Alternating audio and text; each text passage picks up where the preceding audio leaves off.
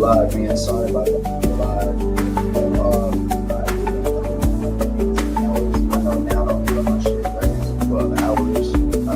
Got after last night late. So I know I was supposed to do this video yesterday. My bad. Shout out to Coach man. Bro. So yeah, bro. Hello everybody and welcome back to the Flip Dot Show. It's your host with the most cute, true, cousin Bird, Betty Bro, the one with the word, the one with the flow. And we come at you live, man, at 117. And man, like I said, my bad. I know I was supposed to drop 3 videos yesterday, and I only did the Trump raid, ICE protest stream, and I didn't know it was gonna be running for 18 hours, and so there's no way to watch it now. I'm gonna have to probably redo that one too. But rest assured, this one's gonna be probably maybe probably 2-3 hours actually. I'm not gonna because I have interviews today too. So definitely check out the interviews coming up. Marveloso interview today, as well as the Six God Juice interview today. Trap House Marley's special guest, as well as P from Dago, or P that from Dago. Another interview. Got an interview with the 3K the Knee Bleeder tomorrow. Definitely doing the Young Slovey's dad interview really soon too.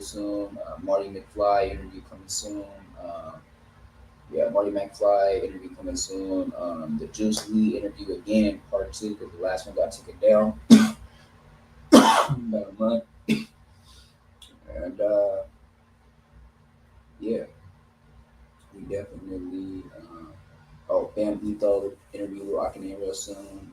So yeah, man, but definitely stay tuned.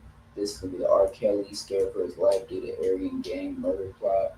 Basically, what it is he's telling his lawyer that he's afraid for his life because the feds are trying to pay off some inmates that are a part of a Wood gang, or Aryan Brotherhood by AB gang, my bad, and they're trying to poison his food, something like that of that nature. So it's getting pretty crazy for Rkelly, man. And yeah, man. So we're gonna do this one. We got the ASM Bobster. What's it called? He just got his charges revealed for 3 hats and a crypto fraud charge, as well as Salento, who made Watch Me Whip, Watch Me Nay Nay. Went down for 30 years for killing his cousin. So that's the 2 other videos that are coming up, as well as the Stephon Diggs game and Offset altercation, as well as we have one more. I forgot what it was though, but there's one more coming after that. Oh, the Nip and Diddy, as well as the 1090J Kai Slippin'. There's a couple, man. There's a couple coming up, but boom. Y'all stay tuned. Appreciate everybody liking, commenting, subscribing, hitting the notification bell so I know y'all there so I could throw it to you once in the air, man. And we are here. Hit the like button, y'all. Comment, share, and subscribe to the Flip Dot Show. Appreciate you, Culture, bro. Definitely gonna be doing these more often, like where I'm on the camera more again and everything, and I'll be trying to give y'all at least 2 to 3 videos a day, not just one not just one long stream. Trying on that. It's been a lot going on. Like I said, I'm in the process of moving. So, but yeah, man, we gonna get right to it. Let's do it. Ain't nothing to it but to do it, man. Come on, let's go. Like I said before, y'all tune in to the content. Give me a like on this video. Comment what you want to see next. Hit that notification bell so I know y'all there, so I can throw it to you once in the air, man. Sub. Hit the Discord. The Discord is the Flip Dot Show 67 server. Hit me on Twitch.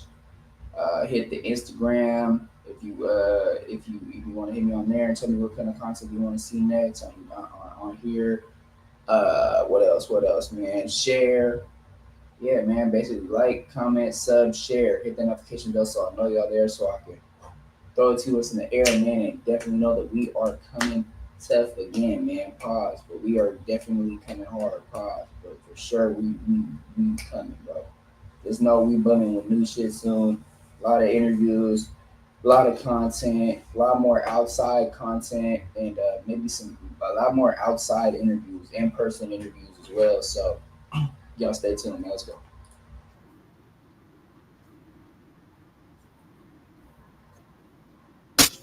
Jaja, Sunshine. And this is my first book published, Saving Miss Carolina. And this is my latest, Shout out El to Manic. Moves. Go check this book out, man. This is a nod at hip hop on its 50th anniversary. This is a nod to one of the illest MCs to ever do it, Nasir Jones. This is me shedding the light on mental illness. I'll leave all the links in the description box. R. Kelly is apparently scared for his life in prison. Now, R. Kelly expressed that he's in fear of losing his life due to alleged negligence at the part of the prison medical staff after, undergoing an operation to treat blood clots. Now, the singer who is currently serving a 30-year prison sentence, some people say it's unjust, right? But nevertheless, let's finish off, right? Now, after being convicted of what he's convicted of, you guys already know, right? It was an audio obtained by Rap House TV claiming that animals receive better treatment than he's been afforded while behind bars. Life in prison, I want to die on Rap House TV. natural causes, and I deserve that. I don't deserve to die because somebody miscommunicated or somebody took a guess at what's going on with my leg. Rap House TV. I'm not supposed to die that way. I'm not even supposed to. You're not even supposed to take a chance on that. Because if it was your child, if it was your father, if it was your mother, somebody you love, you would have said, go to the doctor. We need to get that checked out. We need to look at that. We need to x-ray that. They didn't even x-ray. Rap House TV. And that's why I'm speaking out on this, because I'm scared for my life in that area. And who wouldn't be? That's right. Who wouldn't be? Rap House TV. Animals better than that. That's right. And all credit goes to Rap House TV. Now, back in March, Kelly's lawyer, Miss Bo Jean, blasted the medical staff at Chicago's Metropolitan Correction Center for their negligent care of her client, R. Kelly, stating that MCC's lack of medical assistance to inmates is unacceptable. It's not just because it's R. Kelly, right? She told ABC7. Every prison deserves medical attention, medical care. The MCC is required to address these things in a competent fashion. And I couldn't agree more. I could not agree more. There should be a certain level, a certain standard that this country should have, even for the lowest people on a totem pole, which are homeless people or people that are in prison, right? Now, I get it. People are going to say, yeah, he did this, he did that, he's scum of the earth. Okay, he's out of society. He's behind bars already. Like, I mean, what more do you want? You want the man dead? He's telling you he's fearing for his life. He's letting you know, look, and this ain't the first time you heard this. We've heard it from, the highest of the highest people in our society, even the lowest of the lowest people in the society. We got people like Jay-Z, Yo Gotti. There's been whole commissions, whole, panels and things put together to address the prison conditions in the United States of America, right? And I'm no advocate for nothing like that or nothing like that, but I do agree. Like, you got to give them, all the money that's being funneled through. Like, you take them out of society, you put these guys and girls behind bars. They deserve to have clean water, meals, shower, heat, AC, clothing. They deserve the necessities. If they toothaches, they need that shit pulled. If they got some type of medical ailment, it needs to be addressed immediately. Not put a damn slip in and wait for a couple weeks. Nah, that's an emergency. I need this addressed immediately in a competent fashion. I believe that. Right? It's been many instances for the people that are going to say, well, he's guilty. It's been many instances where people were wrongfully convicted, did a lot of time in prison, and got out. Even if he was guilty, or even if people are guilty, I still believe they deserve a competent health care, competent food, competent water, treating them humane. They shouldn't be treated like an animal. And even saying that, I mean, you got some animals that are treated better than humans. If you go to these zoos, they get better treatment than humans in these prisons, right? And I get it. The prison is for punishment. I get that. But if you look at different places, I forget the exact country, it may have been Sweden, right? But don't quote me on it. It's this video going around where it shows that when these prisoners go in, they immediately focus on rehabilitation from the jump. Immediately. Meaning as soon as they get in, it's not your, you know, bars and, obviously they're locked in prison, but it's, the atmosphere is all conducive to rehabilitation, right? It's going to look more like your home, right? You're going to have a real kitchen. Your family's going to be able to come and visit you. Now, I'm sure if you commit But I mean, different offenses, that'll be taken away from you. But why would you? okay, You're so already out of society. Why can't I have a TV? Why can't I have certain, things that I would have? there is those facilities for people that are more so like, how would I say it? More so like, they're lighter crime. You feel me? Those are like the low level facilities, like level like lower than a level one. You feel me? Like probably like something like that. Like no yard, like the ones that you would see people go for like for like a drunk driving. If there's a drunk driving charge, like they're like rehabilitation centers. They're not prisons though. Like this is different though. Like what I'm saying, he's not in that. He's in a dorm setting. He's not even in a dorm setting. My bad. He's in a two-man cell. He's in prison. You know what I'm saying? And I don't know what level he's in. I don't know if he's PC'd or what because of his charges or what. But I know it's not that type of setting. You're gonna put me in this concrete bathroom where I gotta piss, gargle, and spit the same water. Shout out to Beanie Siegel. You're gonna do that to me? But it's been shown, if you look at studies, that the system here in America, all it does is breed a high recidivism rate, meaning people keep coming right back through the pipeline. These other countries where they actually focus on rehabilitation, they focus on when a guy or a girl goes to prison, not only the atmosphere that they're living in, what are they going to do on a daily basis? Okay, he's going to auto mechanic class. He's going to learn how to do body shop repair. He's going to learn horticulture. This person is going to learn HVAC. This person is going to learn carpentry. So when they get out, they can make a livable wage. So whatever they was doing before they got in, they don't have to go back to that. See, 9 times out of 10, you're going to go back to exactly what you was doing if you didn't get no help in prison. If I'm selling bricks and I get 2 years in prison and I come out and I was making $5,000 a week, I'm going back to selling bricks. But if I was selling bricks and I do 2 or 3 years in prison and I'm in there and I learn HVAC, I'm going to come out and maybe go get a job. If I can't get a job, I'm going to start my own business, right? I'm going to create some business cards. I'm going to get a truck. I'm going to get a tool bag. And I'm going say, look, I do HVAC. You might start off with your family. You may start off with friends. Oh, yo, so-and-so, you come fix my air conditioner. Come fix my heater. That's how things start. That's how things begin. But you were able to get that skill in prison. I'm not saying that they don't do that in the U.S. I'm not really sure if they are. I know they used to. But me or you or them making some damn license plates or making some damn park benches ain't helping me when I get out, right?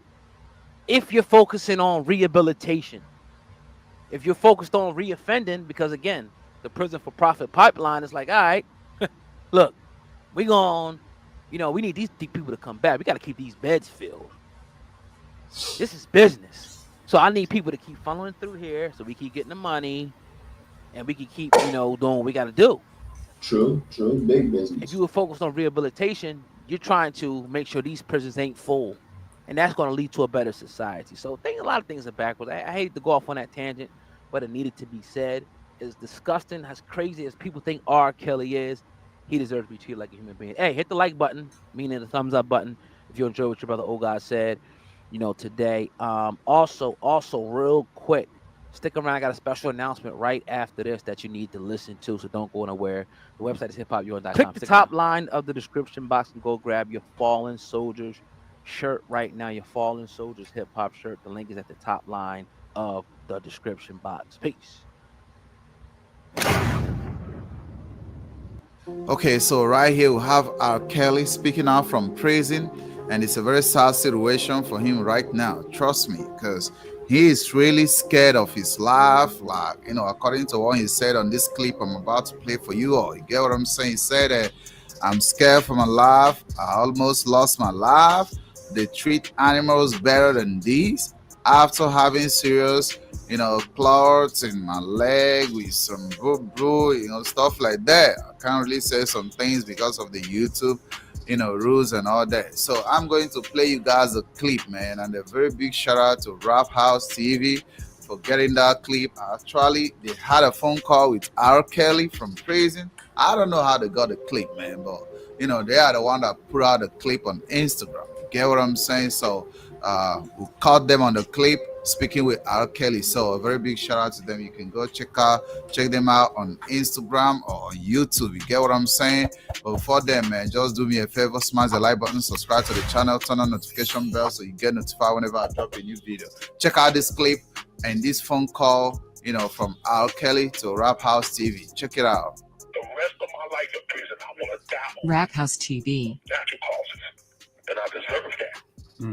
I don't deserve to die because somebody miscommunicated or somebody took a guess at what's going on with my leg. Rap House TV. I'm not supposed to die that way.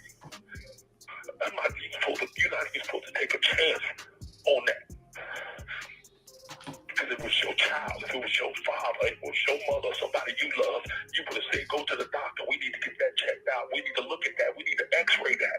They didn't even x-ray. Rap House TV. And that's why I'm speaking out on this, because I'm scared for my life in that area. And who wouldn't be? That's right. Who wouldn't be? Rap House TV. Animals better than that.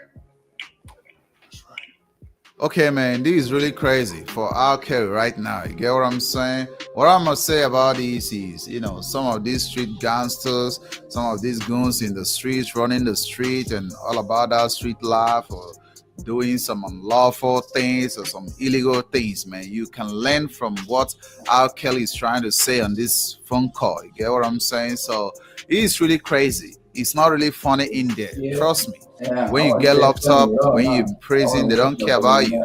They don't care about how much you got. They don't care about how rich you are. They don't even how bad and dirty, like, and grimy, evil things that anybody's done, you feel me? I still wouldn't wish no prison or no, feel me, no death on them. care about how famous you are. You get what I'm saying? So they are going to treat you the way they are treating other people. They are going to treat you the way they treat other criminals and stuff like that. So it's really crazy, man. That's why you don't want to go in there. You get what I'm saying? Anything you're doing that is going to get you locked up, get you in prison, man, you don't really want to do that. Trust me, because when you get in there, you get what I'm saying? You're really going to understand the reason why Rkelly is talking about what he's talking about right now. You get what I'm saying? He's so rich, he's so famous and stuff like that, but there is no special treatment for you in there. For sure. There is no special treatment for you in there. We had so many stories about these and how they treat them when they get locked up in prisons and stuff like that, man. It's not really funny. Trust me, it's not really funny, man. There is no hospitality in prison. Trust me, there is no hospitality in prison. So that's why you gotta do everything possible to stay out of jail, for sure. Get what I'm saying? But you all tell me what you all think under the comment section, man. Smash the like button and subscribe to the channel. Catch you guys later.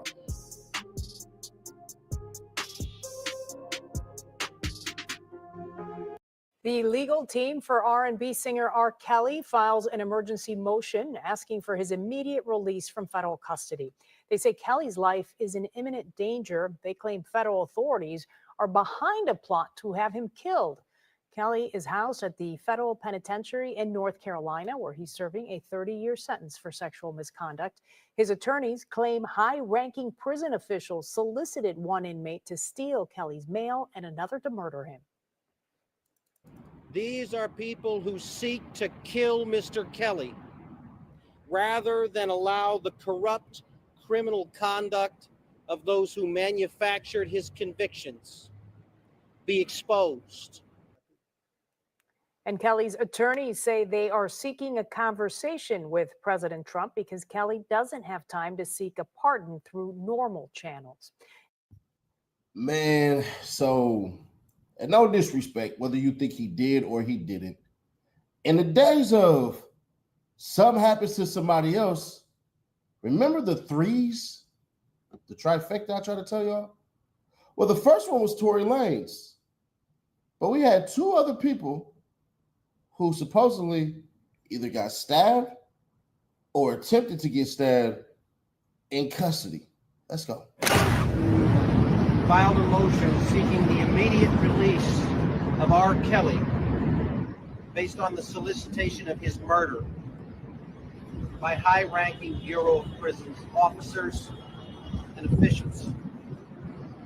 These are people who seek to kill Mr. Kelly rather than allow the corrupt criminal conduct of those who manufactured his convictions be exposed. We recognize the stunning quality of these allegations, but in the end, these are not allegations made by R. Kelly. These are not allegations made by my office. These are allegations made by men who were solicited by government prosecutors and Bureau of Prisons officials to first violate the constitutional rights of Mr. Kelly and secure his unjust convictions, and second, to kill him. Show of hands, who believe that?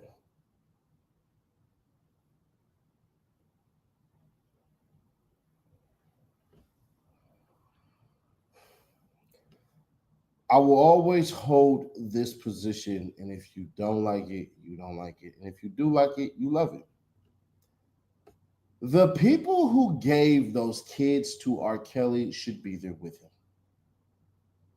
Let me start this off by saying that the individuals that gave R. Kelly their children to be a part of and with need to all be in jail too.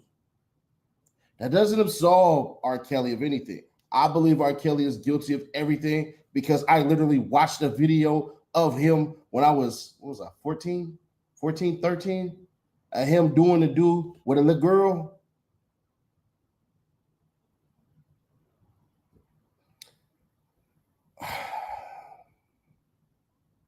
Let's say this is true.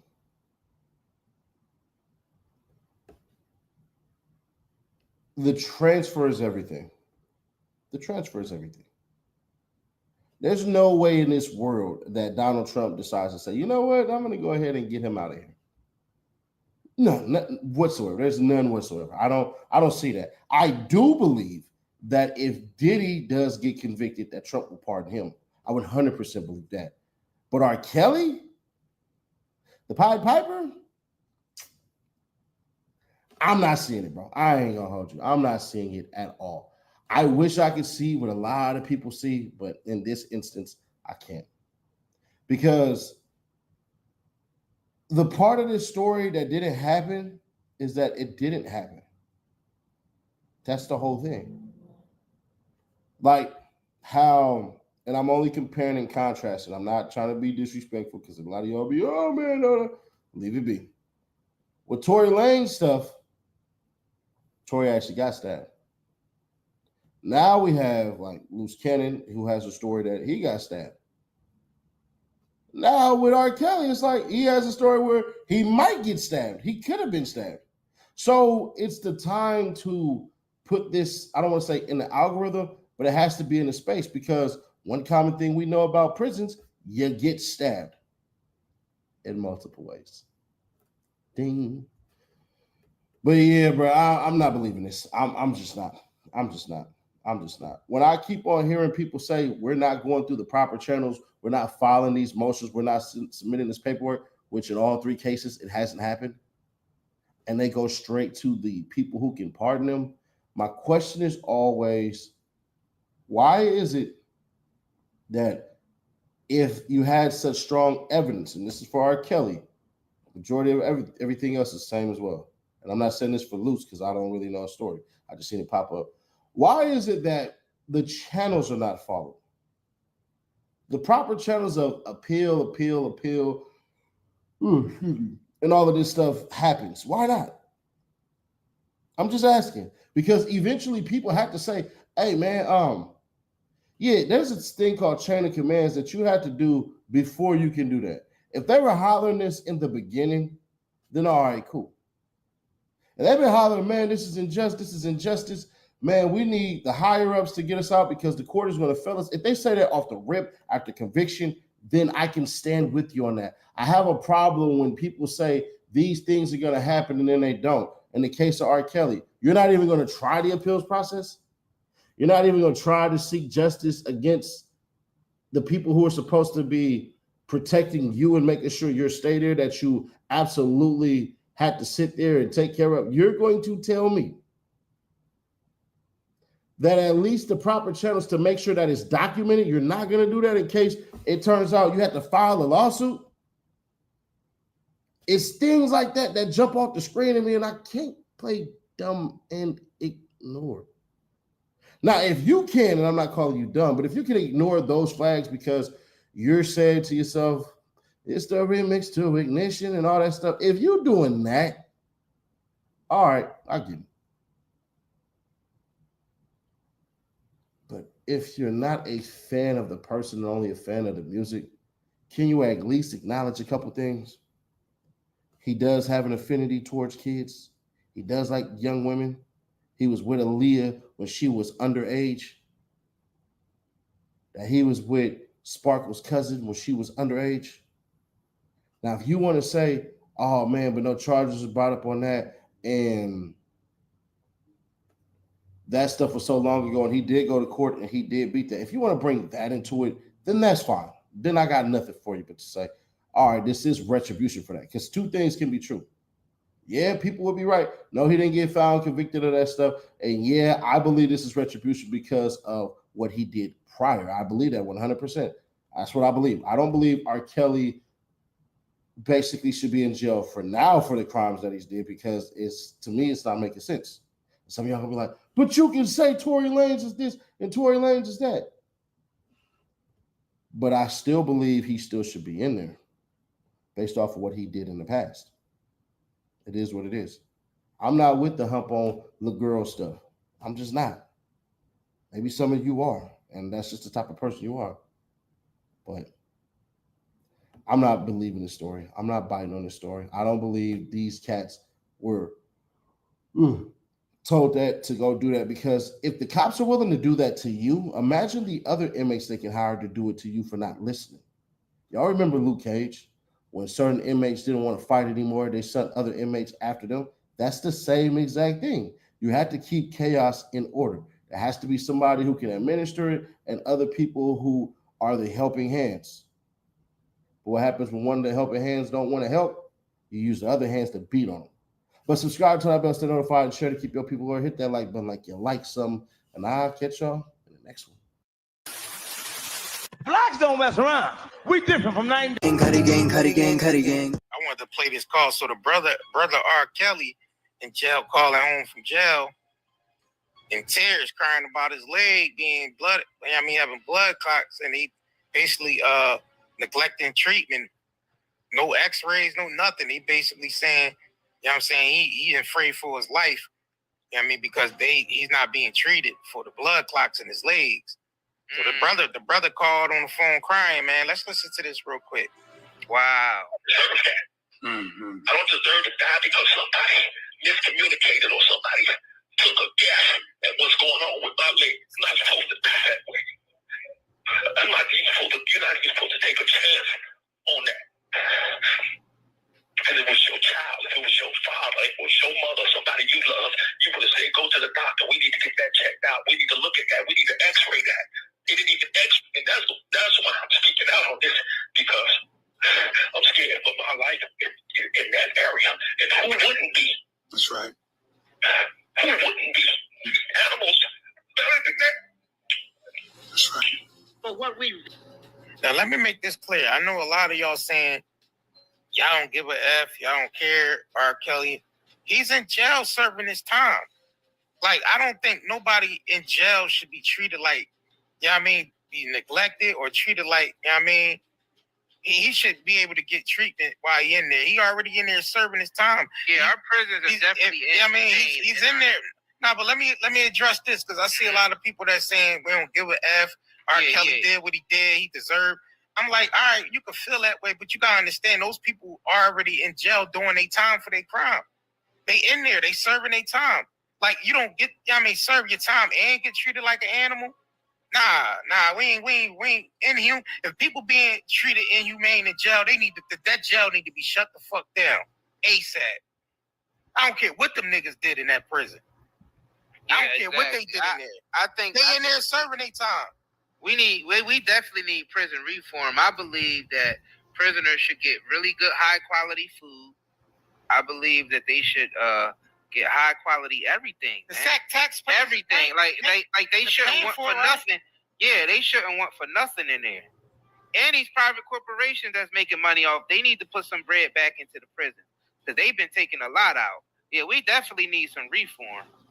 Nah, John Amos ain't died, y'all. I don't know who's starting that, said that, or anything, but nah, John Amos did not pass away.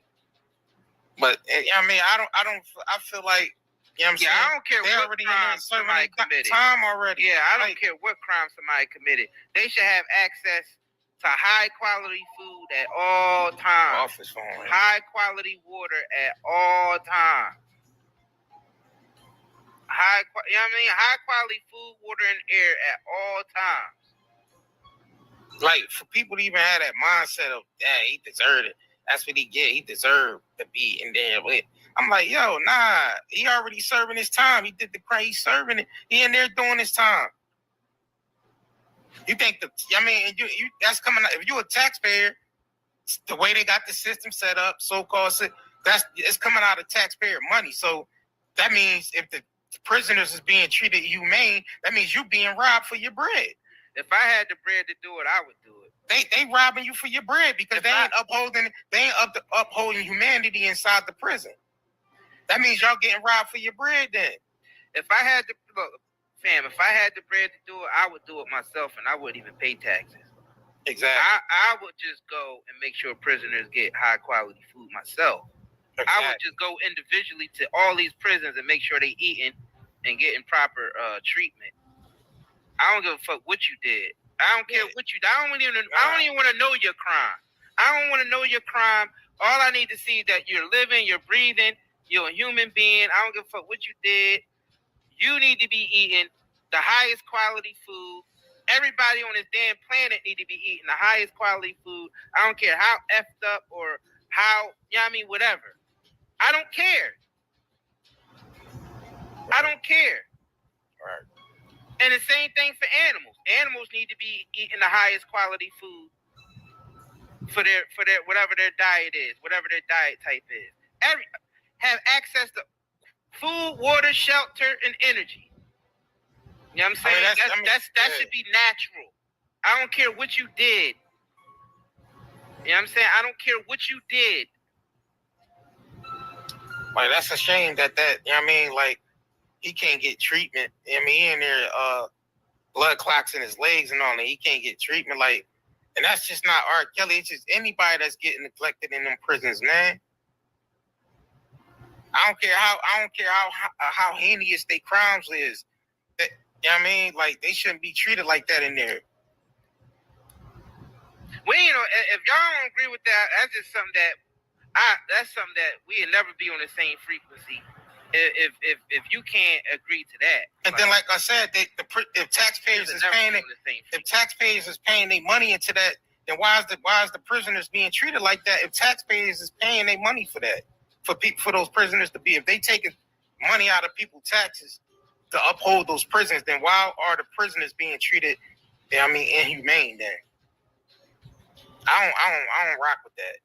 I don't believe any prisoner in there should be treated like that. I don't care how crazy and heinous their crimes is. Yeah. They serving their time. They in there. Yeah, they already doing their time. Yeah. Yeah. Because what we have created is a system that just create more criminals. Like if you wasn't a hardened criminal, you go to jail, you're going to become a hardened criminal. There's no type of reform in there. That's at all. That's no type of reform. Yeah, There's no it reform. don't make no sense, y'all. It don't make no sense. I would never want to see a man hungry, not getting proper medical care. You know what I mean? Not getting proper nutrition. You know what I'm saying? And locked away like some animal. It's crazy. I don't care what you did. I don't care what you did. I don't even want to know. So that, like I said, man, I would go to these prisons myself and make sure they eat. Make sure they getting proper care in there. I don't care. Look, man, I'd be like, look, I don't give a shit what you did. I don't even want to hear about your crimes. I don't. All I want to know is if you getting taken care of. Yeah, food, medical, education. They still deserve. They still, you know what I mean, deserve that in there. No matter how much they exactly. They in there serving their time.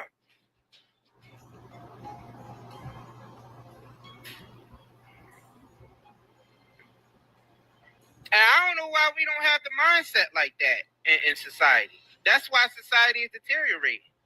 I feel what you're saying, Summer Rain, but let's just use R. Kelly as a symbol. If they could do it to a high level celebrity, then you know how the prisoners in there is being treated on prisoners in there that are not celebrities.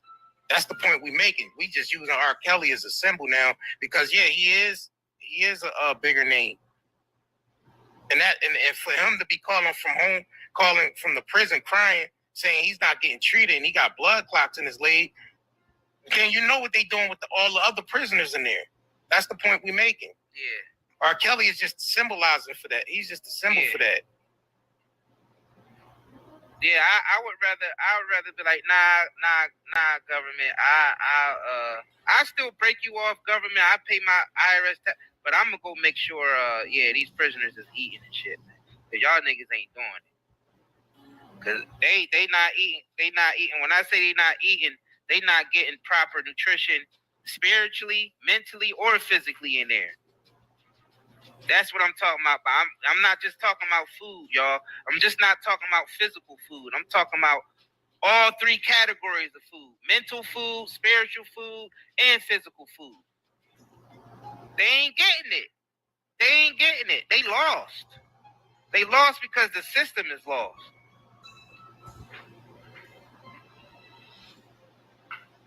We gotta turn this around. Those. We gotta reverse this way of thinking. Yeah, they want. Of course, we want them to pay for their crime.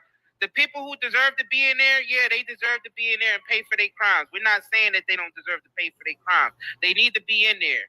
All right, they need to be in there, but they need to be in there to get some healing and some reform, not to become even more deep connected into the streets and even more animal-like and even more criminal mind. Like that affect the whole community in whole, not just the prisoners. It affects society in itself because now you release these people back out into the world, and if they wasn't hard before, prison definitely made them niggas hard now.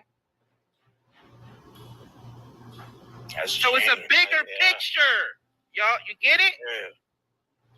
The prisons need to be turned into healing centers, not a place to torture prisoners because they did something wrong. I don't agree with that. They all need to be treated fairly. I don't care who they are, from the top criminal mob boss all the way down to the nigga that you know what I mean, stole candy out of the store. I don't give a fuck what you did. You should be eating the highest quality food like every other person on this planet. I hope R. Kelly's situation bring light to that. I hope what's going on with him actually bring light to the situation. Be like, damn, I hope this blow up everywhere. I hope. You know what I'm saying? This basically gets bigger in the media. Because it's just exposing, you know what I'm saying, everything that's going on inside the prison system. Were you forced to take the DJ Jazzy Jab and the flesh pinch? Were you damaged by that experimental Fauci ouchie? Do you have neurological pain, chest pain, heart palpitations, headaches, brain fog, anxiety, insomnia, fatigue, and abdominal discomfort. With all the environmental disasters and contaminants plaguing our land, water, air, and food, we need something to counteract all the pollution that is making us sick. This is where zeolite comes to the rescue. Millions of people have been using detoxification supplements to remove harmful toxins, pollutants, heavy toxic metals, as well as to balance pH levels, lower the risk of viruses like cold and flu, support the immune system, and improve nutrient absorption. What is zeolite? Zeolite is a volcanic ash that forms over time when ash and lava react with alkalized water, resulting in a compound with a very strong cage-like structure and a negative charge. Zeolite is one of the most fascinating and powerful nature remedies available. Great to detox and balance your body. Health benefits of detoxing. The removal of excess heavy metals can improve overall health. Detoxification helps balance a body's pH levels. This product provides 30 capsules, 1 month supply, ships within 3 days, purchase now at night and daynetmarket.com, and haven't been evaluated by the FDA. We do not claim our product cure or treat any ailments. Please consult with your medical healthcare provider to see if Zetox will be right for you. An attorney for American rapper Rkelly has filed for his immediate release from a Californian jail. Lucy McLeod has your entertainment news. And Lucy, he claims prison officers tried to plot his murder. Yeah, Tash, the singer, who is serving a 30-year sentence for sex trafficking and child sex crimes, claims he has evidence officials offered a terminally ill inmate freedom in his final days in exchange for killing Rkelly. The 58-year-old's counsel providing a sworn declaration from that inmate who states officials told him he'd be charged with Rkelly's murder, but the evidence would be mishandled, leading to no conviction. Rkelly's lawyers want him released on home detention immediately and are seeking a presidential pardon. Macklemore's Seattle home has been robbed while his 3 children were inside asleep. According to police, 2 men broke into the home, sprayed their nanny with bear mace before raiding their home, stealing thousands of dollars of jewellery, then attacking the woman. She managed to escape, with neighbours calling police. And Katy Perry and Orlando Bloom could be calling it quits, with sources telling Page Six they're waiting until her tour is over before they split. The pop star is right now in Australia with her daughter Daisy for her Lifetimes tour, which runs until December. And Sabrina Carpenter has announced she's releasing a new album. It's called Man's Best Friend, the singer revealing the news on Instagram. The new album drops in August. And Brad Pitt has revved his way to Mexico City, the star hitting the red carpet for the premiere of his new film F1 and debuting a buzz cut too. Speaking to reporters, Brad admitted he loved being in the driver's seat for the film so much he'd consider a career change. If I was a little bit younger, I would have taken that turn. I think so. It's so sublime. It's a feeling I've never had. Experience downforce, experience the way these cars can stick to the road around a high-speed corner. It's staggering. And finally, we've been given a new glimpse of the upcoming Aussie flick Kangaroo. I've been doing the weather for 6 years. I'm sick of it.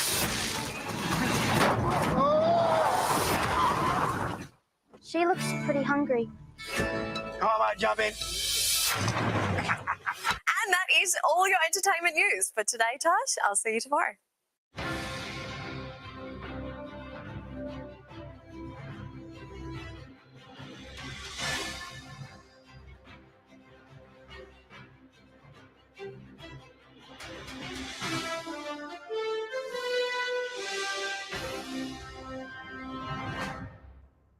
Rkelly's legal team files for emergency release, citing threats to his life from prison officials. Allegations include a murder plot involving an inmate solicited by officials. This startling claim raises concerns about misconduct and attorney-client privilege violations. The motion seeks home detention to protect Kelly as more members of the Aryan Brotherhood reportedly gather around him, heightening danger. The legal issues surrounding Kelly continue amidst severe allegations against the federal prison system. R. Kelly's attorneys are asking President Donald Trump to release their client immediately, saying prison officials have hired an inmate to murder him. Kelly is serving a 30-year sentence for sexual misconduct at a federal prison in North Carolina. Today, Kelly's legal team filed an emergency motion in Chicago federal court to get him out. They say they have a sworn affidavit from a terminally ill inmate who says prison officials offered him freedom in his final days in exchange for Kelly's murder.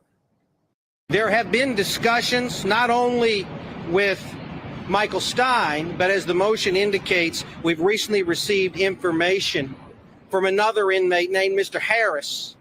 And Mr. Harris has indicated that he too has been approached by the same lieutenant who's been approaching Michael Stein, and that discussions have been had about poison in the food hall, about poison in the commissary. Discussions with Mr. Stein have been had about stabbings. These are the kinds of methods that have been discussed. Well, Kelly's attorney also says 2 inmates were approached by high-ranking prison officials to carry out the murder. Kelly was convicted in 2022 in Chicago of child pornography. The year prior, he was convicted in federal court in New York of racketeering conspiracy charges. The disgraced singer is not eligible for release until the year 2045. Catch the latest on this story at Fox 32 on Fox Local. R. Kelly's attorney, Bo Brindley, filed a motion today seeking the singer's release, alleging a murder plot against him by high-ranking prison officials. Kelly is serving a 30-year sentence for sex crimes and racketeering. The motion asks President Trump to intervene, citing his power and courage, and requests Kelly's transfer to home detention, stating his life is at risk from governmental powers seeking his literal destruction. These are not allegations made by my office. These are allegations made by men who were solicited by government prosecutors and Bureau of Prisons officials to first violate the constitutional rights of Mr. Kelly and secure his unjust convictions, and second, to kill him in order to cover up their corrupt and criminal behavior. Still ahead here on CBS 19 News at 5, a strand of hair now being used to help detect autism. All right. What's up, everybody? Dude, live viewers, just bringing you guys guests, live streaming. Unlike my normal show, but I got a good guest for you guys, given the this R. Kelly story, because this is Ronnie Bo. He was actually inside with R. Kelly. I'm going to let him introduce himself to you guys, and then we'll jump into some of this stuff. Yeah. What up, Jesse? What's up, man? It's an honor to finally be on your platform. But I just want to say, for your channel, for the integrity of your channel, I know a lot of other YouTubers and podcasters say that I was his cellmate for clickbait, and a lot of people run with that. But I know you just now getting this information. So just for the integrity of your channel, you know, to give all truth and honesty, you know, I was never his cellmate. Have I been in his cell before? Yes. And the feds, you can go in other people's cell and have talks with them, you know, and God is my witness. You know, I have done that in R. Kelly cell before, and I got a deceased brother, and I will even go as far as putting that on his life that I've been in R. Kelly cell, you know, while we was in MCC Chicago before, but I was never his cellmate. So that's just for the record for you. You know, I never really went that far on no other platform, but just because I respect your channel, I'm gonna just give it to you in the raw like that. Appreciate that. So what was the what was his situation at the time that you guys were inside together? Like, was he still at trial? Had he been convicted of any of the other cases? Like, where was he at that time? See, I came in MCC Chicago in June of 2019, and he came in either July or August of 2019. I know it wasn't long after I arrived there. I had already been there actually, but I was on bail for drug distribution, and then, you know, I was a rap artist, so I mentioned the name of a informant, one of the informants in the song, and they put a U.S. Marshal warrant out for me. So I had to turn myself in to MCC Chicago June 23rd of 2019, and R. Kelly came shortly after that. So when he was on protective custody. But see, I was also a book author, and this, God is my witness. You know what I mean? Like, I wouldn't lie to you, Jesse. I respect you, but I was already a book author like 11 years before that. And I was aware of the surviving R. Kelly documentaries and all that. So when I realized he was in the same building I was in, and me being a book author, I'm like, man, I want to try to write a book on his side of the story, whether it's true or false. I just want to get his side of the story. And I think as big as these documentaries is, his side of the story should be just as big or just as credible, or like people should weigh it the same way. You know what I mean? So I felt like the book would be big. Yeah. Because of the nature of his case, like in the feds, it's like snitches and pedophiles. Now, I'm sorry to say that word, but No, you're good.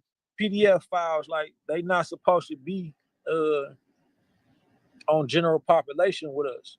That dude is like every reason that a dude ends up in PC is R. Kelly. Is like he's famous, he's rich, and he's accused of putting hands on kids. Yeah. So, but see, like the gangs run the jail, especially in Chicago. That's one of the biggest gang cities, other than like LA. And you know, Chicago was number one. Then LA became, like, when you look back at history. So it's still like that out there. So the gangs run the jails, and not that I'm affiliated with no gang, but how the culture go, like I grew up GD. So Chicago and Milwaukee, I'm from Milwaukee. I got indicted in Chicago. Chicago is where Larry Hoover from, the founder of the GD. Yeah. Big GD city. So with my ties to them, it's like I'm automatically one of them, whether I be or not. You know what I mean? It's like this where we come from. That's how it is for survival in there. So they was the biggest gang in there, and then I was cool with the Latin Kings and the Vice Lords. My Celly Nico Whitehead was running the Vice Lords there at the time, and he was my Celly. So I just basically told all the people, like, I wasn't no shot caller, but I knew the people who was calling shots, and I just told them, like, this is what I'm trying to do. I'm 100. Y'all know my paperwork good, and we don't know if he guilty or not at this point, so we can't hold this against him, because it happened to Tupac and Kobe Bryant and Bill Cosby and Diddy and Michael Jackson, and, you know what I'm saying? Everybody. Yeah. You know? So it's like, how we know he did it, you know, because they say every black man, when they get to a certain level, they did this, whether they did it or not, but it's like a pattern. So how we know it's true for him, you know what I mean? Yeah. And I'm gonna be honest with you, Jesse, like, I ain't taking up for R. Kelly, and I definitely won't take up for Diddy. Like, I'm gonna make this clear. I know what type of person Diddy is. I can't, some of the words I want to say he is, I probably can't even say on your channel, but he's some bad names, and he shot a lady in the face who see me as a brother, and I see her as a sister, and we cool. Oh, you know her? The one that he shot in the club? Yes, Natanya Rubin. And you probably should interview her about that. Like, I got her. I would love to interview her about that. I got her number, and on that note, I'm gonna text you her number and let her know that you want to interview her, and let her know that you're a good person to get on a platform with, because a lot of these podcasters too, bro, like, they don't let you say a lot of things that are honest and truthful. You know what I'm saying? They rather you like sensationalize things, or, you know, just feed into certain narratives rather than say your own truth from your own experience. Yeah. And even me, like, I come from my own experience, my own truth, but it's been people like that worked for the Rolling Stone that would say, if you just go against R. Kelly and say this, we can make your story big time. We know you're a book author, you will sell 1 million copies, but we want you to say this. And it's like, that's not my truth, so I'm not going to say it, no matter how much fame or how much money you offering me. I'm not going to say that, because that's not what I experienced. That's how they did. That's how they created this case on Russell Brand, was like they read his book. They backtracked into who these girls were from his book, and they played telephone through DMs, like the journalists who were trying to write the original article that was going to accuse him of doing this stuff, and they made this one think that this stuff that he did with him consensually, like they basically lied. Like they did tactics that like police would do in an interrogation and made them believe that these other girls had said things they hadn't said to reframe things that they had said happened into a non-consensual. And then once they got her to say that, they went back to these girls and they cross-wired all of them until, they were able to like manufacture this shit on Russell Brand. Now, I'm certainly not saying that's what happened with R. Kelly, but I just mean like these journalists, that surprises me zero that they would try to get you to say, whatever they wanted you to say. What I'm saying is that's kind of what happened to R. Kelly, and that's what happened to Diddy too. But the thing is, Diddy been some of the bad names that I don't want to say on your channel. Like he been doing the things that they say he been doing for like 30 years. Mm-hmm. But the only reason why they bringing it to light now is because he offended the wrong people. You know what I mean? When you got people controlling you and you following their narrative, doing what they want you to do the whole time, and then you start thinking you greater than the program, then they gonna put you in check. And that's what they did to him. You know what I mean? Yeah. Puppet though. He been a puppet his whole life. He been like nothing against the LGBT community or whatever, but he been gay. He been gay for 30 years. Yeah. Tupac been tried to expose him. He was like the only one that had the testicles to expose him. You know what I mean? That I ever heard of, because ain't nobody else been coming out until, it's been like fashionable to come out about it. But he been doing this for 30 years. The only person I heard exposed him before that was Tupac. You know what I mean? So everybody else, like, just, they really clowns and cowards for just now coming out, because they been knew dude been that type of person. He been a creep or whatever you want to call him. You know what I mean? Had you heard about stuff that he was doing like through like the music stuff, or did R. Kelly talk to you about Diddy when you guys had a relationship inside? See, before I met R. Kelly, I knew Pimpin' Ken, and I saw you on his show. Yeah, and he explained that we've been knowing each other for like 20 years. Like, it's been no reason for me or him to come out and address that we know each other, but being that I started going viral and he been viral for 20 or 30 years, then it's like, okay, now they put us on a platform together and it just come out. Like, but I've been knowing Ken, and Ken been to Diddy parties that he told me about before I met R. Kelly. You know what I'm saying? Yeah. It's like sometimes when you get on these platforms and people just now becoming familiar with you, they think that you're making up stuff for clout or whatever. So I never spoke about what me and Pimpin' Ken spoke about 20 years ago. You know what I'm saying? People was only interested in what me and R. Kelly talked about. So that's the only thing I've been discussing. But I've been through what been going on. I used to be an artist. Like, if you look up 20 and 12 David and Goliath of hip hop, it'll show an article from the top 40 charts with Lil Wayne and Ronnie Bo. You know what I'm saying? Yeah. And it's about him stealing one of my songs in 2009. So I've been like tied into the industry. It's just people just now becoming familiar with me because I ended up being locked up with R. Kelly, and people know that me and R. Kelly had discussions. But and I've been writing books about this stuff before I met R. Kelly. So it's like I've been knew what was going on, but to meet R. Kelly and to have somebody like him confirm it, somebody who wrote songs for Michael Jackson and was really like the biggest musician in the world during his prime, for him to confirm it is just a different level now. You know what I'm saying? So I guess that's why people finally starting to take heed, because I want to hear about that. I will just comment the following, dude. Like, people have to be so fucking talented to have certain kinds of cases, and then people continue to listen to their music. But like, Chris Brown beat the shit out of Rihanna, and then it's still a superstar. It's like, that's how talented that dude is. And R. Kelly, there's a video of him, like way before the big case came out. There's a video of him pissing on a 14-year-old, and people still rocked his shit after that. Like, it's like, just on a musical talent level, I mean, geez, everybody knew he married a fucking Aaliyah when she was a kid, dude. And everyone was like, I mean, he's a creep, but that fucking song's a banger right there, But let me comment on everything you just said, because like I'm not gonna go against anything you said, but everything not what it seemed like.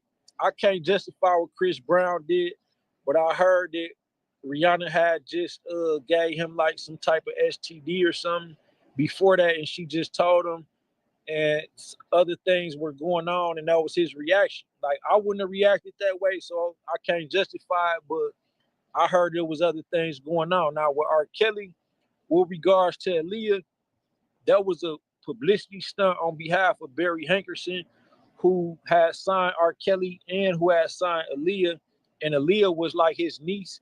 He was married to her auntie, so he wanted to make her big, and she was young, and R. Kelly was already big, so he felt like it would be a good publicity stunt for R. Kelly to say that he had married Aaliyah, because like they did this with Elvis Presley. Elvis Presley, my bad, but Elvis Presley married a 14-year-old. You know what I'm saying? Back before R. Kelly. And when R. Kelly married Aaliyah, she was 15, but Elvis Presley, years prior to that, probably 15 or 20 years before that, had married a 14-year-old.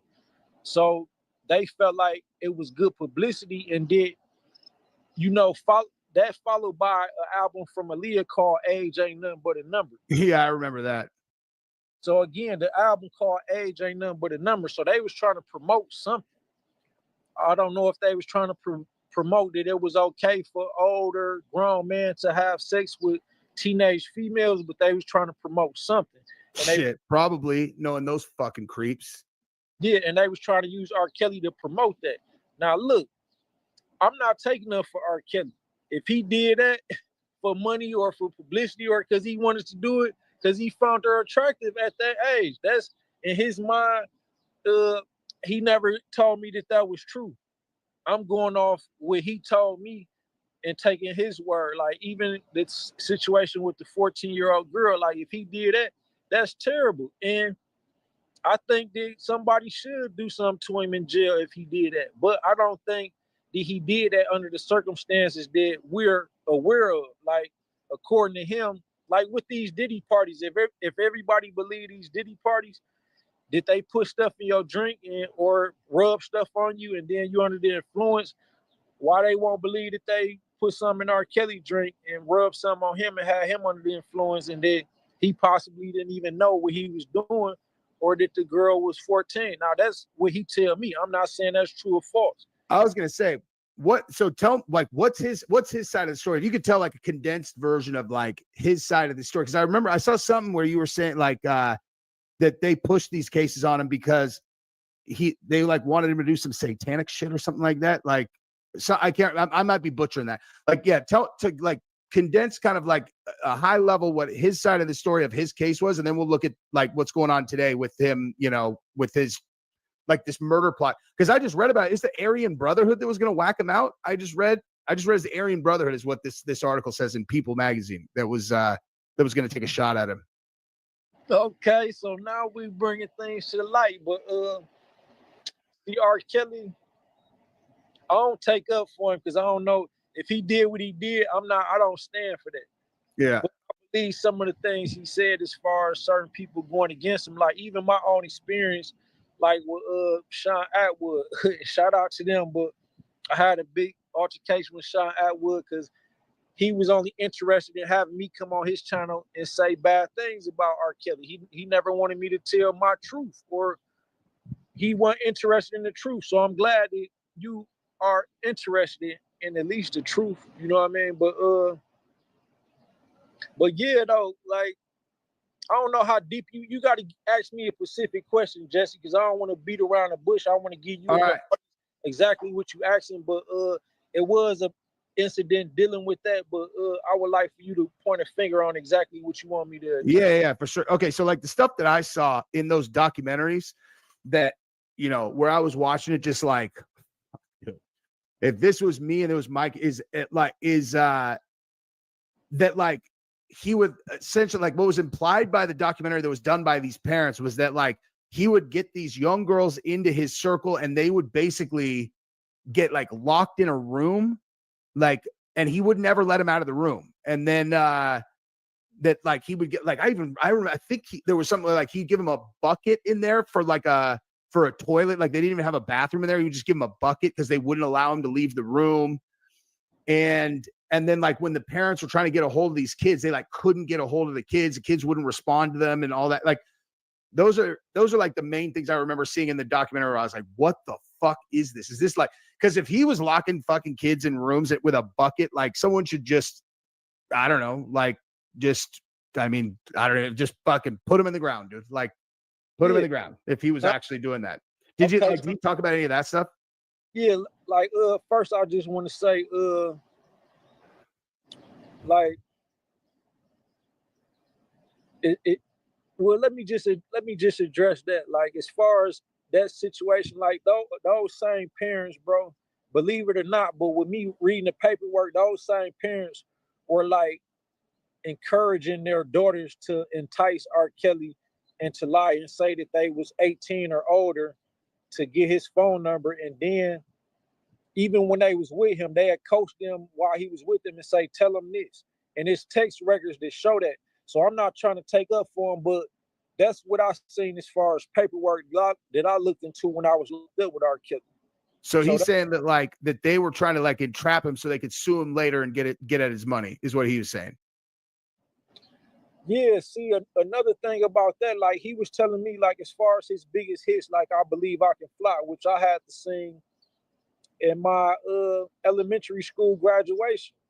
Like those was his biggest hits, songs that was sung at the Olympics and you know, huge events like that. But they wanted him to focus on promoting sex. And then at the time he was even promoting underage sex. Like he got a song, his lyrics say, show me some ID. Like under what circumstances do you ask a lady to show you some ID?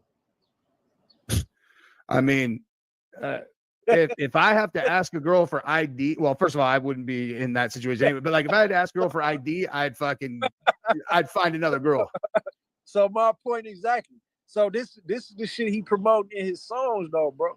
So okay, it was before they charged him with anything. He was promoting these messages in his songs. He don't see another song. I don't see nothing wrong with Bump and Grind. When would you tell a girl that you see nothing wrong with Bump and Grind? Dude, I'm looking at a list of his best songs. I forgot, dude.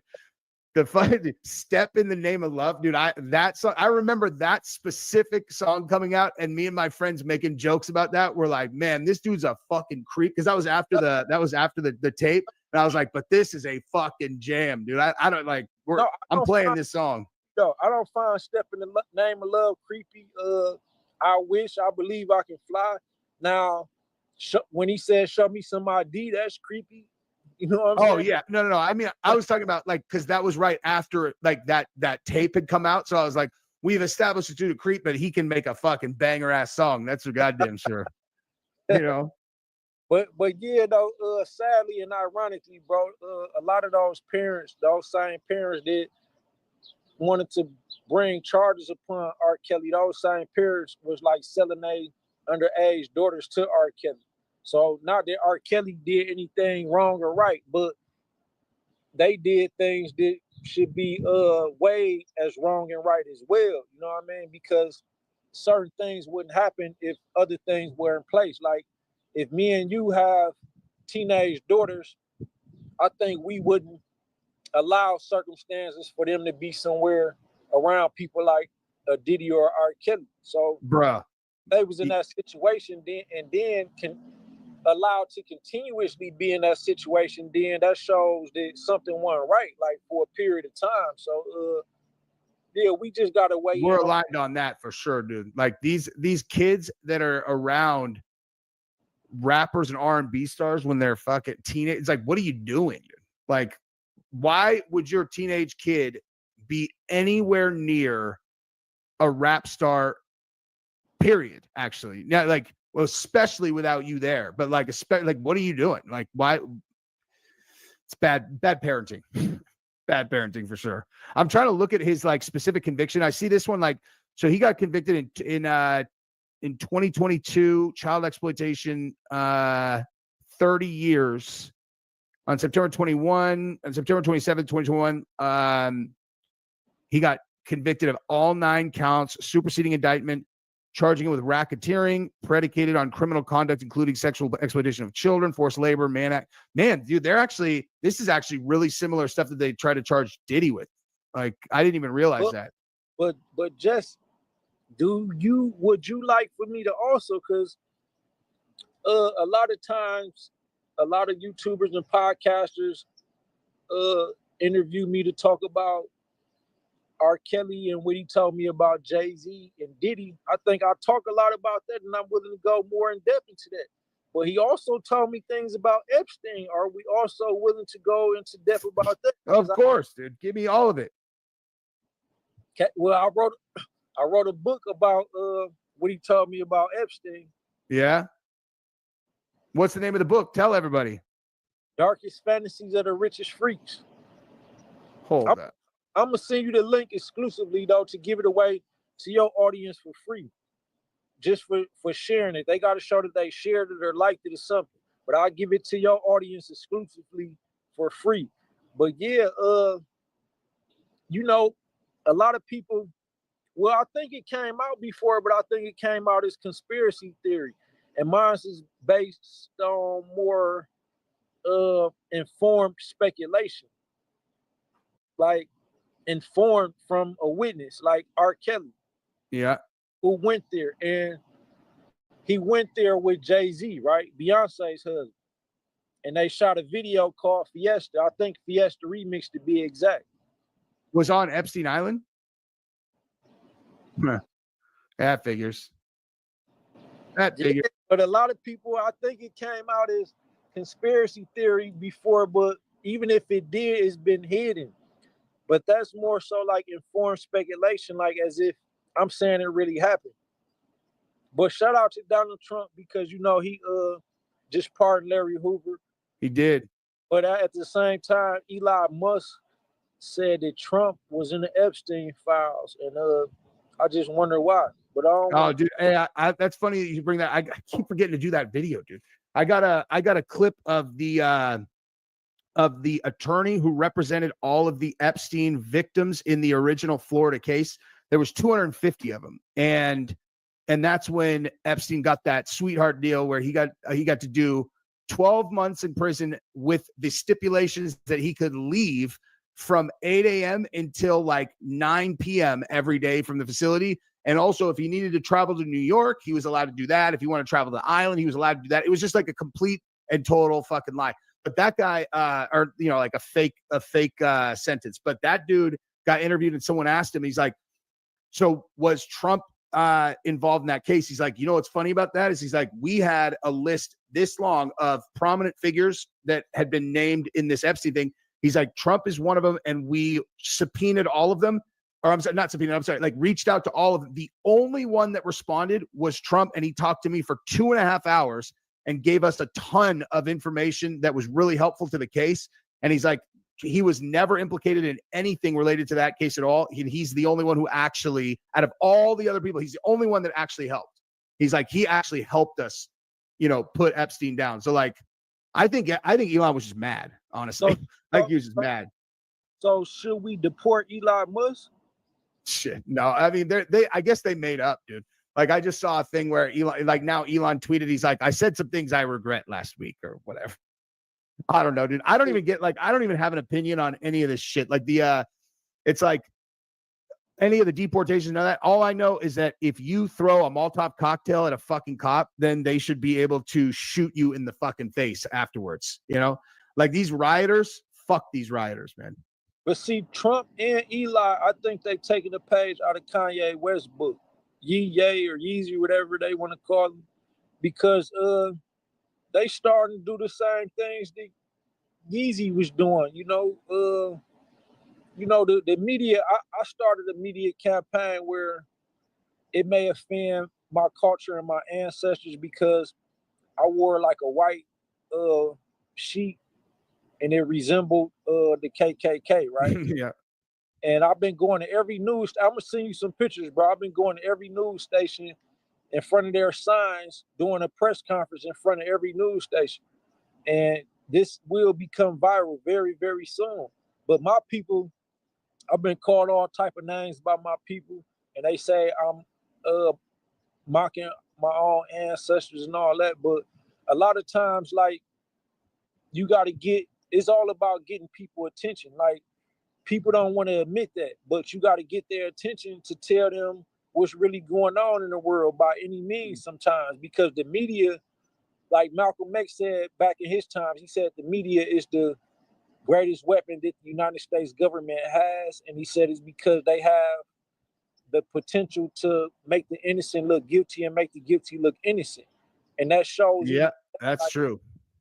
Like, before they attack another country or something, they got to make us believe that this country is a threat to us and demonize them or whatever. Sometimes the country may really be a threat. Sometimes they may not, but they at least got to convince us that we paying taxes towards this war for a good cause. You know what I mean? Right now, like President Ibrahim Traore in Burkina Faso, Africa, one of the 54 countries on the continent of Africa, he just decided that he wanted to, you know, take back control of his natural resources, the gold, the other minerals there, oil there, the coffee beans, the chocolate, which other countries make billions annually off of, and they don't make much off of. And now it's like they trying to say that he doing terroristic things over there so that they could kill him. And they did me like that, bro, like the DEA. The DEA got mad over here because I wouldn't work for them to set up other drug dealers. You know what I'm saying? And because tell me about your case. Like when you got like the case that you got locked up on distribution, like what was is that case over with? Like, is it it's still pending? No, it's over in the sense that, like, I even sued him for that and got compensated already. But I still been convicted on, like, I beat one of the cases. It was a Chicago indictment and a Milwaukee indictment. I beat the Milwaukee indictment. The Chicago indictment was tied. But I kind of beat the Chicago one too because I pled to only what I was willing to plead to, something real, real light. And they was trying to get something real major on me, and I wouldn't plead to that. So in a sense, I beat that too, but they framed both cases on me. So I thought that once I beat the Milwaukee one, which showed that they framed me in that case, it would make it apparent or obvious that I was framed in this one too. But somehow they still held the same case on me, and with both indictments, the same agent, Timothy P. Gray, a DEA agent. You can look this up. You can look up my case numbers and everything, bro. One of them in the Eastern District of Wisconsin, case number 17 CV 1192. Like, that's one of them. The Chicago indictment was 17 CR 593. You know what I mean? And my government name is Ronnie Martin. Of course, I'm known by my books and music and videos, podcasts is Ronnie Bo. You know, my stage name or whatever, I'm Ronnie Bo. But when you look up that case in my real name, you will see all the injustices that is in that case, and that I actually beat them in a lawsuit that proved it. They even admitted that they did me wrong and framed me in those cases. You know what I mean? So what put you on their radar in the first place? Like what, like you know, like what were the circumstances that put you in there, you know, where they were gonna try to get you in the first place? Well, see, I grew up selling drugs, like, honestly. Like, Yeah. I was selling drugs since I was 11. And I was learning how to sell it because, like, my dad wasn't around. My mama would be at work and I'd be at home by myself. And the local neighborhood dope boys was like 14 and 15. They asked me because they knew I had the house to myself. Could they come bag up? So they was teaching me at an early age, and I learned at an early age. So it's like my mind and my soul was corrupted at an early age to sell dope. But during the time that they framed me in a case, I had already put that behind me. Like, that was some of my past. I was on a positive vibe and trying to do positive things in the community, and I was already a book author making legitimate money off books and other events, things of that nature. But they framed me in a case saying I was still a drug dealer, so it was easy to believe, like, with R. Kelly, if he always making songs about sex and even alluding to having underage sex in his songs and he catch a case, then it's obvious, like, or believable that he did it. You know what I'm saying? So if I got a past conviction as a juvenile for selling drugs, and then y'all frame me in a case as an adult for selling drugs, it looked like this is what he known for, so we could easily get him on this. But I really didn't do what they had framed me for that time, and that was proven. It was also even proven that Timothy P. Gray, the DEA agent, special agent that is, who did that, was involved in framing other. It's like he would target people of certain races, not just blacks, but like Latinos, and he would like threaten us and use call us like the N-word or other racial names. You know what I mean? Like, he was really doing that, and it's documented. So these things really go on, but I'm not saying it go on everywhere. It's just like when people look at the media, whether it's mainstream or podcast, you really, instead of believing, because once you believe, it's like your actions and your feelings and everything come from what you believe. So you got to be careful what you believe and really look into it first, because they'll tell you anything, and depending on who run the media, it could be like a monopoly, like a mafia monopoly over the media, and they only want to control one narrative and push one narrative. And so if your truth is against the narrative, you know what I'm saying, then that you would be blacklisted like they've been trying to blacklist me. But Well, I imagine, like, in a lot of cases, if case agents work a specific area and they see somebody who they knew was dirty and they never were able to put a case on them, and then they're still just itching to put a case on them. Most likely they're like, because they have to accept a loss. Like, if someone's like a primary, like a high value target, and then they get out of that game and they're still hanging around, they still are probably that feels like a loss to them, because they're like, if someone gets to leave the game having never got popped, they're like, fuck, that dude beat us. You know what I mean? Yeah. It's probably like an ego thing. They're like, that dude beat us. They gotta put a case on him. You absolutely right though, bro. And that's exactly how they think, especially if they know you made certain investments to where you don't have to take these risks no more, and they feel like, okay, you made it out, and they know, like, you would, if it wasn't for the illegal stuff you did, you wouldn't have this success up here, and legitimately you wouldn't be able to do that. Then they feel like you got away, and they want revenge for that. Yeah, it's hard for most people to do that, dude. Like, because the money's coming in, and it's like, maybe just one more month. Any financial targets that are in people's brain. Like, believe me, I know a lot of people that have, that this matter of fact, dude, I know a lot of very successful, completely straight entrepreneurs where the base of their money is dirty, like dirty money, but then they branch out. And I'm talking like really big people now, like I'm much older, but like, I remember when I was like in my 20s, I'm like, fucking people only knew where the fucking money for this came from, and they're like, and they're completely straight, like, I mean, now they've been straight for 20 years, but a lot of people aren't able to actually do that. It's like a person who's got a real plan, and they're like, okay, I need this much money, I need to bank this much money, and then I'm going to take this and then do this other thing. If they actually do it, they can do it. But like most people, once they get it, it's like, they don't realize there's heat on them. They're like, oh, I'll do another month, and they get rung up.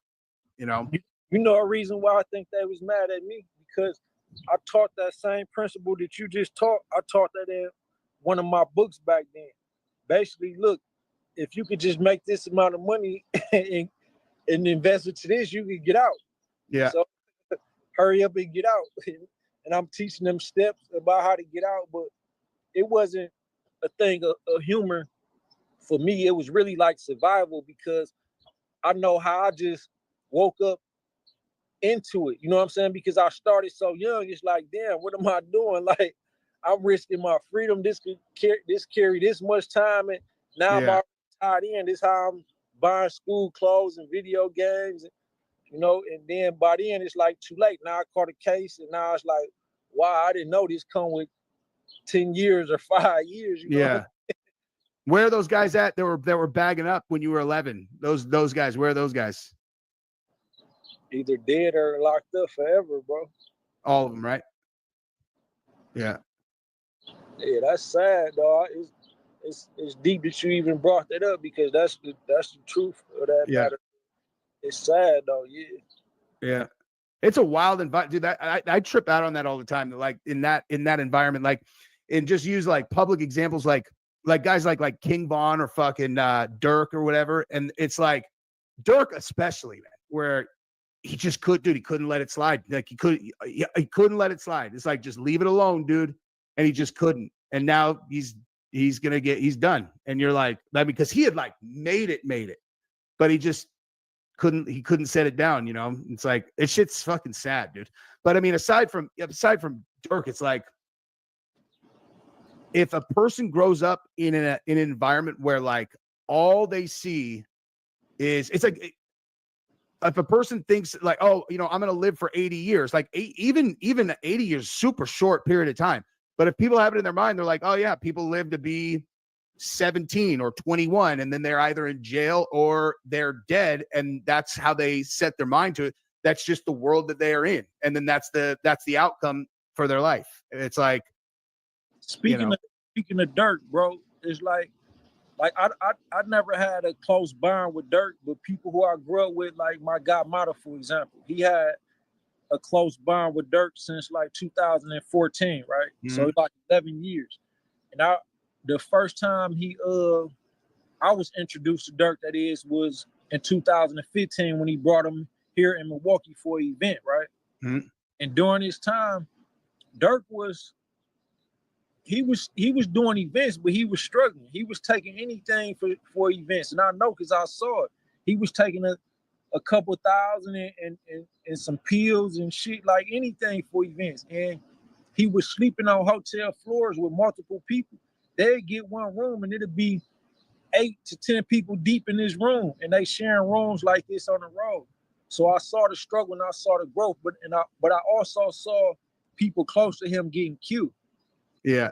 I saw the pain that he was going through, and I know my culture, like when we come from this type of struggle, when somebody around us get killed, the other side or people, they like mimic us or talk bad about us and make mockery of us, and say, even go as far as say, you know, we smoking this weed. Your guy and this weed right here. You know what I mean? So that bothers us mentally and emotionally to see that, especially like with Dirk, even in my situation, to actually see your people get killed in front of you and see they body just losing blood and life just coming, you know, just they depleting and dying, and you seeing this, and then you hear people making songs laughing about it and making mockery about it like that damage you real bad mentally and emotionally. So I don't fault Dirk, because I know what he going through, and people done did it to me. You know what I'm saying? So I know how I feel, you know what I mean? But it get to a point where you gotta have some type of, you gotta realize, like, he was too big. He had to realize that he couldn't allow these people, these fans or whatever in his ear to say, man, slide for Von or do this for Von. Yeah. He shouldn't allow that, at least not on their time. Like I know I can't justify or fault nobody for doing what they gotta do. You know what I mean? But it's like you can't allow nobody else to make you do that on your time. And I feel like he allowed this music and the influence of fans to, you know, make him give his life up in a real bad way. Yeah, I heard him actually talking in an interview recently, and he sounded all right, dude. Like mentally, he sounded all right, actually, given his situation. Like, he's all, man, I'm not even thinking about the outside. I'm just doing. You gonna sound like that when, like, his father was on Larry Hoover case. Larry Hoover is the founder of the GDs. Yeah. His father was close with Larry Hoover. His father had life. His father wasn't supposed to be out right now, but, you know, before people, you know, making headlines about what Trump just did with Hoover. But even when I was in the feds in 2019, Trump was freeing a lot of people like me. in particular, the GDs that was on Larry Hoover case. He just didn't free the founder yet because I felt like he knew he was gonna run for another term, and he felt like that would be too much publicity. But yeah, I don't want to get too far on the topic though, bro. I think we cover some deep stuff. I don't know how deep I could go, so I'm gonna hold back a little. Well, you told I didn't even know this. He pardoned NBA YoungBoy too, huh?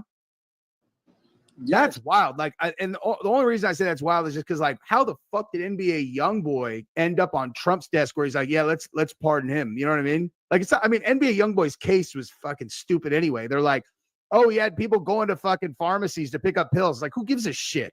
You know what I mean? But see, I wasn't gonna get into that, Jesse. But now that you brought it up, I will, and I don't want to take credit for it. But God is my witness. Like, my girlfriend is an attorney, and she is my witness. And the certified mail letters is my witness.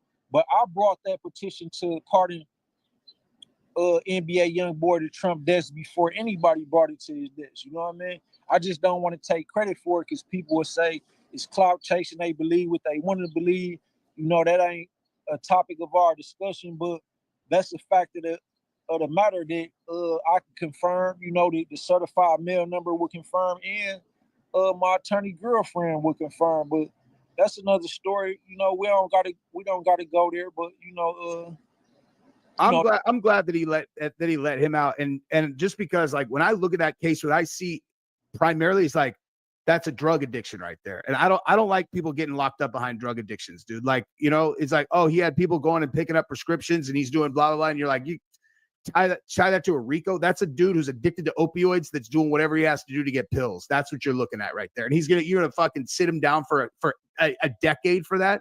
Fuck that shit. Well, you absolutely right, Jesse. And the thing about this opioid addiction is a major, very, very significant factor where I come from. Like, it don't just, like, when I was growing up, we had crackheads, right? But yeah, we still had youth that just knew, like, that was not the way to go. But in this new epidemic or pandemic or whatever you want to call it with the opioids, you know what I mean? But the opioids is a drug that it has many different forms, and the youth, the middle age, the older, the elderly, everybody in my community do it, and it's so bad, bro. People would kill me over a Percocet, bro. I don't want to cuss on your show. No, you're good, dude. I cuss on my show all the time. It's so bad, bro. People would kill me over a Percocet or a half a gram of heroin or fentanyl or something like that. They would kill me over one pill, bro. Over a Percocet. It's so bad, and they feel like they need it so bad, they justify everything. They say whether it's emotional pain or physical pain, they act like they just need it. And dude, I've said on the channel before, like, to try to, like, for people who don't know, who have never gotten hooked on that kind of shit, like, I'm like, look, the only way that I could even put it in perspective how bad withdrawal is on those is if you gave me the choice between going through a full throttle fentanyl withdrawal for the 3 full days and nights that it's going to take, or it was like, or you sit in a chair and let somebody fucking hammer nails through your fucking foot into the floor, like, let's say 2 or 3 on each foot. I'm taking the nails in a fucking heartbeat. And everyone in the comments was like, and I'm like, hey, anybody who knows will know. And in the comments, everyone's all, give me those nails. I'll take the fucking nails. It's that bad. You know? And so, like, out there with, like, people who, you know, it's like a different like type of situation, but people who are out there in the street and they're ripping and running and they're living fucking hour to hour. Like, that surprises me zero that people smoke somebody for just to avoid it, even for a few hours, dude. Like, they're like, it's that bad. Bro, my close friends who I grew up with, who should be considered like brothers to me, you know what I'm saying? Crossed me over a pill, like, really tried to set me up to get robbed, and other situations really set me up to go to jail over something as small as a Percocet, bro. And this something that you could get from your doctor. This something the government dish out, you know, Percocets, you know what I'm saying? Yeah. So the opioid, I mean, that addiction is bad. It's a beast, dude. It's no, like, that people prioritize that high over love and loved ones and everything else, you know. Like, well, what they actually are prioritizing, and when they get strung out like that, is I don't have the balls to be that sick for 3 days. Like I can't do it. It's like no one will volunteer for it. I'll tell you this, the last time that ever happened to me before I quit for good was I had Suboxone. I got put into precipitated withdrawal, which means that like it has to do with Suboxone. Anyway, it's like a thing where you inadvertently put something in your body that is where you're going to go into the most horrific withdrawal, and there's nothing you can do about it. There's nothing you can do about it, because if you take Suboxone, it kicks everything off the receptors, and then if you try to take other shit, it doesn't matter because now the Suboxone's on it. And I remember I had heard about that, but it had never happened to me, and it was because I had been running fake oxy pills that were actually fentanyl, and I didn't realize fentanyl worked different. And so if you take Suboxone, it would throw you in. And I remember as soon as I felt it coming on and I realized what was happening, I was like, oh my God. And I had my kids. I had my, like, you know, it was, I mean, I think I only had 2 kids at the time, but like, dude, it was a level of fucking terror that I can't even explain. And then that was it. After that, I went and did Ibogaine. I never did it again. I never took another one ever again. It was just like, and then like it's the fuck. I remember sitting in my shower like this and just thinking to myself, I'm like, if I didn't have kids, I mean, I might fucking eat a bullet to make this stop, dude. Maybe, you know, like I remember that exact thought. Like if I didn't have kids, there is a possibility where I would fucking do anything to make this stop, dude. It hurts that bad, dude. It's the worst thing ever. Like it's fucking unbearable. Unbearable. Yeah. But yeah, you know, that's a good reason for everybody to stop doing it. Hey, but I got to jump now because I got to be at my thing in 10 minutes. So we're going to cut this thing off. We'll do this again. I'm going to call you though. I'll call you in a second after we wrap this up. Tell everybody where to find your stuff though. Okay, first I'll just like to let them know, man, you know, we need to make sure R. Kelly is free on all sides. Like I had to denounce my protection from him, and he probably panicked and thought that was a reason to get in the media and say somebody gonna do something to him. But I do believe him because of the things that's going on with Jay-Z and Diddy. Them 2 brothers got reasons to harm R. Kelly, so protect him. R. Kelly is not as bad as them.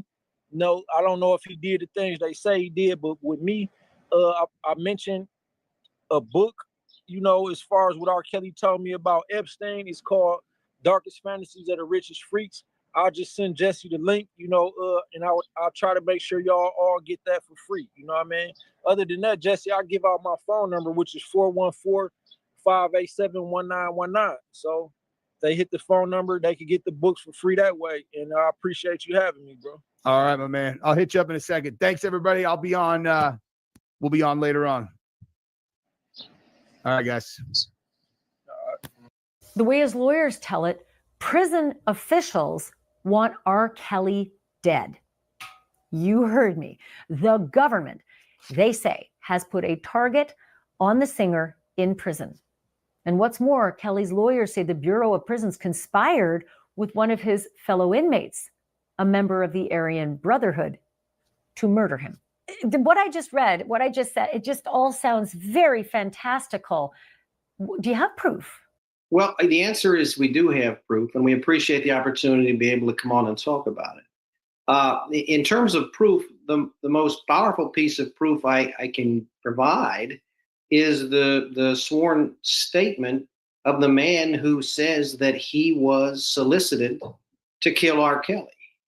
Michael Glenn Stein has provided us with a full declaration signed, and he's given his willingness to sit down for a polygraph examination administered by either side to testify in court. He has given us the details of who solicited him and when.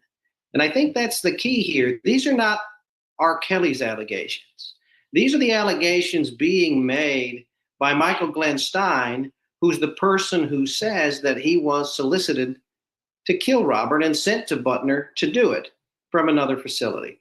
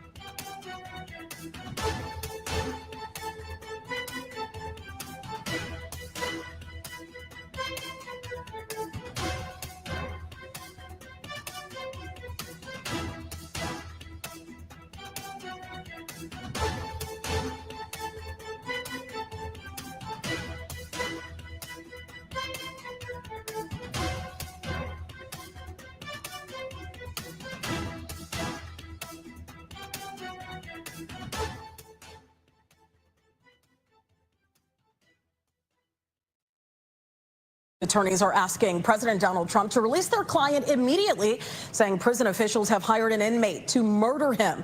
Kelly is serving a 30-year sentence for sexual misconduct at a federal prison in North Carolina. Today, Kelly's legal team filed an emergency motion in Chicago federal court to get him out. They say they have a sworn affidavit from a terminally ill inmate who says prison officials offered him freedom in his final days in exchange for Kelly's murder. There have been discussions not only with Michael Stein, but as the motion indicates, we've recently received information from another inmate named Mr. Harris. And Mr. Harris has indicated that he too has been approached by the same lieutenant who's been approaching Michael Stein, and that discussions have been had about poison in the food hall, about poison in the commissary. Discussions with Mr. Stein have been had about stabbings. These are the kinds of methods that have been discussed. Well, Kelly's attorney also says 2 inmates were approached by high-ranking prison officials to carry out the murder. Kelly was convicted in 2022 in Chicago of child pornography. The year prior, he was convicted in federal court in New York of racketeering conspiracy charges. The disgraced singer is not eligible for release until the year 2045. Of course, this is a story we will continue to follow. Terrence and Sylvia. Okay, I'm going to do a reading on Mr. R. Kelly. Step in the name of love. Oh, I wonder if Madame Celeste can do a psychic tarot reading on me. But R. Kelly's lawyers are saying that there's a plot to kill him in jail. I mean, where have we heard this type of thing before? R. Kelly said, y'all are not going to get rid of me the way y'all get rid of some people, all right? So people are saying, not now, Robert. We're dealing with the horrors of the Diddy trial, etc. Not now. We've had enough. There's not much we can, if I could turn back the hands of time. All right, let's pull some cards. Is there really a plot to get rid of Robert Kelly? Okay. Lawyers say that prison officials were trying to get rid of him. Okay. So I've got the Rider-Waite Smith-Coleman deck here. I'll pull some cards on this. Okay.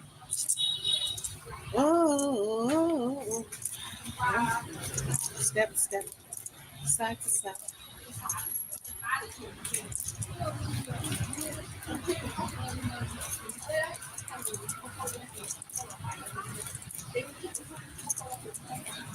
www.celestialtarotreadings.com.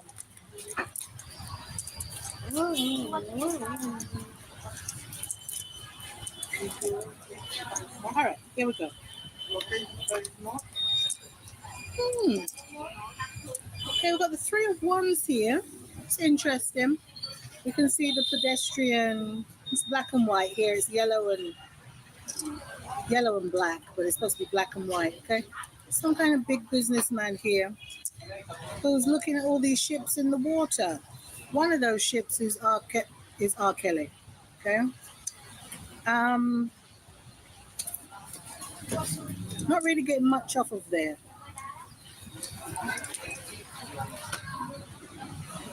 Same guy again. 2 of 1s here in reverse. Okay. Yeah.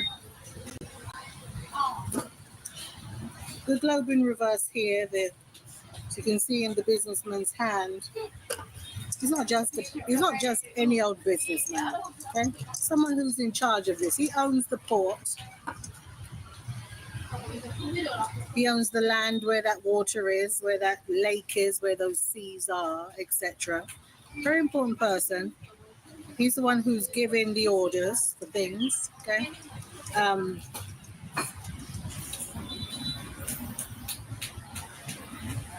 With the globe in the hand here, it's almost a bit like, with the world card.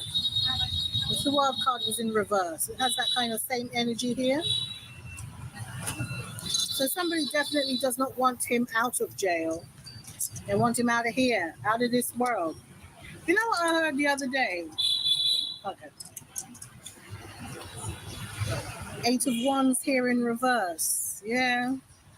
He's right. Something is going on. 8 of 1s here is communication. Usually from above down below, but in this case, in the reverse. From hell, so to speak, to Earth. Okay? So somebody wants to do something terrible to Mr. Rkelly, and there's been lots of communications about it, lots of instructions. Seems like they want him out of here, and they want him out of here quickly. It's all business though, because it's all 1s cards that I'm getting. Got 3 1s cards, 3 of 1s, 2 of 1s in reverse, and then the 8 of 1s. Okay? All 1s, darling.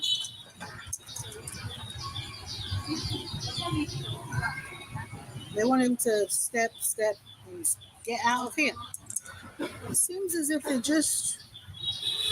don't like the fact that the guy's alive.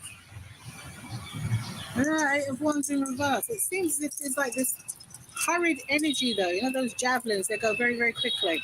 These javelins, wands, whatever, actions, fire energy. Look like they want to ambush the guy. Almost couldn't get out. Looks like they want to ambush him. Pow, pow, pow, pow, pow, pow, pow. Avalanche of pew-pews. Yeah. Avalanche of bees. Get him out of here. It's a real problem. He's a real problem. Not quite sure why though. Very fast energy. Ooh.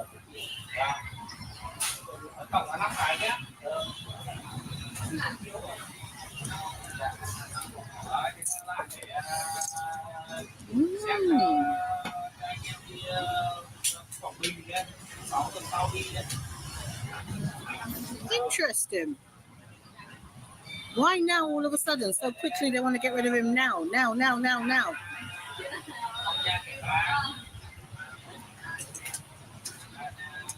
All business though. All business. There's some kind of like deadline that's approaching. Obviously a deadline because they want him out of here, but is there some other kind of business, corporate deadline? Something that he's going to be eligible to if he's still alive by a certain point or whatever. Is it something to do with insurances? Could be, I don't know.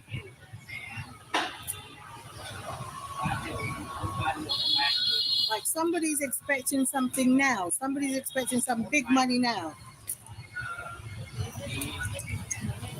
Oh.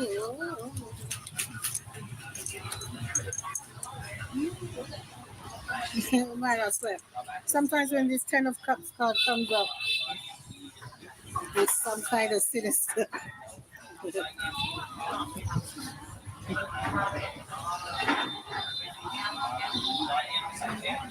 Sinister energy attached to this. Usually there isn't, right? With the Ten of Cups.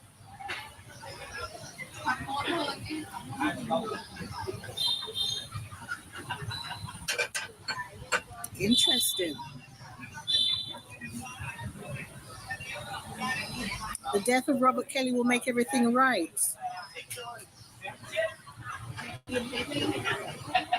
Will fix everything. Business, finances, money, and then relationships. So who are these people that are going to be happy and benefit from the death of Robert Kelly? Who are these folks? There's a lot of them, even though it's like, a man, woman, and children. Do you know what it even looks like? It looks like a record company or some kind of corporation, and whoever the other clients are, like they will benefit from the death of Robert Kelly. There's other people that will benefit from this. So it's a big corporation and other people who will receive benefits.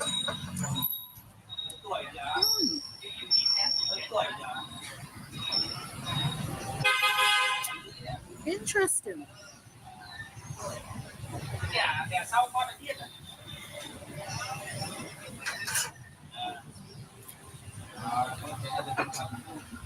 Isn't that interesting?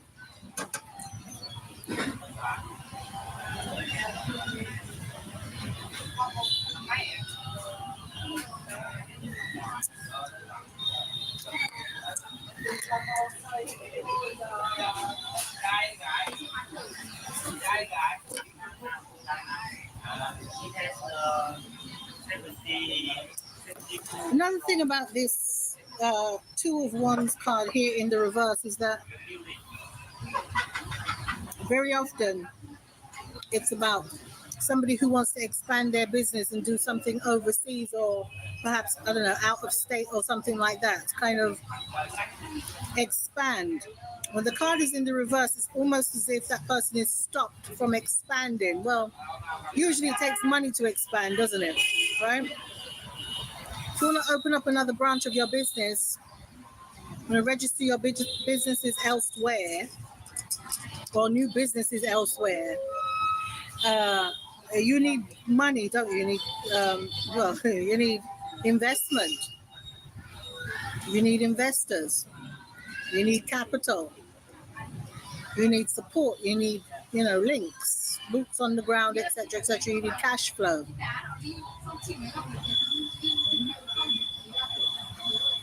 So the death of Robert Kelly will release a bundle of money.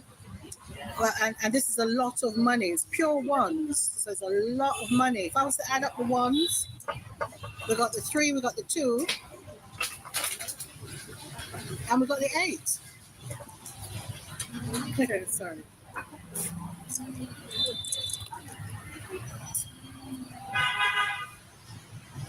So 8, 9, 10, and another 3 is 13. So it's 13 ones. Can we say 13 million? Can we say 13 million? But in the world of business, 13 million is not a whole heap of money. Is it?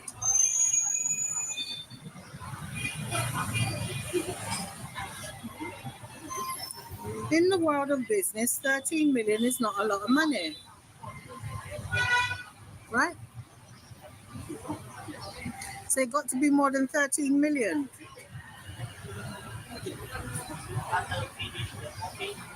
In terms of, it benefiting the record company or corporation and benefiting others as well.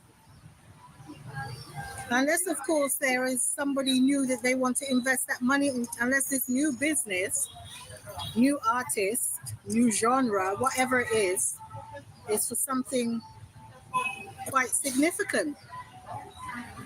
Some kind of antichrist entertainer. I don't know. I'm laughing because we've had so many candidates for that already.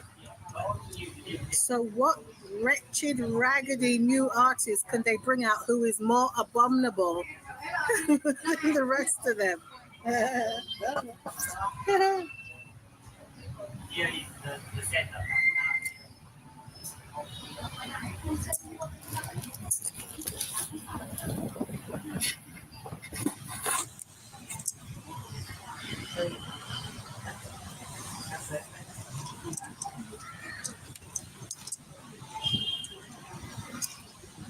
Get him out the way. Do it now.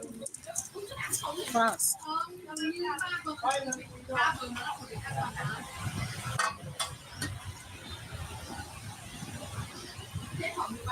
I'm just looking at the USA Today article.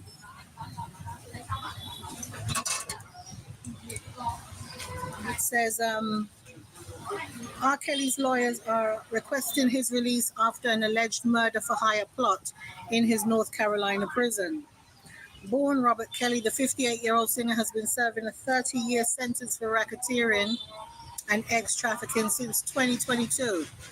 But lawyers for the Ignition singer says that he should be moved from federal prison to home detention after 3 Bureau of Prison officials allegedly devised the plot. Well, they didn't come up with it. They're just following instructions. They're following instructions. Look, here's the merchant here, or the one who makes the decisions. And you see the 3 ones in his hand. One behind him and 1 in his hand and another one right there. So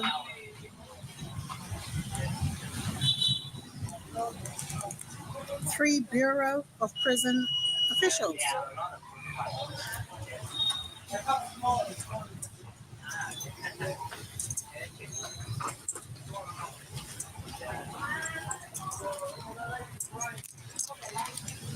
Ain't their decision, darling. These folks never say who folks are working for, do they? Because if you think about it, why would 3 prison guards want to get rid of Robert Kelly after all this time? He's been there, isn't he? So why now? Why do they want to off him now? Is it a bit like with Tory Lanez the other day, where where truth came out that he wasn't the one, where evidence came out that strongly suggests that he wasn't the one who pew-pewed Megan Thee Stallion. And then next day, he almost loses his life in a prison attack. It's the same kind of thing?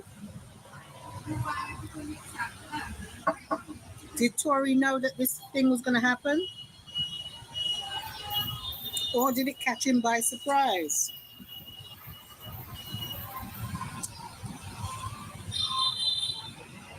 Like R. Kelly, he knew that something was going to happen. It ain't happened yet, but his attorneys have filed a motion for him to be released so he can be on detention at home.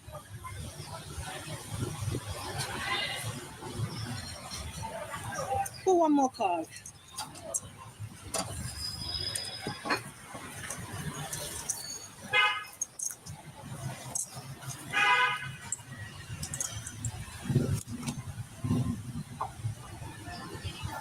Three of Pentacles.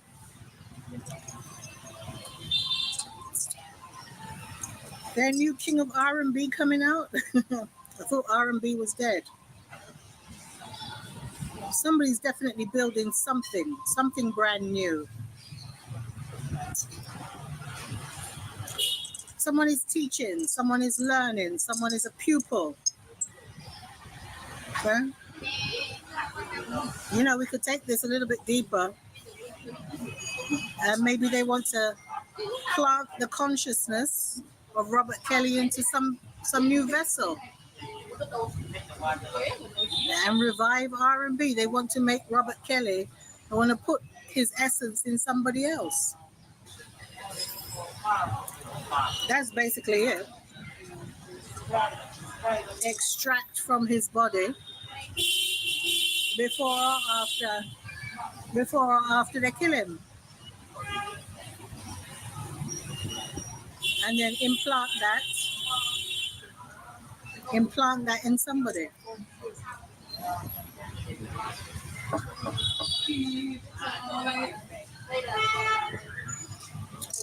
Mad science, genius science.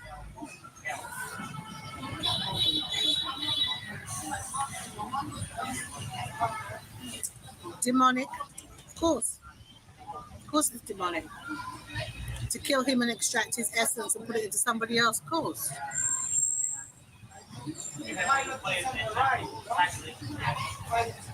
But if they snatch his soul and implant that into somebody else, then that person's going to have the same vices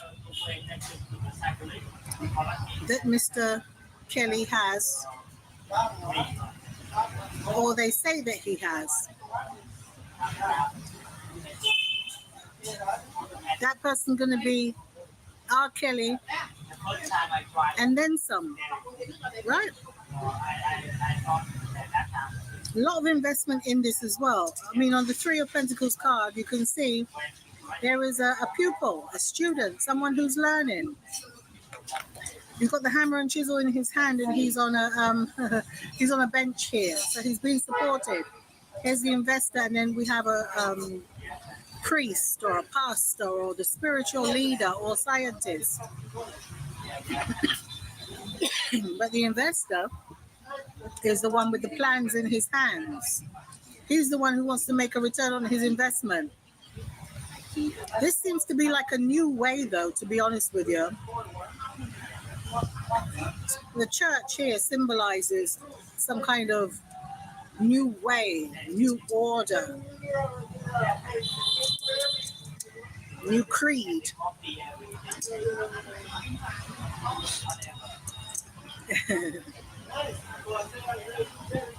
So, out with the old and in with the new. It's as simple as that. And it's going to make somebody a lot of money. It's going to make somebody extraordinarily rich to have this clone, if you like, of Robert Kelly. But then how, oh Lord, it's incredible. A condensed R. Kelly.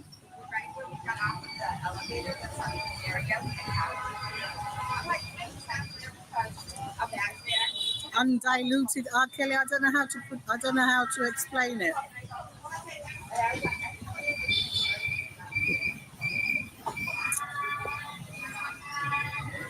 I wonder who the investors are. That would be interesting to know.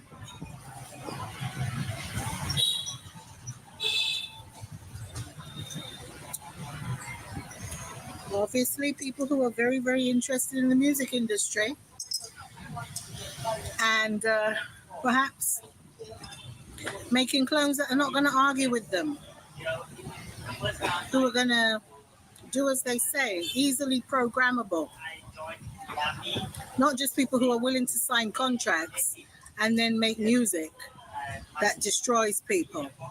It's not music. We kind of collab with low vibrational engineers to make a low vibrational product that kills and destroys people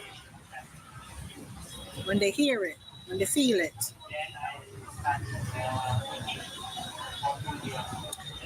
See, R. Kelly's music didn't destroy people. His music made babies, made people get married. They played R. Kelly songs as they were walking down the aisle, at wedding receptions, parties, engagement parties. It didn't tear families up, it brought them together, brought people together. Brought all kinds of families together. Men and women with outside kids, etc. Everybody getting along. That's my wife, that's my baby mother, that's my chick on the side, these are the kids. Everybody get together. Ain't no, don't say nothing. Everybody just, happy people. Yeah, yeah, yeah. Step in the name of love. But there's 3 side chicks at the husband's funeral. I don't know. I'm just saying that R. Kelly's music wasn't destructive.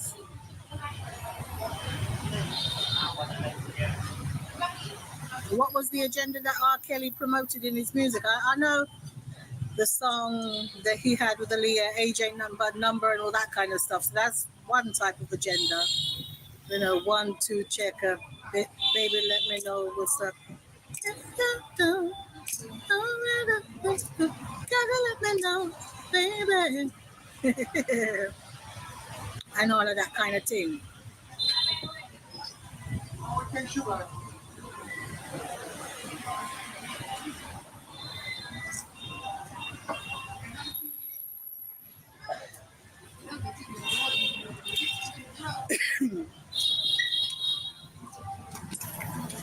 If you play your cards right, baby. Hey, yeah, yeah, yeah, yeah. Oh, talking of, let me do a reading on A. Marie. Okay, so anyway, this is the reading on R. Kelly.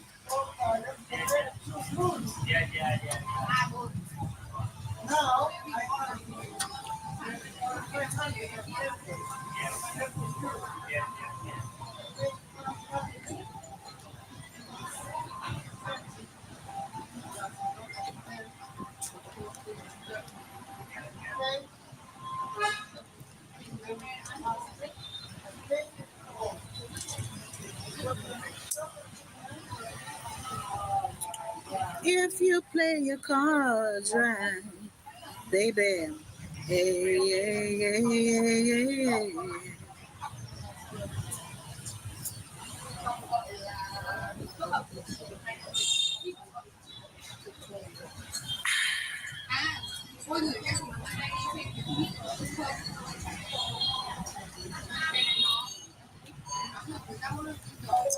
Kelly is tired of rotting in prison. His lawyer recently filed an emergency motion to have him released, claiming that the feds are trying to get somebody to unalive him. Now, in the court documents, R. Kelly's attorney alleges that a dying inmate named Mikael Glenstein was told by feds that if he was able to delete R. Kelly, they would release him from prison and cover up the evidence. He claims he contemplated going through with it, but decided to warn R. Kelly instead. That's why R. Kelly's lawyer is now filing this emergency motion. Guy also went on to claim that a member of the gang called Aryan Brotherhood was also approached to unalive him and R. Kelly. That guy passed on the opportunity as well. Kelly's attorney went on to say how more gangs are arriving in prison every day, so they would like him released to home confinement if somebody actually goes through with the offer. Now, if you guys don't know, R. Kelly is currently serving 30 years in prison for trafficking. He is telling every story in the book and playing every card in his hands in an attempt to get out of prison. So here we go. We have the case of R. Kelly. His lawyer filed a motion to get him released from prison on home confinement because allegedly someone's trying to trap him, and the police in there is willing to cover it up. So this thing is really going crazy, I would hate to see something like that happen to this man, and this is a very, very strong case against the inside Department of Corrections, just like they plotted to kill this man. So I think it's a very good thing that this lawyer is filing a quick motion to get this man out of prison, I think it should go through, I think he deserved to get out, be on home confinement, Maybe he can be able to chance to get his life back together and back on track. But, that is a heavy thing for someone to try to plot the plan for you, man. I just hope things just work out accordingly for him, so he can work things out, and do what is right and get back on track and do things for his kids. But this man do not need to lose his life because someone's plotting to kill him. That'll be sad, to hear that, or the R&B king, man, I just hope things work out with him, and they get it all together with him, things just really need to come to a head, you know, because, you know, I feel that he needed another chance at life, you know what I'm saying, to do the right thing. That's what I feel, you know. And I think, you know what I'm saying, it should be granted, you know. So, you know, we're just waiting to see what happens, you know what I'm saying. This is what we need to do, you know what I'm saying. Hopefully things work out for him, like I said, you know. It need to work out for him. He need a second chance. He need this chance to get his mind right, to get things right, and get back on track, get back in a good grace with people, you know what I'm saying, and being a committed, you know what I'm saying, individual in society, you know what I'm saying, a functional civilian, you know what I'm saying, in society, doing the right thing, you know, and whatever he was writing about in prison, his songs, he need to, you know what I'm saying, really get it together, you know what I'm saying, and do that and put music in. How he would put music in there, he need to put, if he gets out, he need to put music down like that, music that matters, you know, forgiving music, you know what I'm saying, for people to strive and forgive him. So I think it'll work out for him, you know, just give him a chance. You know, yes, hoping these doors open up for him big time. Thank you for listening. Rkelly said, Your Honor, please change your mind so I can be home confined. Huh? Rkelly said, Your Honor, please change your mind so I can be home confined. Rkelly said he want to go home, huh?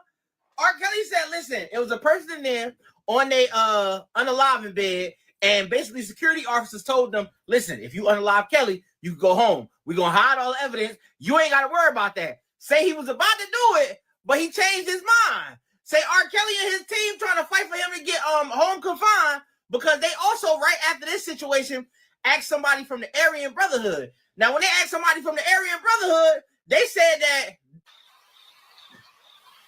honestly, they didn't say what the hell he said. They said they just asked him. I don't know if he's going to carry it out or not. But Kelly's legal team said that they want to get Kelly home because it's new people coming into the jail, and they want to move him before somebody actually takes the bid and does what the hell them officers in there want to be done. The TV.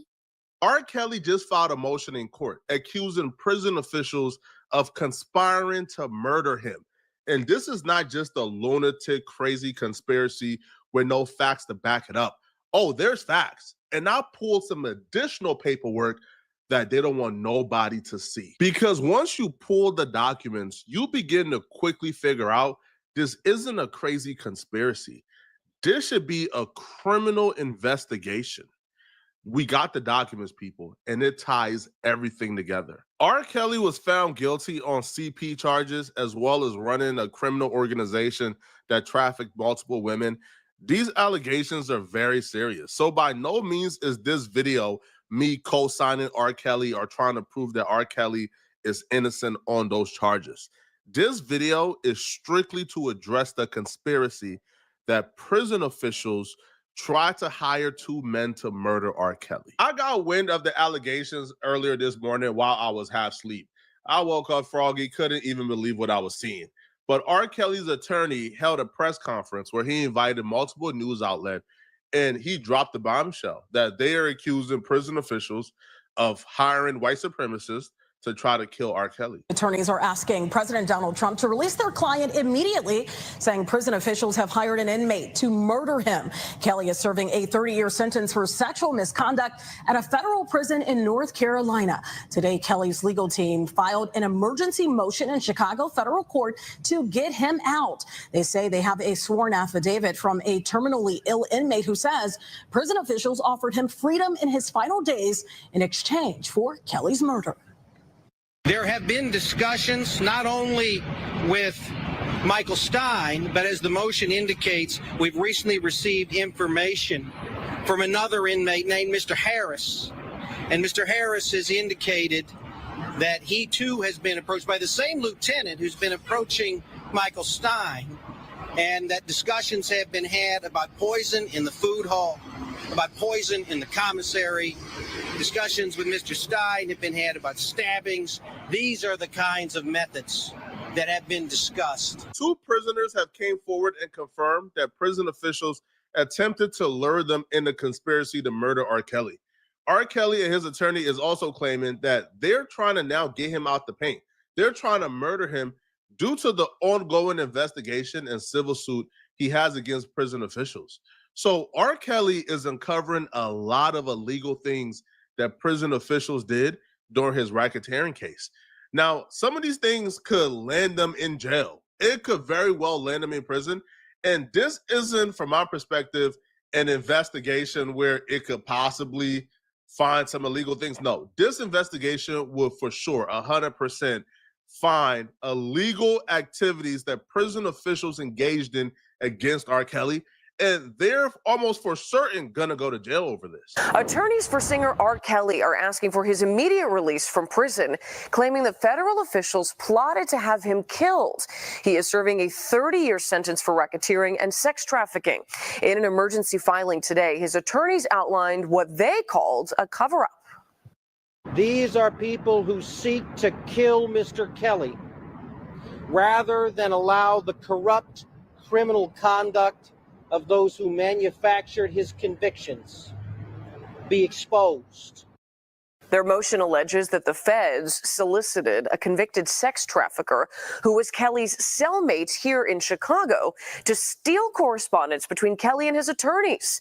They further claim the Bureau of Prisons transferred a leader of the white supremacist group to Kelly's prison in North Carolina with instructions to kill Kelly. R. Kelly has an open and shut case against the government, and right now they're working in overtime to try to prevent the details from coming out. R. Kelly was officially charged with running a criminal organization. It was a racketeering, a RICO case, where his criminal organization conspired and used systems to violate women. The charges when it comes to each victim is pretty much the same across the board.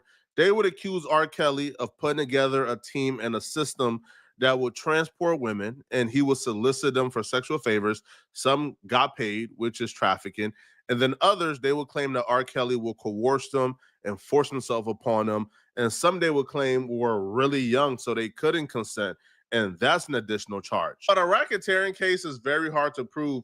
And when the feds looked at their case and they seen that they were trying to call victims from like 2009 and 8, they realized they needed more. They needed to turn one of R. Kelly's active girlfriends against him, because one of the girlfriends, Rkelly, the feds believed that R. Kelly got with her when she was really young, because they spoke to her family, and the family confirmed that R. Kelly got with her when she was 17, right?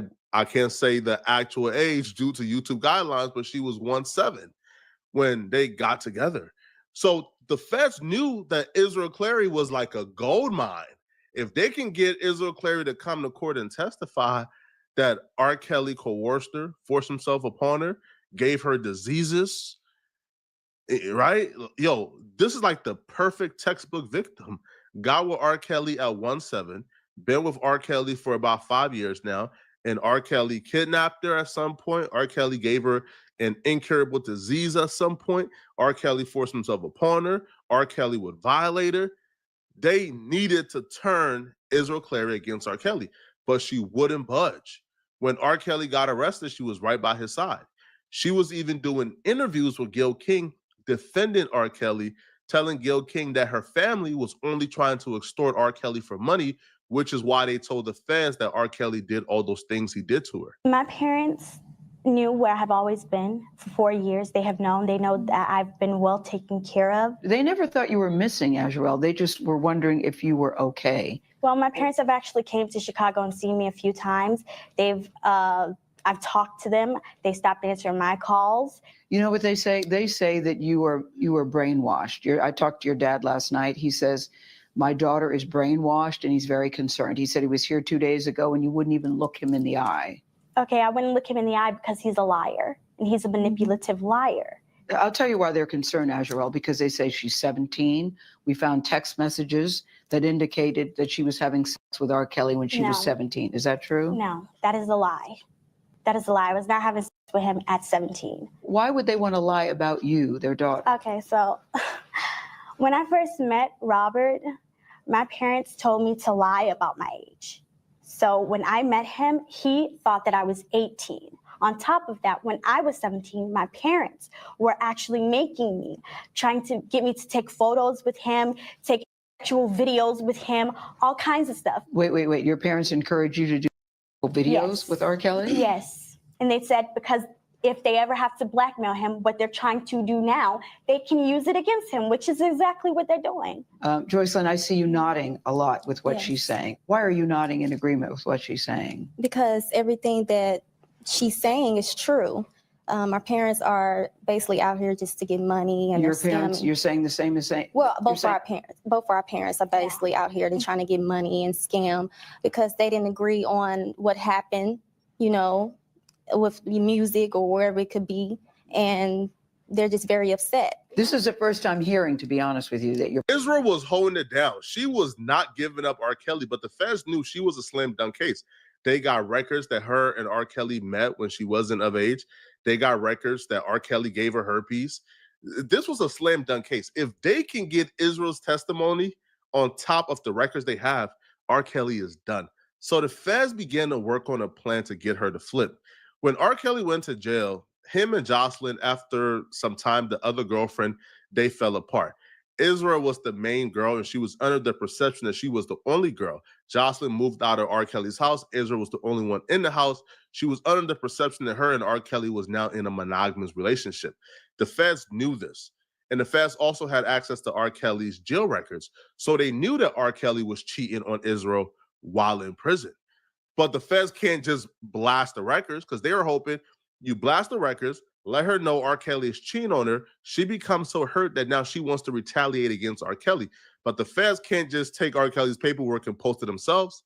So the feds began to devise a plan with prison officials to where they can get the information that R. Kelly is cheating on Israel out to the public, so Israel can turn on R. Kelly. So federal correctional officers began to contact Tasha K.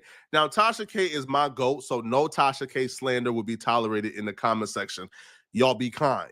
This is my GOAT. So federal correctional officers began to contact Tasha K, feeding her information about R. Kelly's jail records. They gave her emails. They gave her visitor logs. They gave Tasha K dozens and dozens and dozens of information regarding R. Kelly that are supposed to be inaccessible information.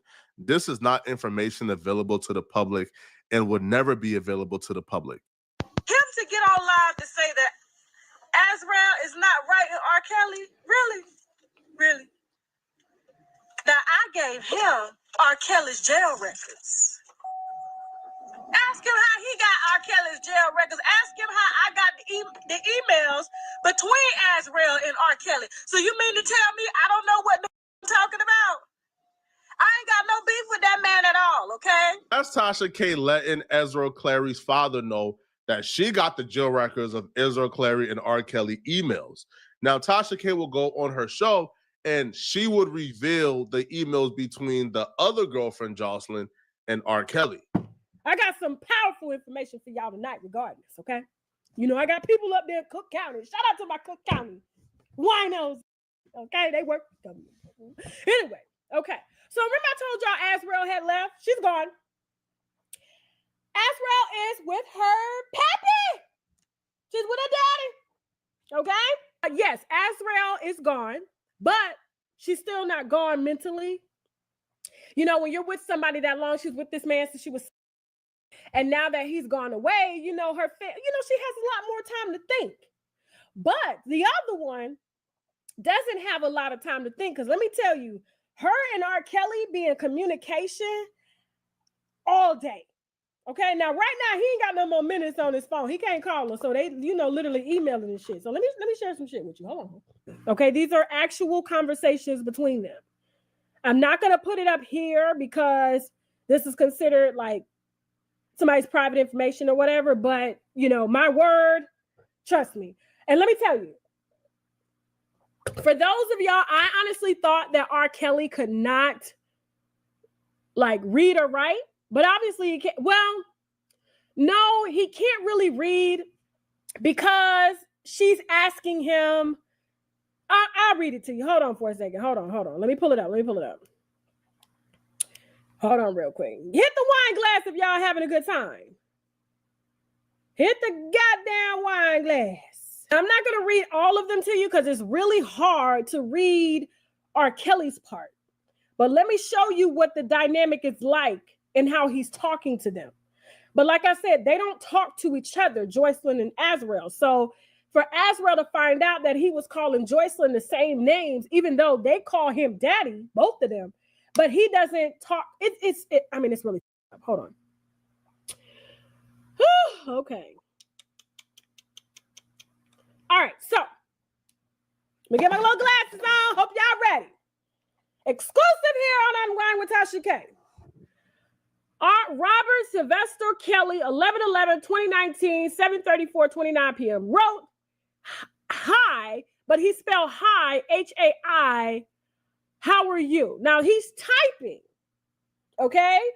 And then Joycelyn comes back and says, hey, daddy, I'm doing good. I really need you to call me as soon as possible. He read that. Oh, now Ezra, who had no intentions on testifying against R. Kelly or cooperating against R. Kelly, goes in a fit of rage as she hears R. Kelly calls his other woman the same nicknames that he calls her.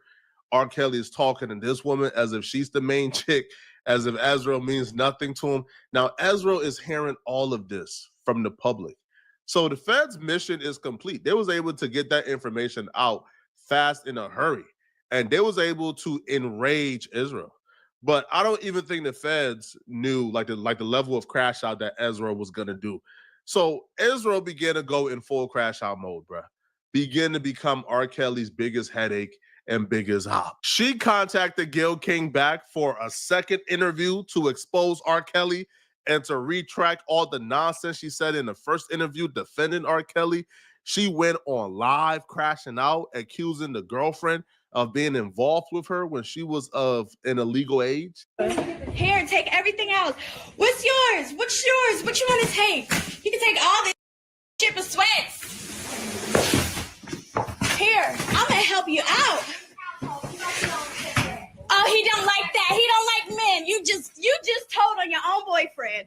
You just told on your own boyfriend. You like grown men in here. That's disrespectful, Zell. You know that's wrong. You know that's wrong. This is his house.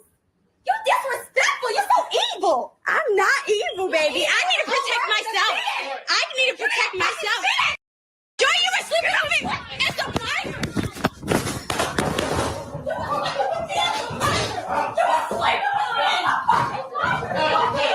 Okay. Stop. Okay. Ladies. That's assault. Got it online. I know how to fight. It's nothing. Fighting at the Trump. Go ahead. That's assault. Oh, Lord. The fans did a number, man. The fans got this chick so upset, man. She telling on everybody, bruh. Not only telling on R. Kelly, which if R. Kelly did these things, she should have told on him because you are nasty. But she's also telling on the girlfriend, saying, hey, bruh, you was with me too. You was with me too when it wasn't legal. What you talking about? So she's telling on everybody. That's how upset she is because she found out this information. She even went on Gayle King and did a tell-on, retracting all the positive things she said about R. Kelly and about how her parents were lying or trying to extort R. Kelly. She walked it all back and told the real. Really glad to see you again because I wasn't sure I'd ever get to talk to you again.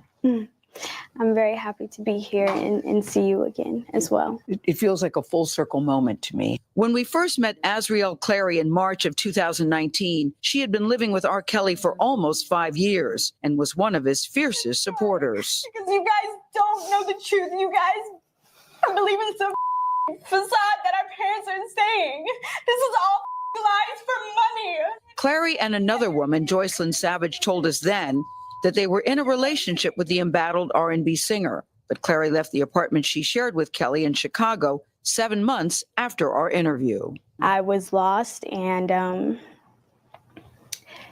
I felt invisible, and I gave someone that control over me to basically make me do whatever it was that they wanted me to do and act however they wanted me to act. During R. Kelly's trial, she testified that he began her when she was just 18 years old. At the time of the interview with us, were you afraid when you were sitting there talking to us? I was. He did his interview first. I didn't do this stuff. This is not me. Y'all, I'm fighting for my life. Y'all killing me with this. He came in and he told us to be angry and be upset, and she's gonna try to do this, and you gonna. Oh, he told you that? Yes, and so we came in angry. So he told you be angry? Yes, and She testified that around that same age that he gave her herpes without letting her know that he had it, which he was legally required to do. So she pretty much cooked R. Kelly on that stand, and we know the story, bruh. R. Kelly ultimately went to jail based off of her testimony, to be honest. R. Kelly is sitting back as this is playing out, as he gets found guilty, he's convicted, he goes to jail. He's sitting back like, yo, this is not fair. I was railroaded. How is this allowed? Y'all released my information to get her to turn on me. This is like witness tampering, right? It has to be. So R. Kelly went on Vlad TV and he broke down, yo, they're doing an investigation to locate who the BOP officers are, how they were able to access his information.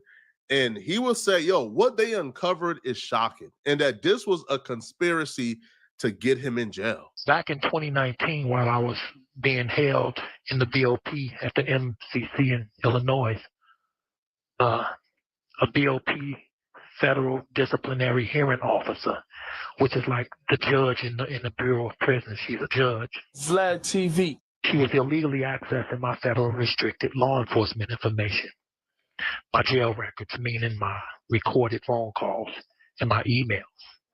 Not only did she, not only did the officer illegally access my restricted information, but she accessed it 153 different times during the course of 6 months while I was being detained here.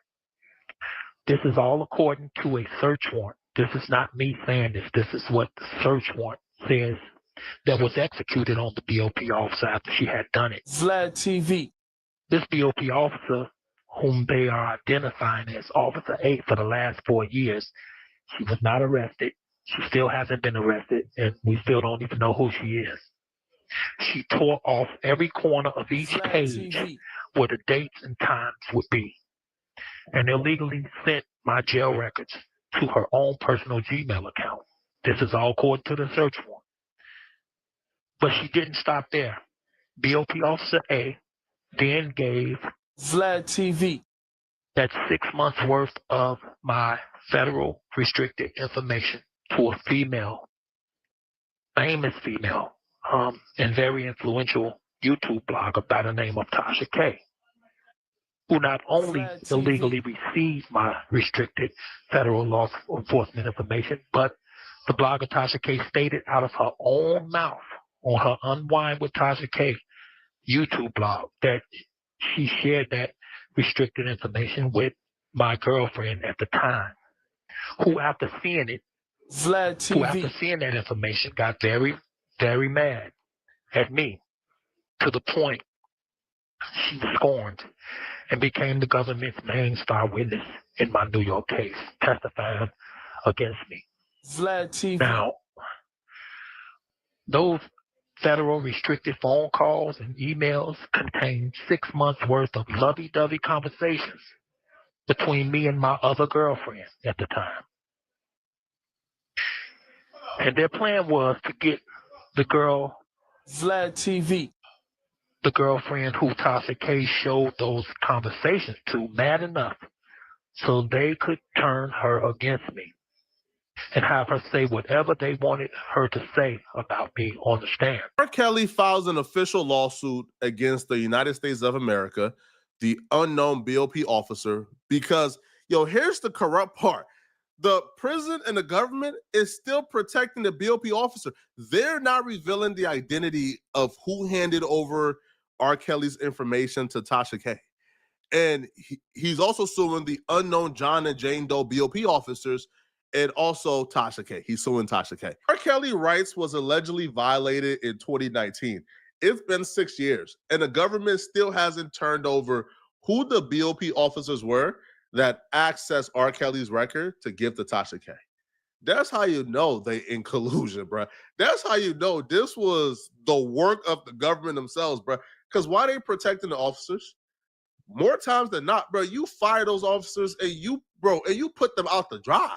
Y'all broke the law. Y'all got to go to jail. But the officers, not only have they not been, like suspended, apprehended, they haven't been arrested, investigate. Their names not even available yet. R. Kelly just requested, well, we'll get there shortly, okay? So what exactly is R. Kelly suing the government and Tasha K for? Let's go to the official lawsuit. R. Kelly would allege that the government permitted at least 60 correctional officers to make unauthorized access to R. Kelly's sensitive information on the TrueView system, resulting in the sharing or sale of this information to third parties, including media and witnesses in R. Kelly's criminal prosecution. Now, according to R. Kelly, August of 2022, they failed to prevent an unauthorized access by an unknown correctional officers to R. Kelly TrueView records, leading to the leak of trust fund information to a Washington Post journalist, which resulted in the DOJ confiscating over $25,000 from R. Kelly's prison trust account. As for Tasha K, he's just suing her for disseminating the information. Now, in a YouTube video titled R. Kelly Can't Trust His Girlfriends While Behind Bars, he would claim that Tasha K disclosed a private information call from R. Kelly's prison calls with Jane Doe and JS obtained from a phone tap somewhere without revealing the source.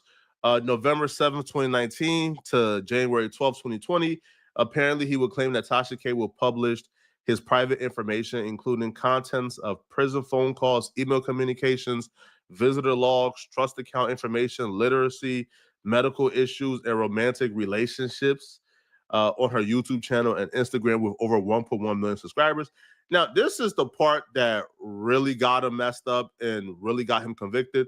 He would claim that Tasha K provided the stolen information to Jane Doe, which is Rkelly, and her family members, rallying her followers to harass Kelly and influence witnesses in his EDNY criminal prosecution, interfering with his defense. Yeah, so he's claiming, that because they give this information to Rkelly and her family, that right there interfered with the witness. It witness tampered and got the witness to turn against me. And that led to me losing my case and interfered with my defense. This is highly illegal. Can y'all take action? Can I at least be let go on an appeal? So far, he's been unsuccessful in being let out. Here's the crazy part that's very suspicious. And here's where it starts getting odd. The case is still going on. Like R. Kelly, I think, will win this case hands down. Is not even close. The feds did some scandalous stuff and they're going to pay for it, to be honest.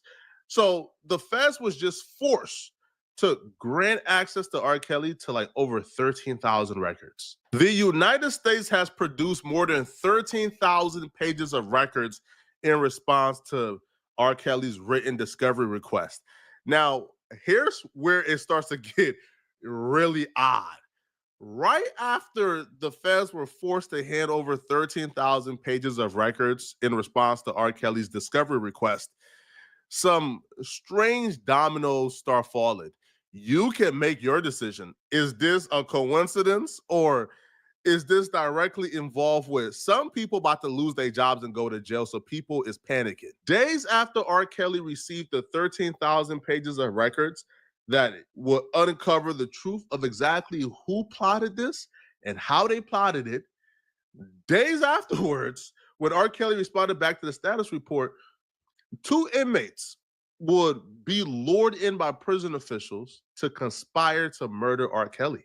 Now, when R. Kelly got wind of this, here's where it starts to get super sketchy. When R. Kelly got wind of this, him and his attorney, they filed a 20-page motion for emergency release. Say, hey, bro, we just got word these prison officials are trying to murder R. Kelly to stop this information from getting out. This information that's going to expose a lot of people, cause a lot of prison officials, approximately 60, to go to jail and get arrested because they committed crimes. This is a federal prison. They committed federal crimes. They're going to jail. So one of the 60 or multiple of the 60 or all 60 is luring inmates to murder R. Kelly so they don't get exposed. When they filed that motion, almost immediately, the government files a motion to seal the document so it don't get released to the public. What are they so afraid of? What is in that 20-page motion that they know is going to stir up the public?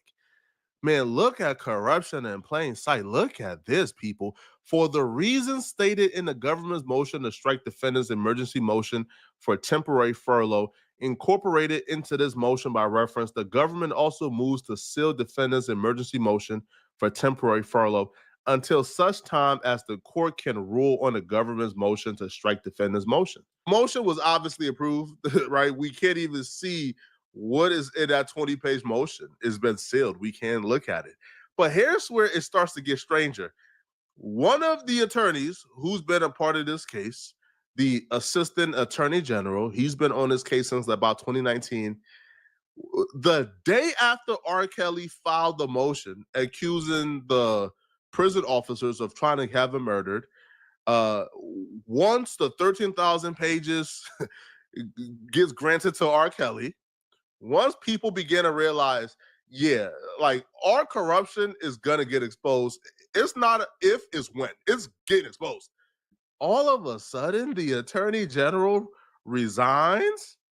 He leaves. Motion to withdraw counsel was filed. Now, it was filed by the attorney general, the Andrew S. Botros.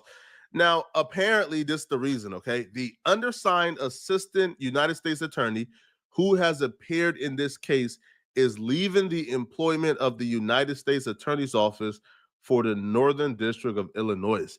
So he just up and left. He quit. When everything is unraveling, he just ups and quit. He said, hey, bro, I'm leaving. And his motion of withdrawal was granted, obviously, because he quit.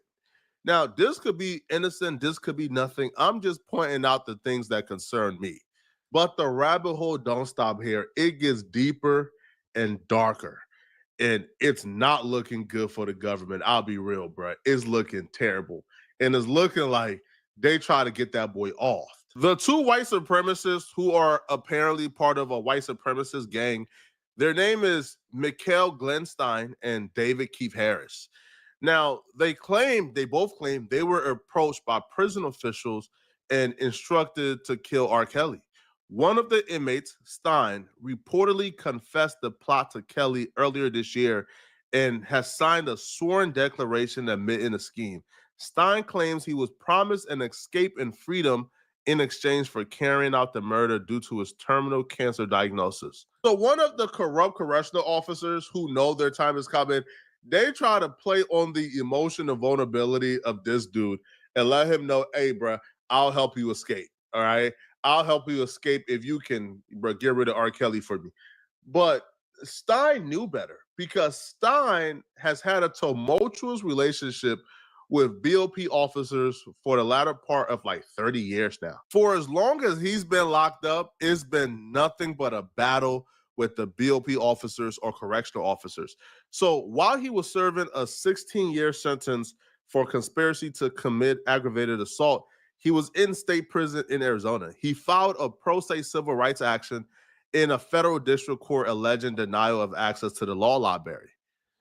This will be the first sense of corruption that Stein experienced when dealing with these correctional officers. So he filed a complaint against them. He filed it in district court, but the court was confused. The court was like, bro, you don't file this in district court. Like, you have to go through the jail, right? Like, there's this thing called the inmate grievance procedure where you have different remedies you have to go through. And then if the judge, like deny it all, and then you can appeal, and eventually you get the district court. You just don't go to district court. You have to go through, the Department of Corrections first. So Stein is like, hold on. No, I was told that I was kicked out of the inmate grievance procedure. I was told that I could no longer file. Now, the court is like, huh? That's not true. You haven't gone through nearly enough steps yet. He said, no, me and my cellie was in our cell and we got a letter under our cell letting me know that I was kicked out. The court is like, huh? What letter? Bring it to court. So he brings this letter to court that was from one of the correctional officers. It was a name that the court don't recognize, but the letter was essentially telling him, hey, we know you filed a complaint against these correctional officers, but you have to withdraw it from the Department of Corrections and file it with the district court because you have ran out of remedies. You have been kicked out of the inmate grievance procedure and you have to take it a step up. The government was like, yo, this letter is from a ADCO employee named D. Nelson. There is no such employee called D. Nelson. And the letter purportedly from D. Nelson was a forgery. So they said, hold on. This is a forgery of a ADOC employee. This is a crime. So you let us know fast and hurry why we shouldn't charge you with contempt for providing us with this forged letter. And Stein is like, hold on. How did I go from filing a complaint against correctional officers to now I'm being held in contempt for receiving a letter under my cell telling me that I can no longer file my complaint with the Department of Corrections? So they said, yeah, let us know fast and hurry why we shouldn't charge you for contempt. So Stein's lawyer brought forth his cellmate who's seen somebody slide it under the cell. And they also brought forward a handwriting expert who testified and concluded that the question signature D. Nelson was not the true and natural handwriting of the author of the signature, and consequently, neither Stein nor any other individual could be conclusively identified as the author of the signature. At the very least, this would appear to be a hoax on Stein. It would appear to be that one of the correctional officers that he was filing a complaint on probably pulled a fast one on him. No big deal, right? No. Even though the handwriting expert testified that this isn't Stein's handwriting, this is not his signature, even though his cellmate testified, yo, this was slid under our door. I watched it get slid under the door. That still didn't matter, right?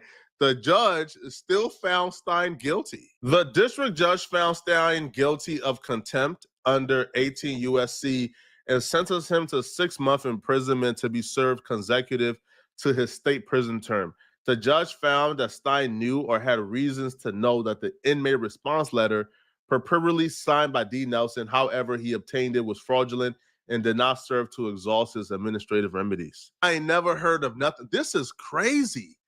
And ever since then, bro, Stein has been in jail since 1996. He doesn't get released until 2030. So he got about 4 years left, right? But ever since then, for the last 30 years, it's been nothing but complaint after complaint after complaint against the BOP correctional officers. And Stein would even write a grievance and sue them for trying to murder him. And I'll be real, when you hear the story of how they've been doing Stein in prison, yo, this is insane. This is insane level of corruption. It's like lawlessness. Once you hear the story of Stein and how they try to get him killed, you can now understand what Rkelly is up against. In 1996, Mikkel Stein renounced his membership in his white supremacist gang because in 1996, that was the same year he began assisting law enforcement officers to lock up other members of that gang. So he began cooperating and snitching. So he renounced the gang so he don't get grouped with them when he goes to prison, right? When he gets housed, he don't want to be grouped with them, so he renounced them. However, here's where the BOP officers start playing a dirty game. He renounced his membership to this gang in 1996. In 2017, in retaliation for all the lawsuits and all the complaints against the correctional officers, they began to stamp him or validate him as a current and active gang member from that specific gang he snitched on. Stein were right. They validated me when they know I'm not a member of that particular gang, which is a well-planned plan to have me killed. No, this ensures that I'm kept indefinitely in the ADX Supermax at Florence, Colorado. The court should note that plaintiff's security/classification score is a low medium, but as a validated current gangbanger, I'm kept in Supermax. He continues to write, plaintiff will be kept indefinitely at the Supermax until either he completes his federal sentence in 2030 or until plaintiff dies. The Supermax ADX is an atypical and significant departure to ordinary prison, especially when plaintiff is in a facility that fits his classification score of 21, a low medium FCI, of which the plaintiff will be placed in if not validated as current member of that particular gang, which allows plaintiff to work, take vocational trade training, to be out of his cell from 6 a.m. through 9 p.m., 7 days a week, contact visits, a bunch of perks. And he's claiming they're doing this because they don't want him to have those perks and they want him to suffer.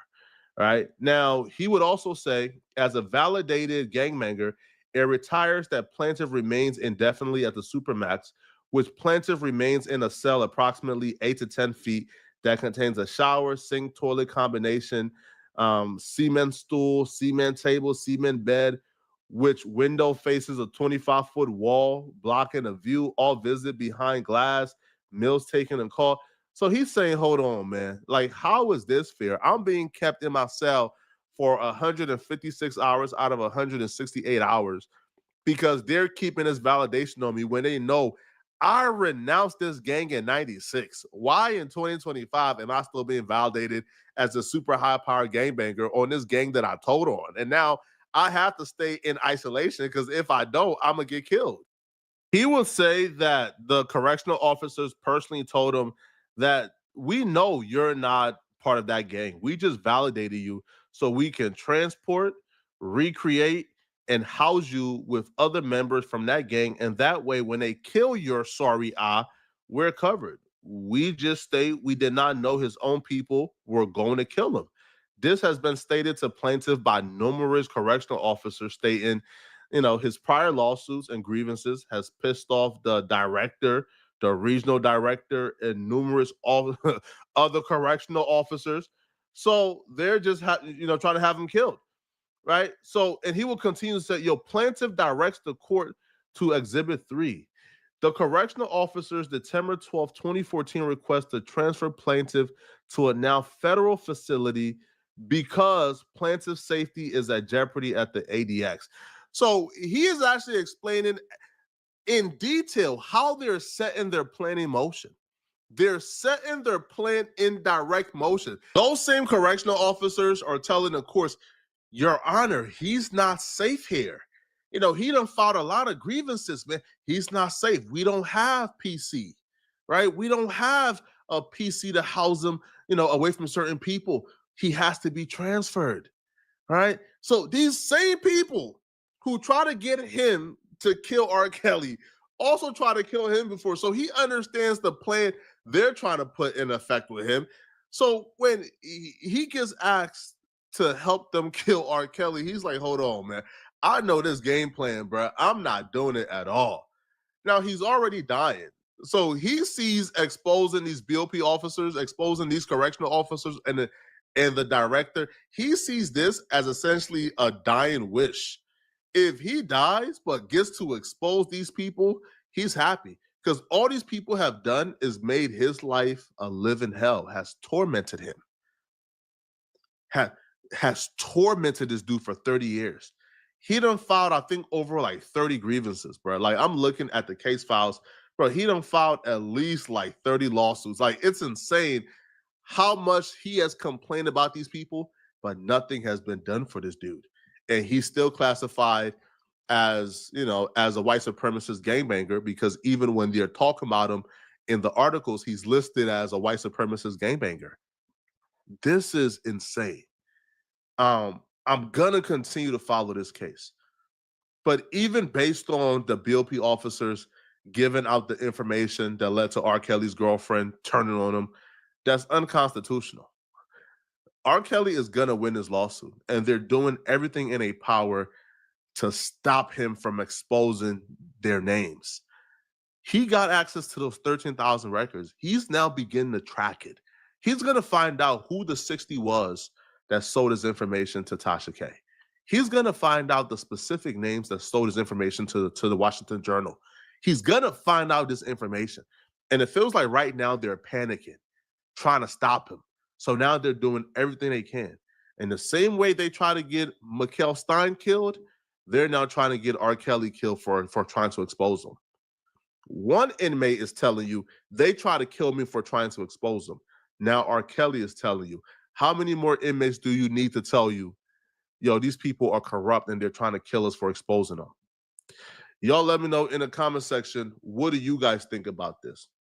Y'all think Rkelly got a case? Y'all think Rkelly is being hunted? Let me know.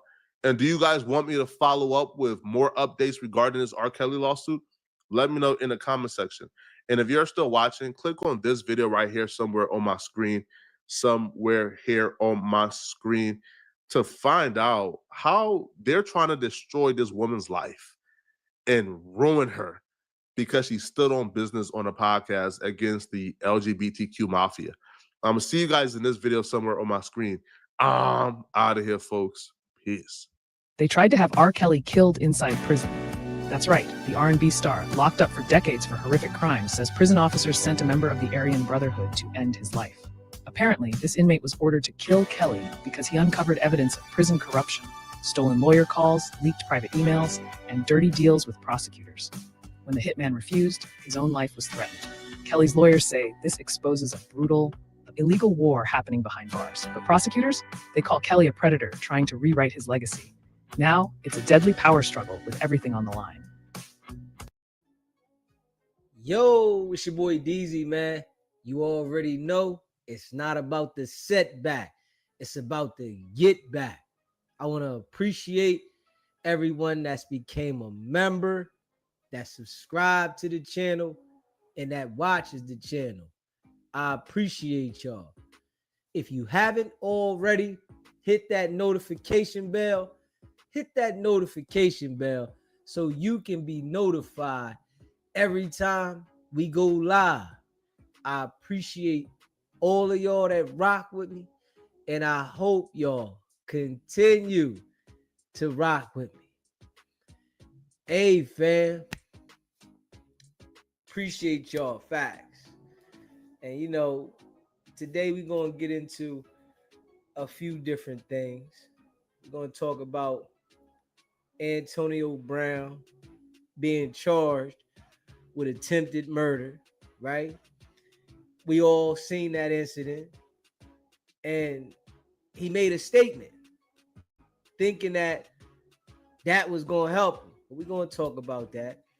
We're going to talk about Whack 100, and Whack gets on a live with the person that was cool with the YouTuber that him and his girl got on the live. And you know, Whack got on the live with him trying to get him to incriminate himself. And you know, we're gonna talk about the Diddy trial. 50, you know, Diddy having the ball with 50 baby mom, and who else could it be that they're trying to keep out of the trial? They talking about it's a rapper, you know, Las Vegas. And you know, I appreciate all of y'all. And we also going to talk about the protests. We're going to get into the protests a little bit and, you know, see what's going on. You know, because they doing some extra stuff with the protests. They grabbing people up before that they know that they illegal. And then they finding out later that some of them are not illegal. They just snatching and grabbing by looks. So it's a lot going on, man. And you know, I appreciate all y'all, man. Make sure you share this live. Hit that like button. You know, if you haven't already subscribed, subscribe to the channel, man. Let's get it. All right. Antonio Brown. Antonio Brown. All right. The brother had a situation after the boxing event that Aiden Ross had put together, right? And they had a situation outside I don't know if somebody, I guess, was trying to take his jewelry or something allegedly, right? Altercation happened. He swung on the bull. They jumped on him, put hands on the people, right? But after the situation was broke up, he grabbed the security guard strap and start letting go with the security guard strap. It's the security guard's job to bust the iron if need be. Not Antonio Brown. It's what the security guard for. But you know, these guys want to be active. So he grabbed the strap, bust the strap off, and allegedly grazed the neck of the victim. The victim goes and make a statement to the detectives, and they put a warrant out for Antonio Brown's arrest. So Antonio Brown, football player, NFL. You know, everybody want to be street after they get money. You know, this is the thing about life that we see, right? Everybody want to be a street gangster after they already then went through school, graduated college, in the NFL. They get out and now they want to be gangster, right? So he went out there and bust the strap and then made a statement to the police. They let him go. He thought everything was all good. It was all diving in. I ain't got nothing to worry about because I said my side of the story. Not understanding that they gonna go back and look at all the video footage of people recording out there that might have turned it in. And that's how they gonna make their assessment on how they gonna pursue the case. And they see Antonio Brown grabbing that fire off security and running towards the person that he just had a beef with. So that right there is a violation. It's a crime now. You ain't defending yourself. Once you go grab the strap and chase somebody down and then let off, luckily, he's only getting attempted homicide. And he didn't knock that man's top off because they would have been charging him with the homicide. He grazed the guy, and luckily, it didn't hit him fatally.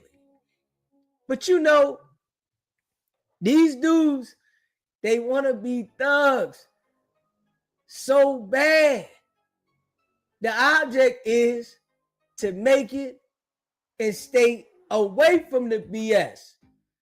It's like they got so much money, they want to go back and mix it up in the middle of all the BS, but then cry about it when it go down. Because trust and believe, all that tough stuff that they be talking, when they got a case going on and they facing a substantial amount of time, them niggas don't be having all that energy with the judge. But people don't want to think until after they got the case. And Antonio Brown feel like he's above a lot of things. You know, NFL superstar, right? Feel like he's above a lot of things, and reality gonna set in, right? Because when the judge that gets this case presides over the case, and they see that he done grabbed the security's strap off their hip and chased down somebody you just had a fight with, right? And then you let that fire off amongst a crowd of people, they gonna look at it different. They not gonna look at it as if you was defending yourself and that you was in the right. They gonna look at you like you put all these people's lives in danger.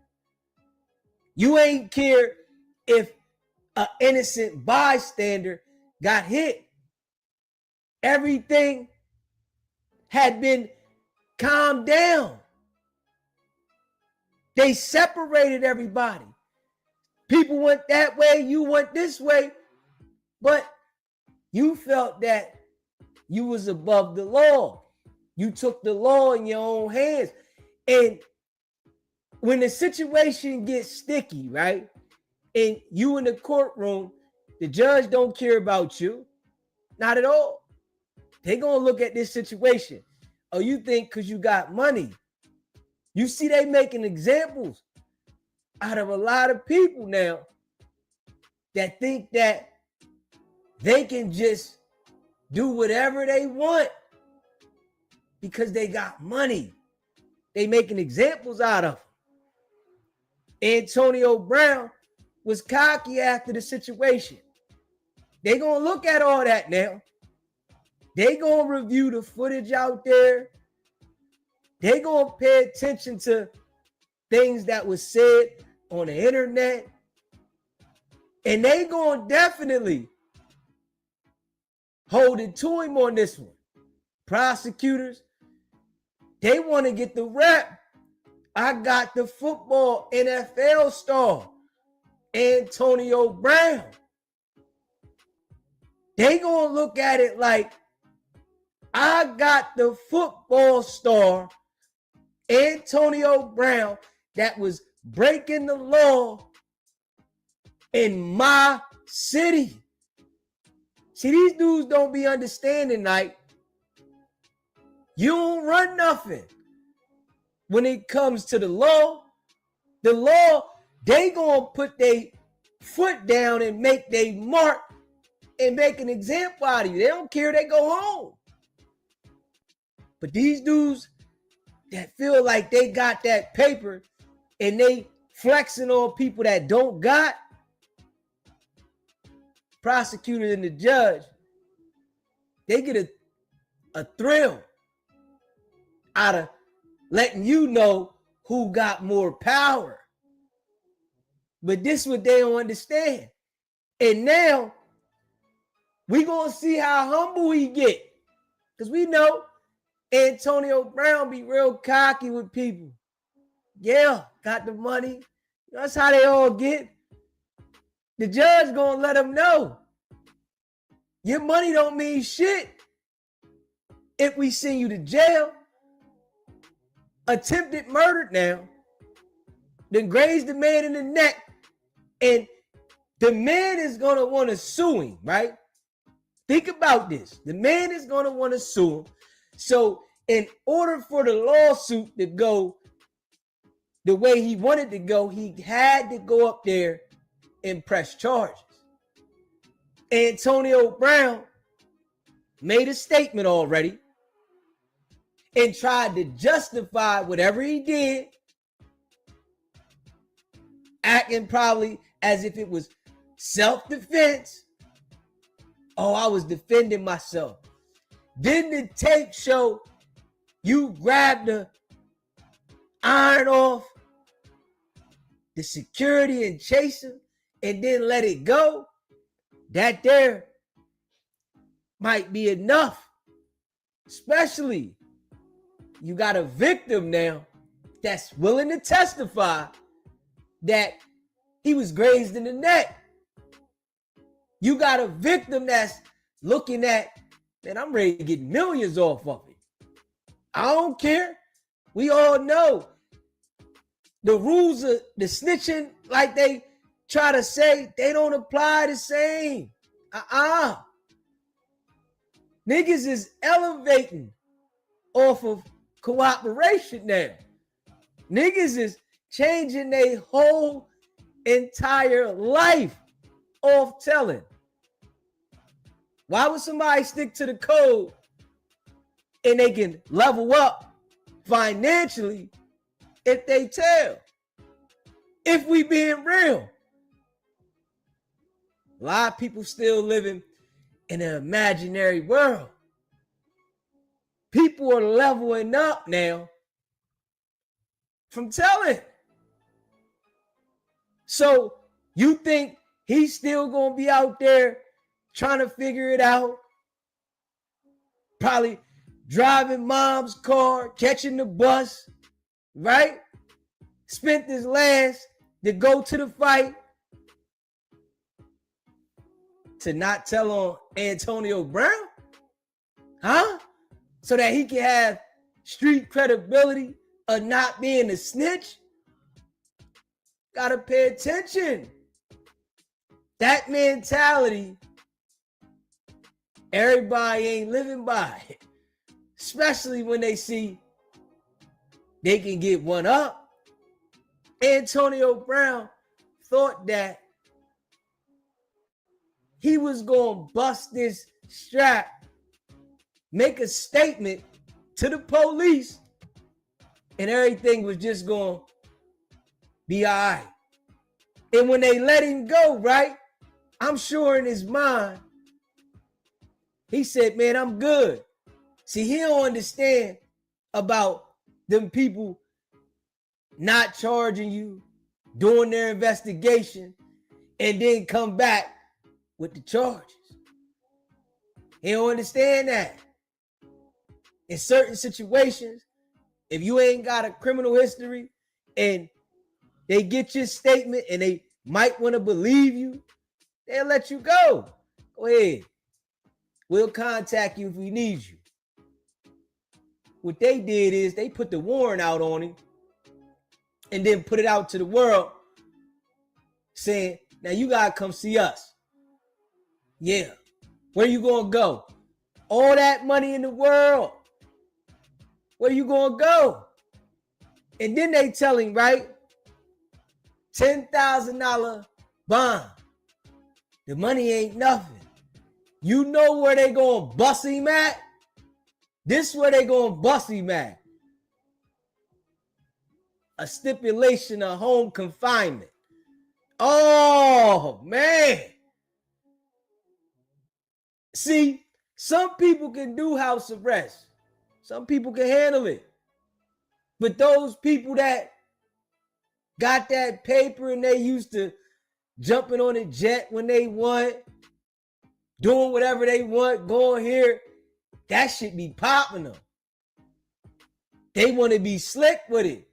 And you know if you violate the home confinement, they gonna want to hold it on them. Probation, they want to make an example. Probation, they want to make an example. They want to get the rep. Man, I violated Antonio Brown. Yeah, I sent him to jail. And you know Antonio Brown like to talk slick to everybody. Getting there and talking slick to the PO. Thinking that your NFL status means something. Nah, the PO got a family to feed. Back in the day, you could play different games in different situations a lot more easier than you can now. You catch some people out there that do certain things, right? But now, some people got the mentality like, man, I'm not losing my job for what you're about to do for me. I'm going to do my job because I still got to pay the bills. Because there's been a lot of jokers that play around and do certain things and then end up losing their job for some peanuts that they got handed. And then after the peanuts run out, bam, rent due, mortgage due, shit get real. Yeah. But where he went wrong, man, he made a statement. That's where he went wrong, straight up. Antonio Brown, he made a statement, man. You know, you don't make a statement to them people. Don't do it. Once you make a statement, ain't no taking it back. They document that. And that's what they did. They got a statement from him and the victim. And they got video footage. Then they come up with the charges that they came up with.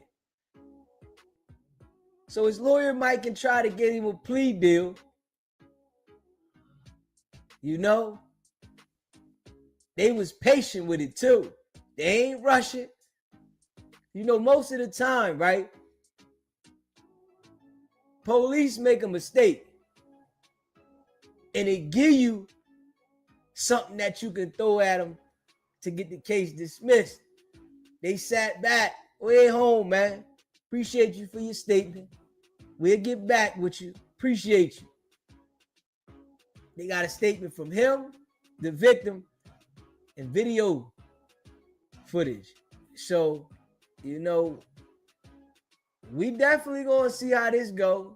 But let's play this clip right here from when it first happened from the news and they grabbed him up, man.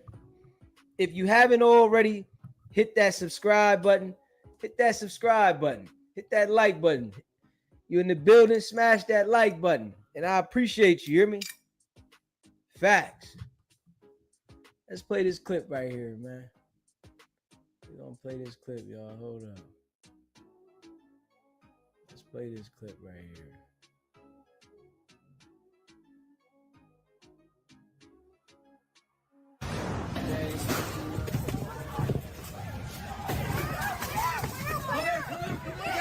Get down. Caught on camera, former NFL star Antonio Brown says he was temporarily detained by police after he allegedly fired gunshots at a boxing event. The gunfire reportedly taking place outside of the venue early Saturday morning. Well, Local 10 News reporter Henny Yashivi reporting from Miami's Little Haiti neighborhood. Handcuffed for questioning and later released. Former NFL wide receiver Antonio Brown involved in a brawl with other men. Miami police say it happened early Saturday morning around 3. The former Bucks and Steelers player allegedly firing a weapon during the altercation. Watch out, watch out. Hey, watch out. Back up, pump.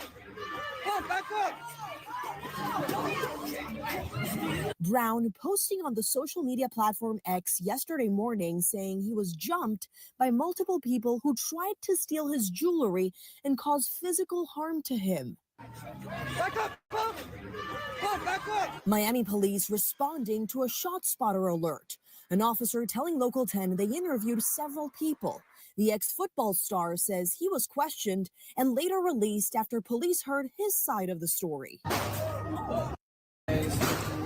Police say when they got here, they discovered an event at one of these warehouses in Little Haiti. The boxing event hosted by online streamer Aiden Ross. I'm gonna press charges right now. Why is he detained? He's detained. Why? Brown posting online, he's speaking with his lawyers and plans to take legal action against those who jumped him.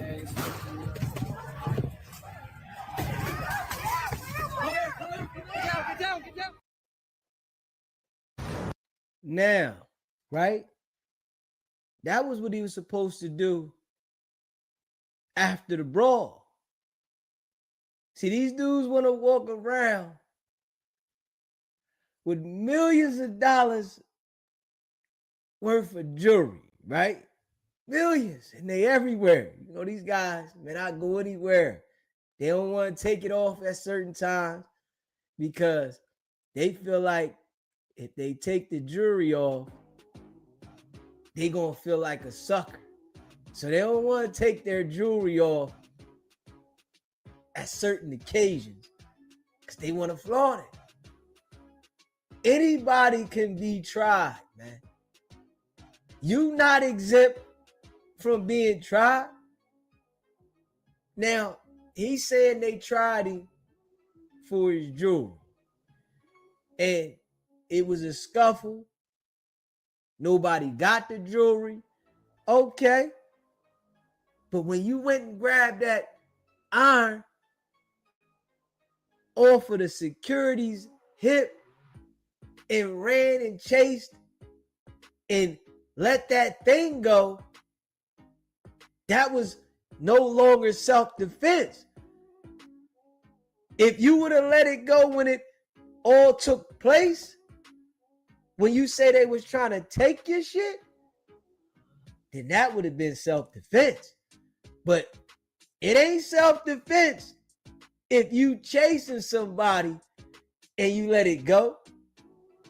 They'll charge you with the crime now. Ain't no more, I was defending my property. You had your property. Everything was de-escalated. Whoever it was here. You was here. But you wanted to make an example. Don't come playing with me. This was going to happen if you come playing with me. Now, you in the hot seat. He talking about he was going to pursue legal action. Okay.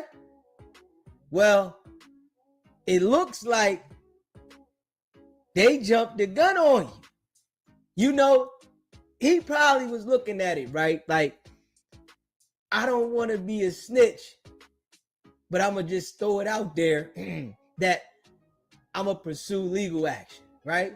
But I don't want to be a snitch, right? So he didn't push the line on the situation. He just posted something on Twitter, Instagram about it. But the other guy that he probably said tried to rob him, he pushed the line.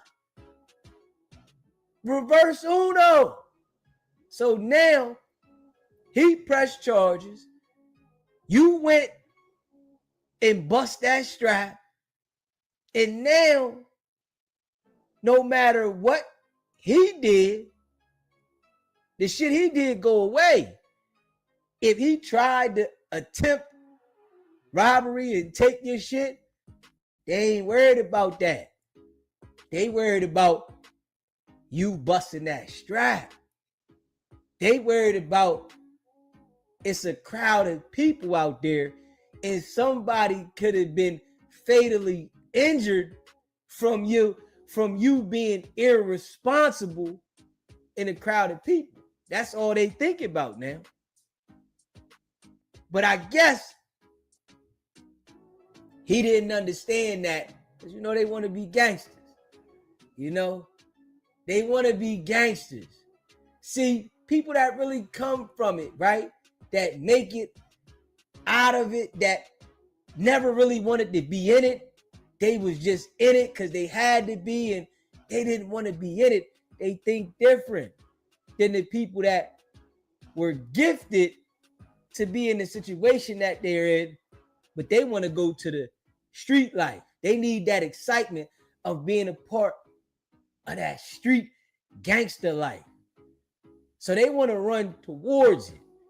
They want to show everybody, man, listen, I can go in the ghetto. I can mingle with the thugs. But you know what come out of that? Indictments. Straight up. Yeah. Straight indictments. We're going to play that clip back, though. I'm going to play that clip back one time, man. If you haven't already subscribed to the channel, hit that subscribe button, hit that like button, and share this video. I appreciate y'all.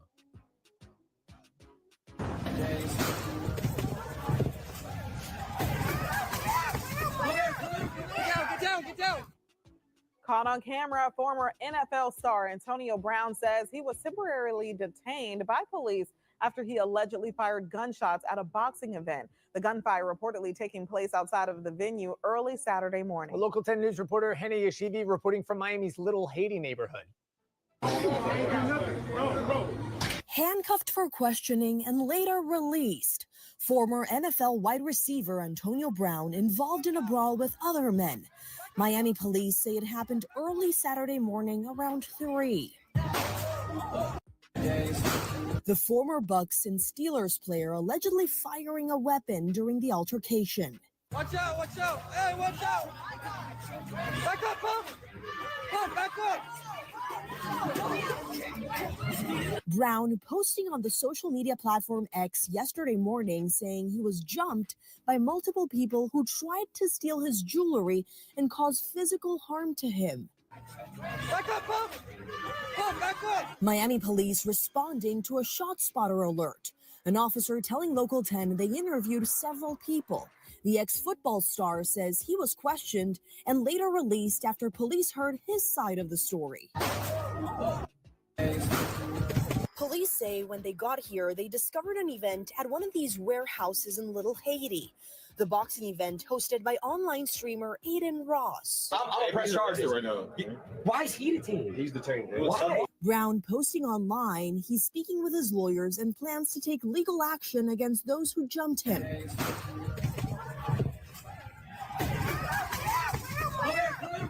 Get down.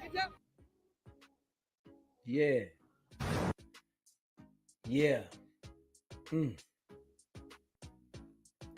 Yeah. It's too late for him to take legal actions because they already took them. You know, it's too late. You know, everybody want to be a part of the crowd. You know, and this situation is a situation that he gonna have to fight. Nobody gonna have to fight it on house arrest, stipulations. They gonna be giving him urines, all that now. See, this is the thing that changed the game when you put yourself in one of these predicaments, right? Because now they gonna start giving you urines. Straight up. They wanna piss you now. They want to make sure you ain't doing nothing. But they don't think about that. And if you on pre-trial release and you want to pop a burn one, you know, they be snorting a line. They be in all that extra shit, right? They gonna be on you. They gonna be monitoring you. And if you violate, they're gonna send you in. You need rehab. We need to keep you in a facility. And these guys is millionaires. Want to keep you in a facility so that you can get yourself together. Appreciate the super chat, Robin. They want to keep you in a facility so you can get yourself together now while you fight your case. We're going to rehabilitate you our way. But these guys don't be seeing it though, right? Nah. They don't be seeing it. Let me see. They don't be seeing it. Hold up. Yeah. And if you haven't already hit that like button, smash that like button. You know, I appreciate y'all. Hit that subscribe button and smash that like button. Let's see this little news clip that they dropped said. Former NFL star Antonio Brown is wanted for attempted murder. That's according to the Washington Post. Brown is accused of opening fire outside a celebrity boxing event last month. That's when cell phone video caught Brown being detained by Miami police. At the time, Brown said several people had tried to rob him. The warrant calls for Brown to post a $10,000 bond and remain under house arrest until a trial date is set. Now, these dudes be out there, jewelry out. They ain't got the proper security. And they think they can mingle among the people, right? Among the sharks. Let's just say it like that. They think they can mingle among the sharks. Niggas that's starving. They spending their last dollar to go to this event. You rich. You out there, chains out, mingling among the people. Ain't got the proper structure around you. And you think ain't nobody gonna do nothing to you. Come on, man. These are the type of things that happen. Now you done got yourself a case. Then went out to events. This why Deezy don't be going to all that shit. I done this shit, right? And then had different experiences. When you go out to shit like this, people out there drinking, they plotting, shit going on. You don't know what's gonna happen. You went out there to a boxing event and caught a case. Caught a case. NFL star, right? Retired. No felonies. Went to school, college, all that. And you wait to become retired to catch attempted murder case? Come on, man. Come on, man. They don't be thinking too well. Let me see. They don't be thinking too well, man. But I guess it's going to be a wake-up call for them. Sometimes, people got to learn the hard way, man. Sometimes they got to learn the hard way, man.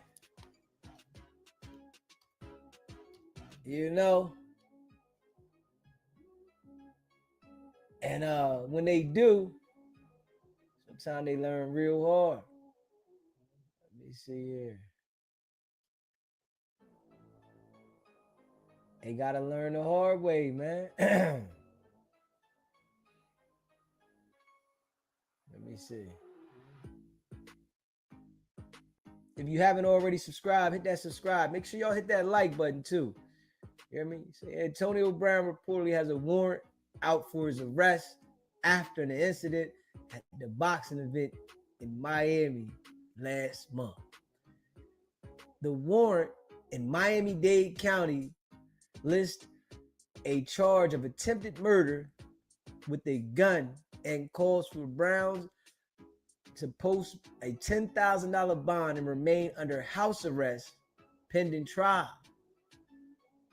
To remain under house arrest. The alleged incident happened outside a boxing event in the Miami Little Haiti neighborhood. The warrant reportedly lists the incident as occurred May 16, last month. The Fox News Digital News that Brown appeared to be involved in several videos on social media in the incident at the Miami boxing event that night. KRMTA, I appreciate the super chat. He said, stick to what you know works for you. Damn the crowd.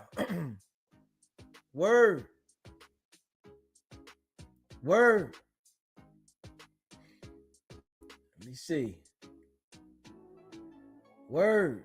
Let me see. Let me see.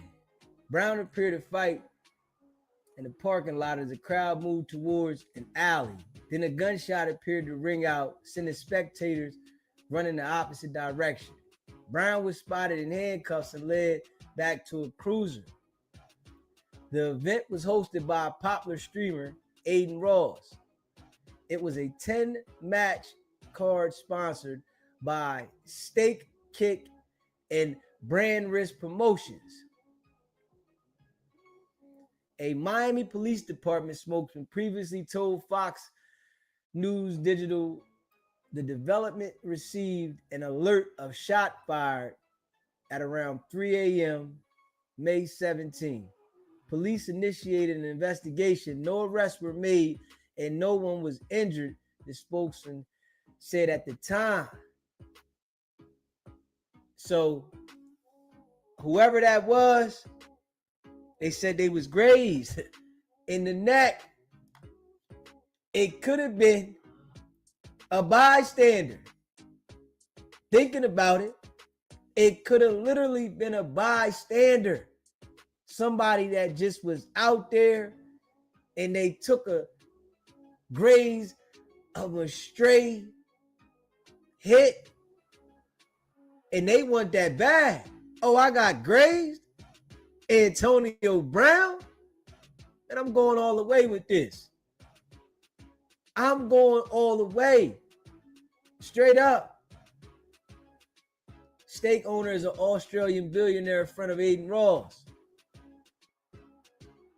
And you better know they gonna want to go at them too.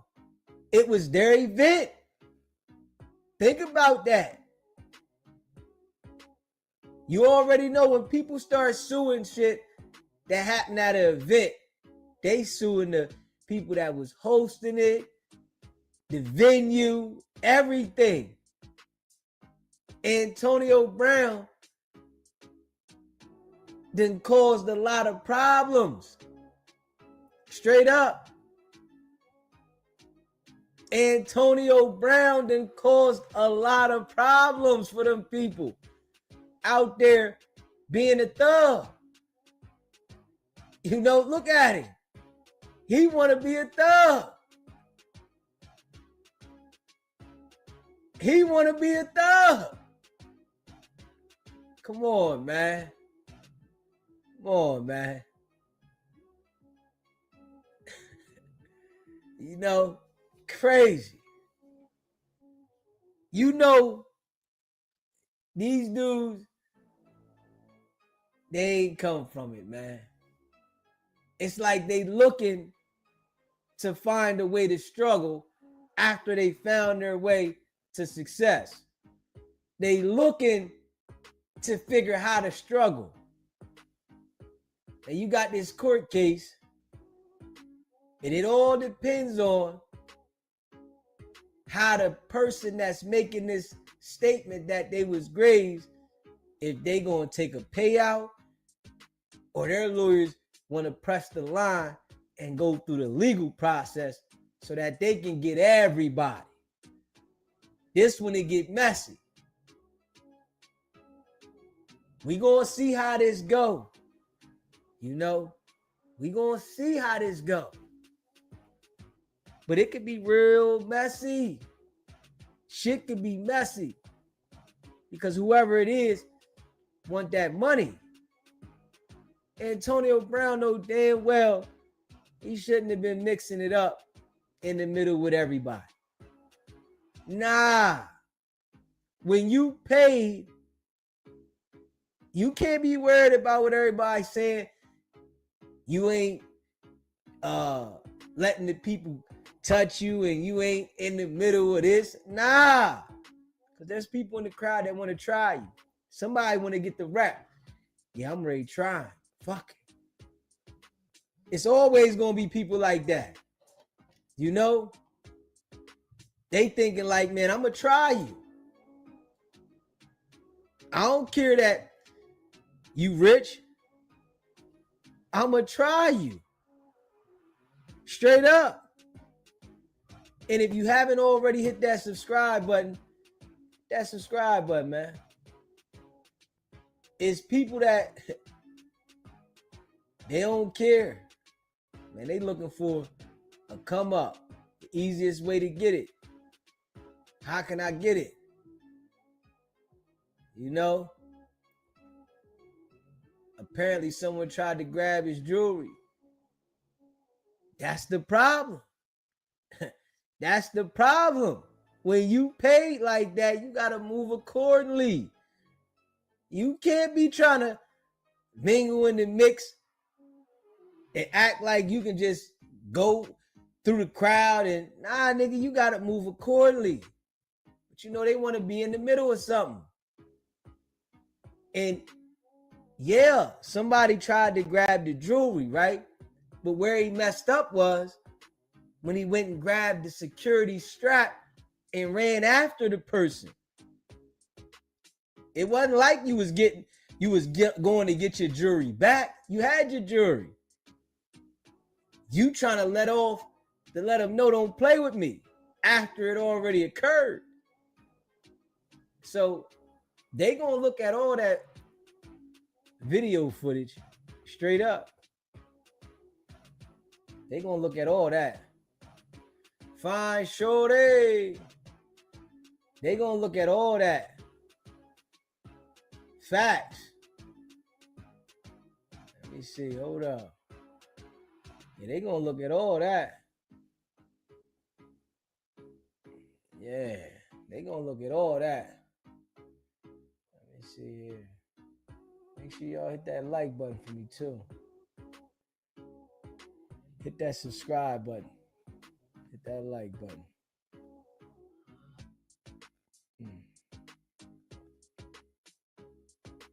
Let me see. Hold up.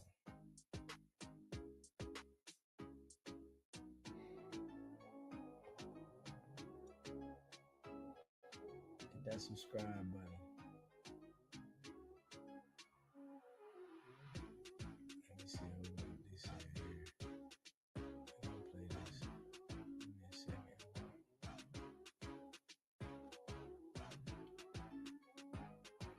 I'm going to break it down for you, all right? And if somebody wants to know what I mean by turn violent, all right, this is what I mean. If you resist lawful orders, you're going to jail. Let me be very clear about that. If you block an intersection or a roadway in Brevard County, you are going to jail. If you flee arrest, you're going to go to jail tired because. Let me find this. I got to find this one without the music. Let me find that one without the music. Yeah. I don't want no smoke with the music. I'm going to find that one without the music. You know that music, they ain't playing with that music. But I'm going to find that one without the music.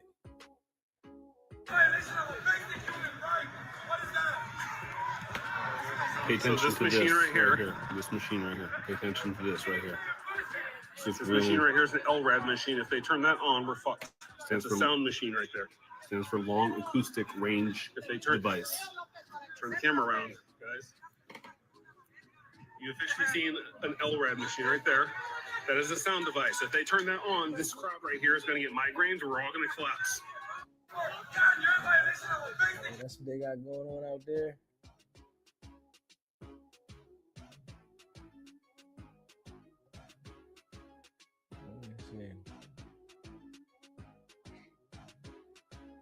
Yeah, I'm gonna find that clip in a minute. Let me find that clip. Yeah, you know, some of that stuff I can't play, but let me find that clip.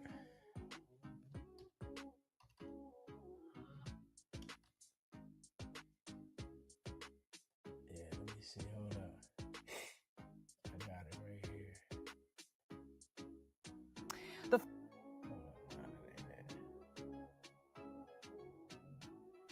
Throw a brick, a firebomb, or point a gun.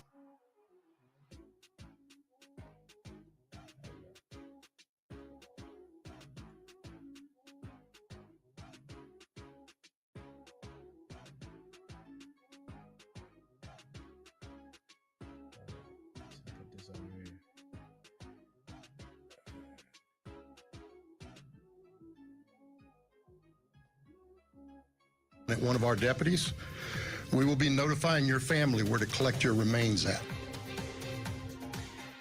Stern message today, very straightforward, basically saying Florida is an anti-riot state. Good evening. Hold on, I gotta find the right one.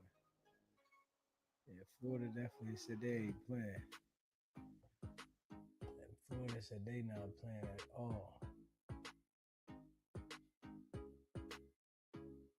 Hold up, I wanna find that.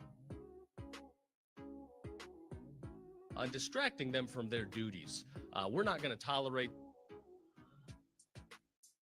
All right, hold up. Everybody?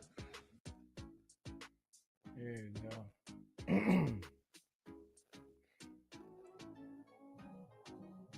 ain't playing. So I want to start out by thanking our Attorney General for joining us here in beautiful Brevard County. Our Attorney General and Governor Ron DeSantis also for their amazing support for law enforcement. Public safety in our communities is like nothing we've ever seen before.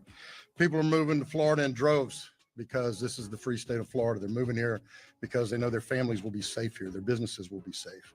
They won't have to contend with what we're seeing in places like Los Angeles and New York and Chicago, those things that are happening right now as we stand here today speaking.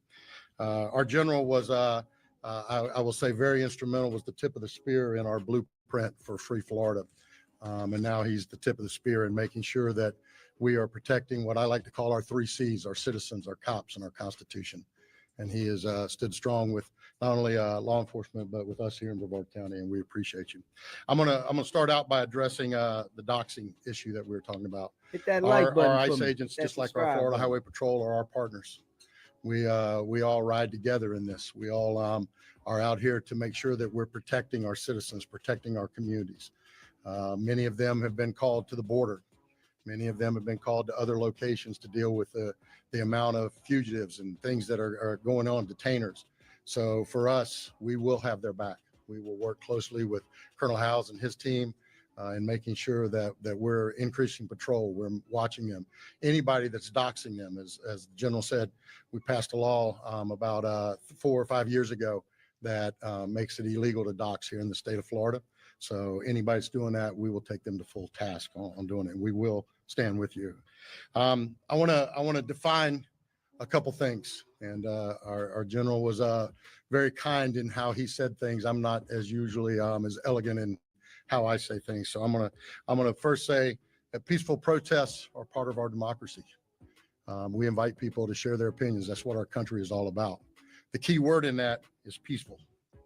And if it's peaceful, us in law enforcement are going to make sure you have a safe environment to do it in. That's part of that process. If you let it turn violent, you do not want to do that in Brevard County. I'm going to tell you that, and I believe I can speak for my fellow sheriffs around the rest of the state. You don't want to let it happen. And just so there's no confusion, because I don't want to hear any whining later saying we didn't know, I'm gonna break it down for you. All right, because as you watch these riots unfold across the rest of the country, what you are seeing is buildings being burned down, police cars being bricked, having explosive devices thrown on them, having fire, guns pointed at them, bricks thrown at them, all and on. So I'm gonna break it down for you. All right, and if A good morning. 1-10. Hold up, I messed that up, y'all. I messed that up. I wanted to say something. for my fellow sheriffs. Hey, listen. Hey, listen. You can see right now, you do not want to go to Florida with that protest shit there. You don't want to do it. Because they look like they ready to bust something. We see in Los Angeles, they've been like, trying to push people back. They ready to let the strap go. Don't go to Florida with that shit. Listen to this shit. Don't go to Florida with that shit. Around the rest of the state, you don't want to let it happen. And just so there's no confusion, because I don't want to hear any whining later saying we didn't know, I'm gonna break it down for you. All right, because as you watch these riots unfold across the rest of the country, what you are seeing is buildings being burned down, police cars being bricked, having explosive devices thrown on them, having fire, guns pointed at them, bricks thrown at them, all and on. So I'm gonna break it down for you. All right. And if somebody wants to know what I mean by turn violent, all right, this is what I mean. If you resist lawful orders, you're going to jail. Let me be very clear about that. If you block an intersection or a roadway in Brevard County, you are going to jail. If you flee arrest, you're going to go to jail tired, because we are going to run you down and put you in jail. If you try to mob rule a car in Brevard County, gathering around it, refusing to let the driver leave, in our county, you're most likely going to get run over and dragged across the street. If you spit on us, you're going to the hospital and in jail. If you hit one of us, you're going to the hospital and jail, and most likely get bitten by one of our big, beautiful dogs that we have here. If you throw a brick, a firebomb, or point a gun at one of our deputies, we will be notifying your family where to collect your remains at, because we will kill you graveyard dead. We're not going to play. This has got to stop. You're watching what's taking place out there. You're seeing police officers. Hey, yo, I ain't gonna lie. He act like he been waiting for this shit. I ain't gonna lie. Like, he act like he been waiting to deliver this message. He ready to go and patrol. This what it sound like to me. He act like he about to get in the squad car and ride around and look for anything that's out of pocket with the protesters. If you in Florida, I understand people want to protest. They trying to make a statement, but I don't think they playing. These ones, these sheriffs, they not playing. I mean, people can do whatever they want to do. I'm going to stay my black ass in the house. I'm not out there. Hey, man, you do what you want to do. You're grown.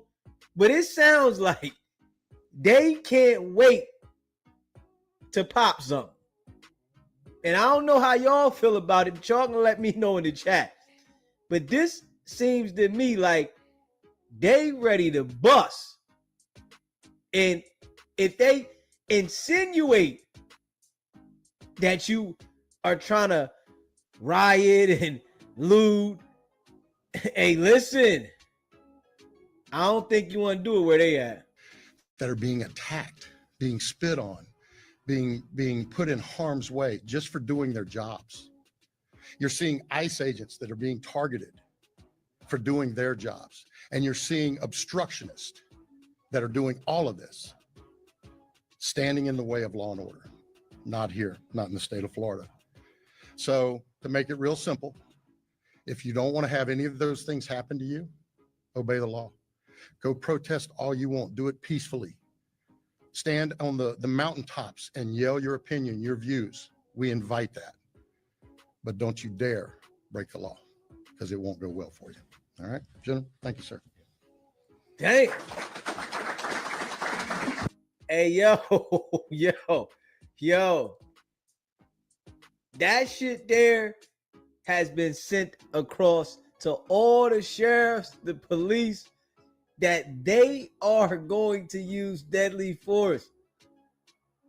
And you know, some people don't take these type of messages and listen to this shit.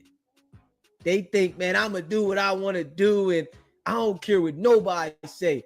I'm a grown man, and it's my right. And hey, listen, you only get one shot at life. Some fights, some battles, you're not going to win, man. Don't go around there messing with them people in Florida, man. If you going to Florida to visit, if you live in Florida, man, stay out the way, man. It ain't worth it. Straight up. Don't sacrifice yourself for something that's going to go the way it's going to go regardless. Straight up. However it's going to go, it's going to go. Do not sacrifice yourself and the shit going to go the way it's going to go, man. I'm just keeping it a bean. That shit there, he just said, I'm wondering if anybody else talking like that. Like, that was the clip. That's all I needed to see from that one. Hold up. God damn. They on some, man. They want to let the service weapon go. Straight up. It's going to be some of those people, right? Telling their wives, baby, I ain't coming home. I'm going to work tonight. I'll dare one of these, whatever you want to call whoever they hate, do anything. And I'm going to leave them right there. Graveyard. The chief said we can graveyard them. And this is what they going to do. Man. They got a lot of funny stuff going on, though. Where, you know, they said ICE is just picking people up that they don't even know if they're here illegal. They probably here legally. And they just picking people up. And then they finding out later. They ain't notifying the people. That right there is foul. That's foul. If you here illegally, yes, they should get you up out of here. But damn, I guess the way they going about it, they just not caring. That really ain't nothing I can do about it. So I wouldn't recommend the protest to sacrifice your life for that. Stay out the way. That's what I say. And I seen it was a celebrity that, you know, one of those paparazzi people or something asked him, what you feel about it? She said, yeah, everybody should go out and protest. But those type of celebrities, I don't like them type of people because they not getting out there. If you ain't going to get out there and risk yourself and put yourself on the line, why would you recommend the people that really don't have it like that to go out there and you going to shelter? You ain't going out there. This is why I said real, raw, and authentic, man. I'm staying in. I'm not protesting nothing. I'm not risking myself. Because when the protest is over, there's going to be people that suffer, that put themselves in situations that it didn't benefit them. It only hurted them. Not sacrificing myself. Straight up. That's one thing I don't think anybody should do. Don't sacrifice yourself because you got to wake up the next day and still live. I remember it was one time years ago when people were saying that the world was going to end, right? They were saying the Bible and the world's going to end. I forget what year it was, right?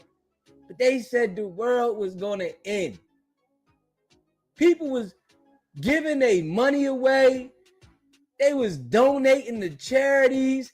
They was doing all kinds of crazy stuff and woke up the next day and the shit was still the same.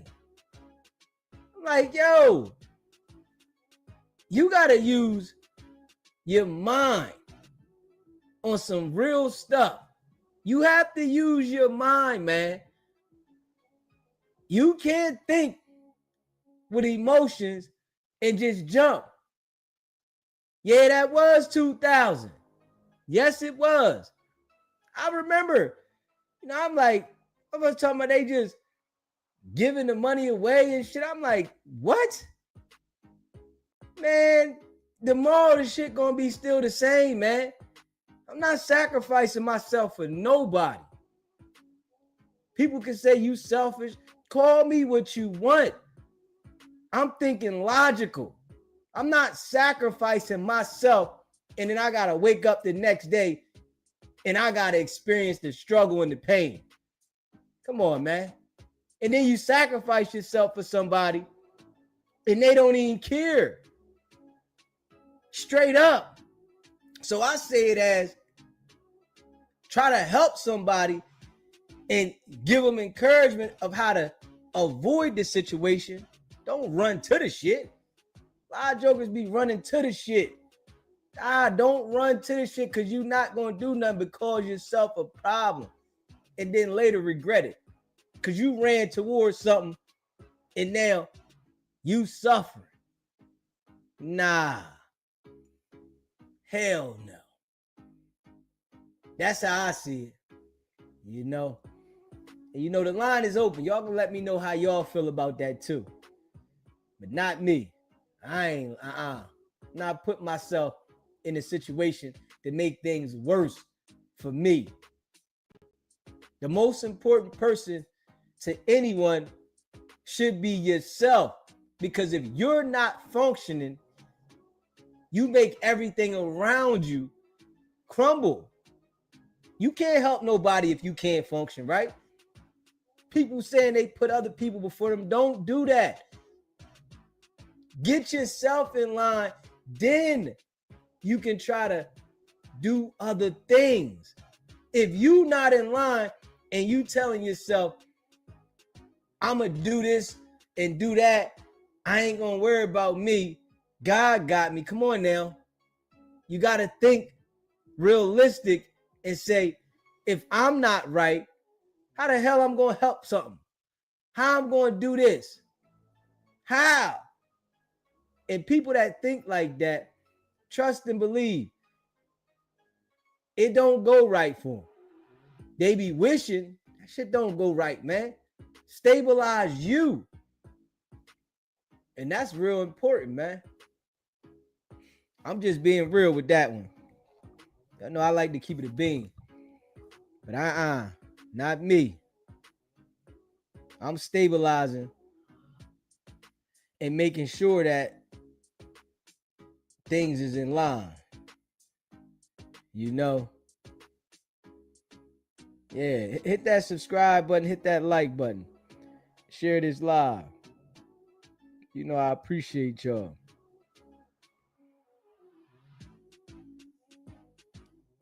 It's a lot going on, though. Let me see. Somebody sent me something. Let me see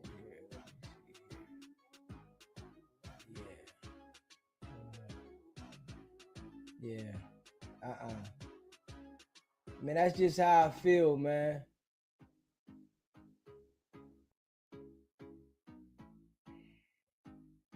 Yeah.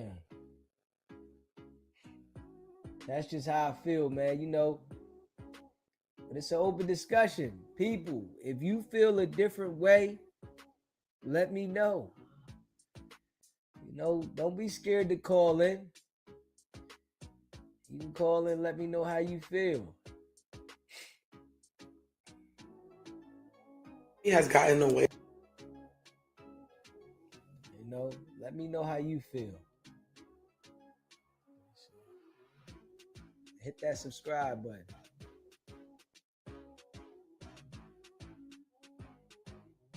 With so many things spiritually that it doesn't even make sense. But I feel like we didn't start pulling red flags on this man until after he got the back tattoo of Esli Dantor. And who is Esli Dantor? You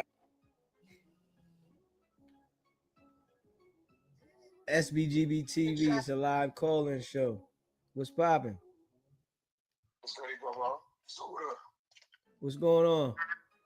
You live still or you not? What's good though? This me though. If you're not live, I'd rather talk to you if you're not. I'm live, bro. That's the only way we do it here. Plug me in there. Plug me in there. Plug me in. It's all live. Yes, sir. We live. What's popping? What's good though? It's Udo and Go. What's going on, my brother? How you? How everything, Bubba? We on live. What's popping? It's just timing in with you, seeing what's going on with you. You know, I've been out the loop in a minute. Just timing in with you though. You know about. Everything, Tahi. How you feel about the Antonio Brown situation? Nasty. But me and you though, because I did do 1-2 videos on you. So me and you, I just want to make sure, because us, we men and we black men, right? Well, we listen. We ain't talking about that. We talking about the Antonio Brown situation. Tell me how you feel about cool. the I like Antonio Brown. I like how you like that. Antonio Brown is a different one though, bro. How you feel about that? They got an attempt murder warrant out for him. How you feel about that for the situation at the boxing That's event? sad for him. That's sad for him. I feel very sad for him. I feel very bad for him, bro. Okay. You know, he's one of the people that, you know, go out on a limb and they speak their mind. You know what I mean? And us being black people, there's not going to be a lot of black people that's going to speak their mind in a certain way. You know what I mean? So I really don't know the specifics of what he caught up into, but I'm going to put my spirit in the Most High and pray for him, though. Because certain people go out on a ledge, and he's one of those kind of people that's going on a ledge. For me, even you're going on a ledge when you're doing what you're doing. He's going on the ledge. You know what I'm saying? Everybody want to stay in corners. Everybody want to be in pockets. Certain people come out of pockets. And he one of them people. You know what I'm saying? So what I can do is just send my prayer for him, his family and everything, and just make sure everything's good. That's all I can do, bro. Let's talk. Okay, my brother. I appreciate you calling in, my brother. Thanks a lot, bro. If you haven't already, hit that subscribe button. Hit that subscribe button, man. Hit that like button and share this video. Yes.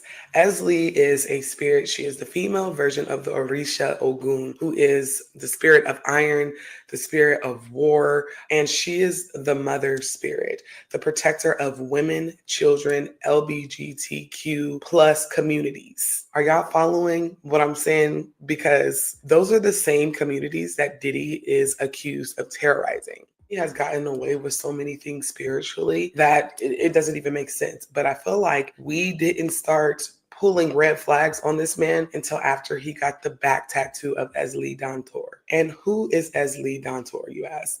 Esli is a spirit. She is the female version of the Orisha Ogun, who is the spirit of iron, the spirit of war, and she is the mother spirit, the protector of women, children, LGBTQ plus communities. Are y'all following what I'm saying? Because those are the same communities that Diddy is accused of terrorizing. He has gotten away with so many things. Yeah, prayers for MX Laker Girls family. Yeah, hey Deacon, I appreciate the super chat. You said he trolls there. Whack 100 on the phone. Yeah, man. He said these YouTubers be calling in thinking everyone knows him. I ain't got nothing against him, brother. He done made videos talking about me. And I know they all watch me. I know they all skim by. I ain't got nothing against the guys. They do what they do. But y'all know I roll dolo, man. Y'all know that. I ain't got nothing against nobody, but I roll dolo. And this is how I operate.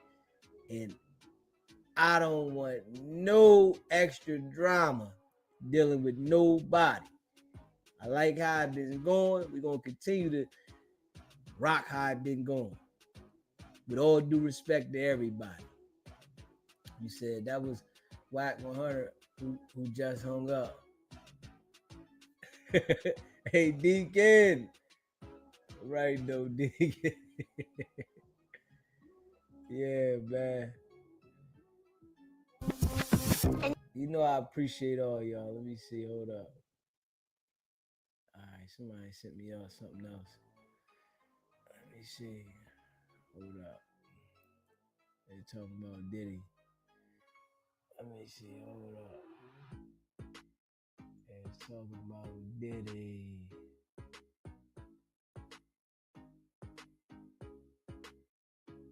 If Trump Let me see. Hold up. They talking about Diddy here.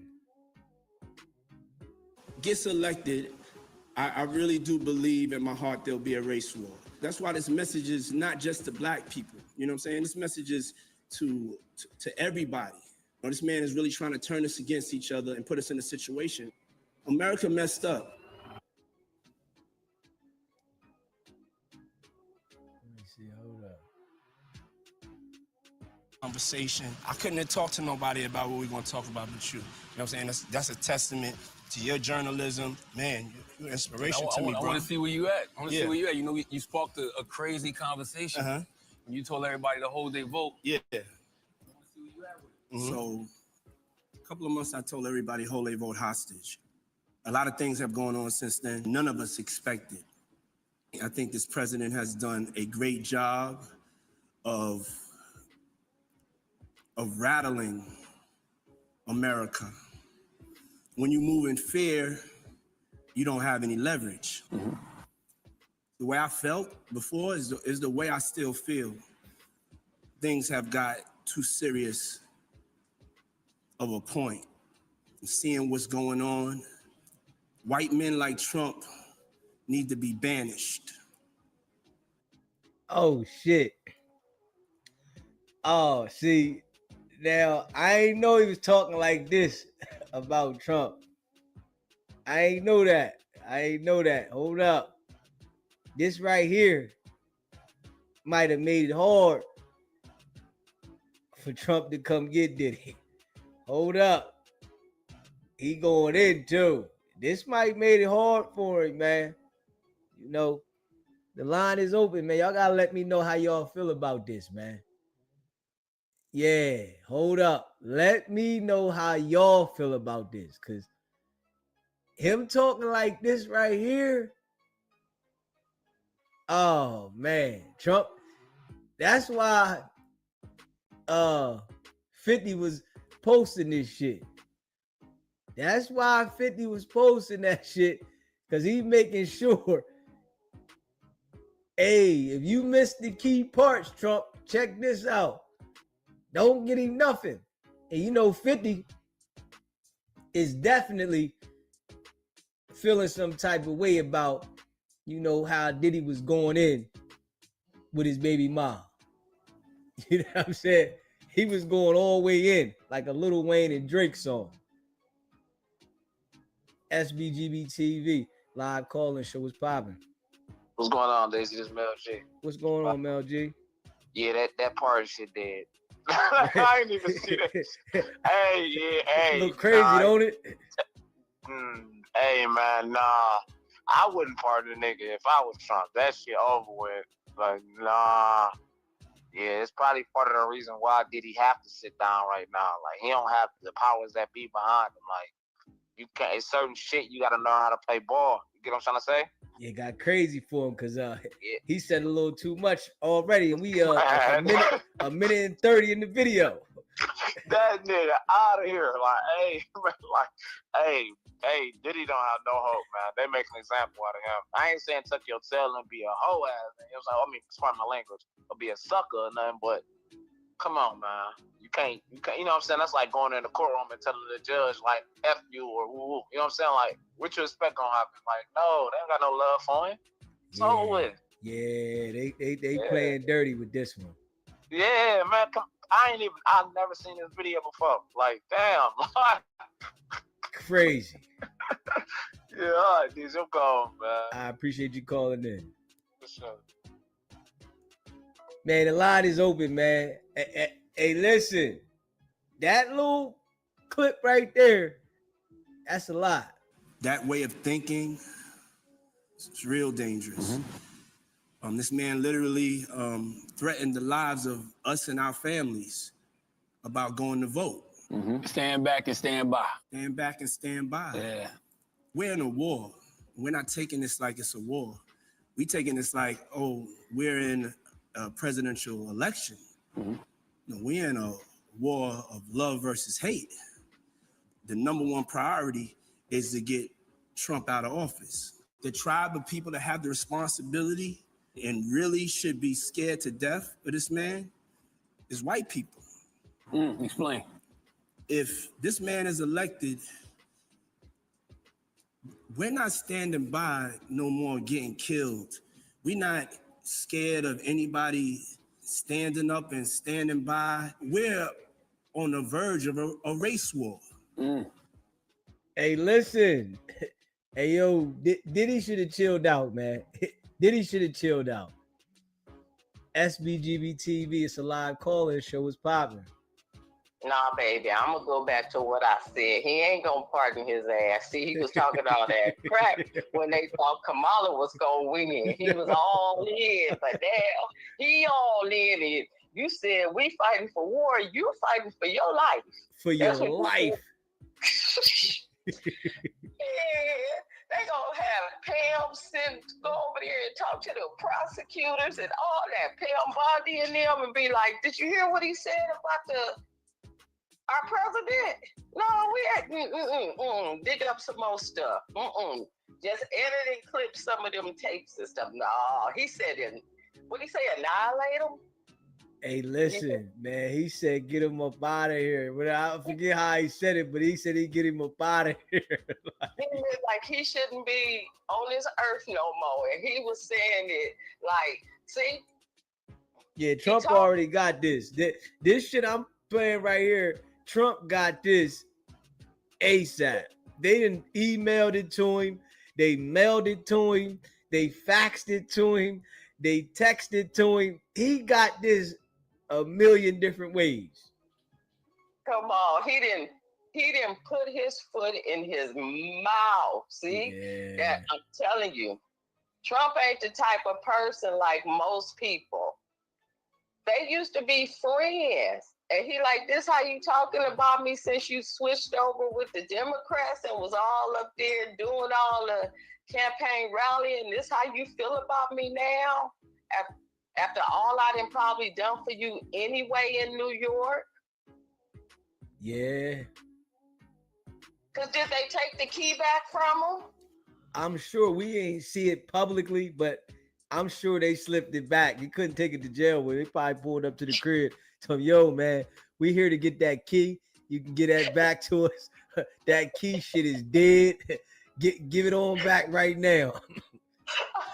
We gonna take all of your clips from when you was in front of the city, like how we had the Hollywood stars down here. You get your star down. We gonna pull your star up. We taking your key back. All of that. Everything. Like, did he? I guess, he thought he had it all figured out, and he wasn't expecting what has come now. And I think, man, I just got to be real, man. People got to understand that you're not equal, man. You just because your money get long, you're not equal, and you can't get up there talking that shit as if they not going to play the game their way. You know how he probably got up in with them, I don't know, with them dignitaries and all of that, them prince and all of that, having Harry come to his parties and stuff. He probably got there through Trump from going to Trump parties when he used to host them parties after the pageants. Yeah. And now you get up here and you smut on this man and you kicked him when you thought he was down, when you was for sure he wasn't going to win. Man. And he turned around and won. Man, he just got in there, man. And this is a 2 minutes and 33 seconds into the video, man. He just said too damn much already. This shit is crazy. And Charlamagne the God is egging him on. Like, come on, what else you got to say? Because at this time, he the man still. Yeah. He's still the man because Charlamagne them working for him. Ain't they radio show through Revolt? I think they do got a partnership with Revolt. Because remember when he went up to their show and Charlamagne them asked him something and he said, "We ain't gonna talk about that while I'm up here. We ain't talking about that. That's off the table." They wanted to question them like journalists and ask them something. I think it was DJ Envy. He was like, "I ain't talking about that. What?" Yeah. And I ain't talking about when Birdman came up there and clowned, acted a plumb fool. I'm talking about him. Yeah. Because he was running Revolt or owning it. I'm telling you, he shouldn't have never went after the white people about that liquor. his paper was long enough and he had enough connections where he could have went out the country, had his liquor and his wine made, and he would have been good. He could have been just like E40. Got enough paper that you could get your own brand going without going through nobody. Yeah, man. I feel sorry for him, to tell you the truth. Just right now, I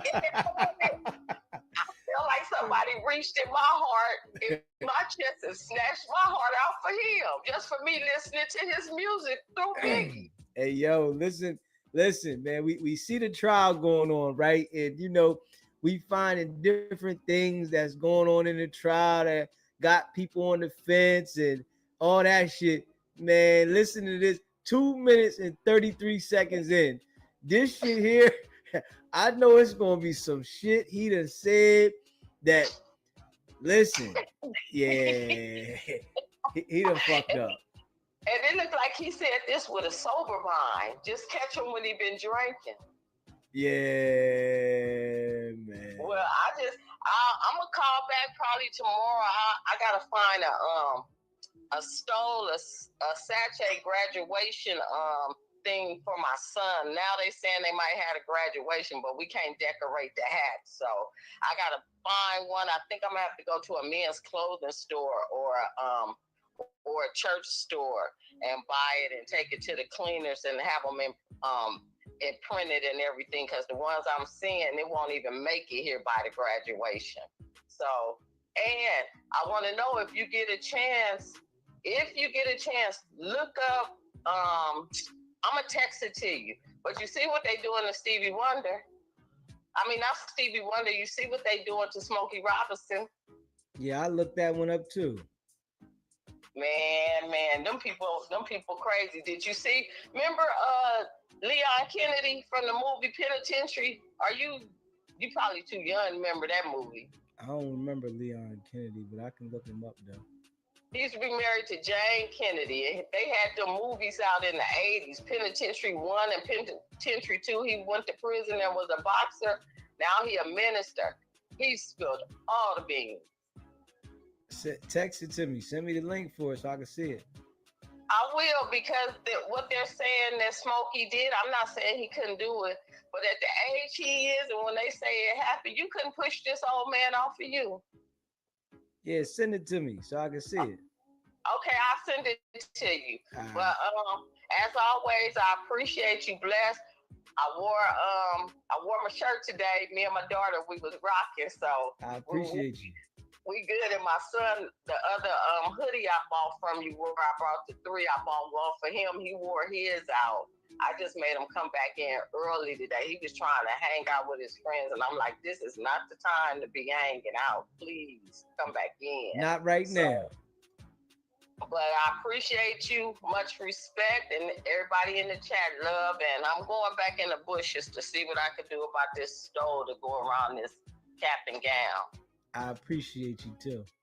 All right, baby. All right. Yo, yeah, we gotta check this out though. We definitely gotta check this out though. Yeah, we getting into this one, man. And y'all see, I got the red, man. We putting the red on the site tomorrow, man. You know what I mean? We putting the red on the site tomorrow. The SBGB TV shirt. Y'all see what it is. You know, I appreciate all y'all. Told y'all we about to get some more colors going on there ASAP. But yeah, let's get into this, man. Hit that like button. You in the building. Smash that like button, man. Appreciate y'all. If people in America want a race war, they'll not vote. I'm an independent, first of all. When I vote, I try to do what's best for my community. Let's be clear on that. You're not standing behind your decision to hold your vote anymore. You want people to go out there and vote. It would be irresponsible of me to have us hold our vote hostage. Mm-hmm. But it would also be irresponsible of me to just let this moment go by. The world is watching, and not do everything I can to make sure that going forth that we're a part of the narrative, mm-hmm. that we own our politics. And so I'm launching one of the boldest movements that I've ever launched. And It's called Our Black Party. Okay. It's time for us to have our own black political party, unapologetically. Because right now, if you look at the debates, we're not even a part of the conversation. Not at all. We're not a part of the conversation. We don't have any political power. We don't have any political leverage. And so we started Our Black Party with some young, fearless black activists, elected officials, and I've stepped up and put the money behind it. This is the biggest threat and the only option that we have right now as far as making a change, taking our own self-responsibility and accountability to be educated and empowered with our vote. So what's the goal for Our Black Party?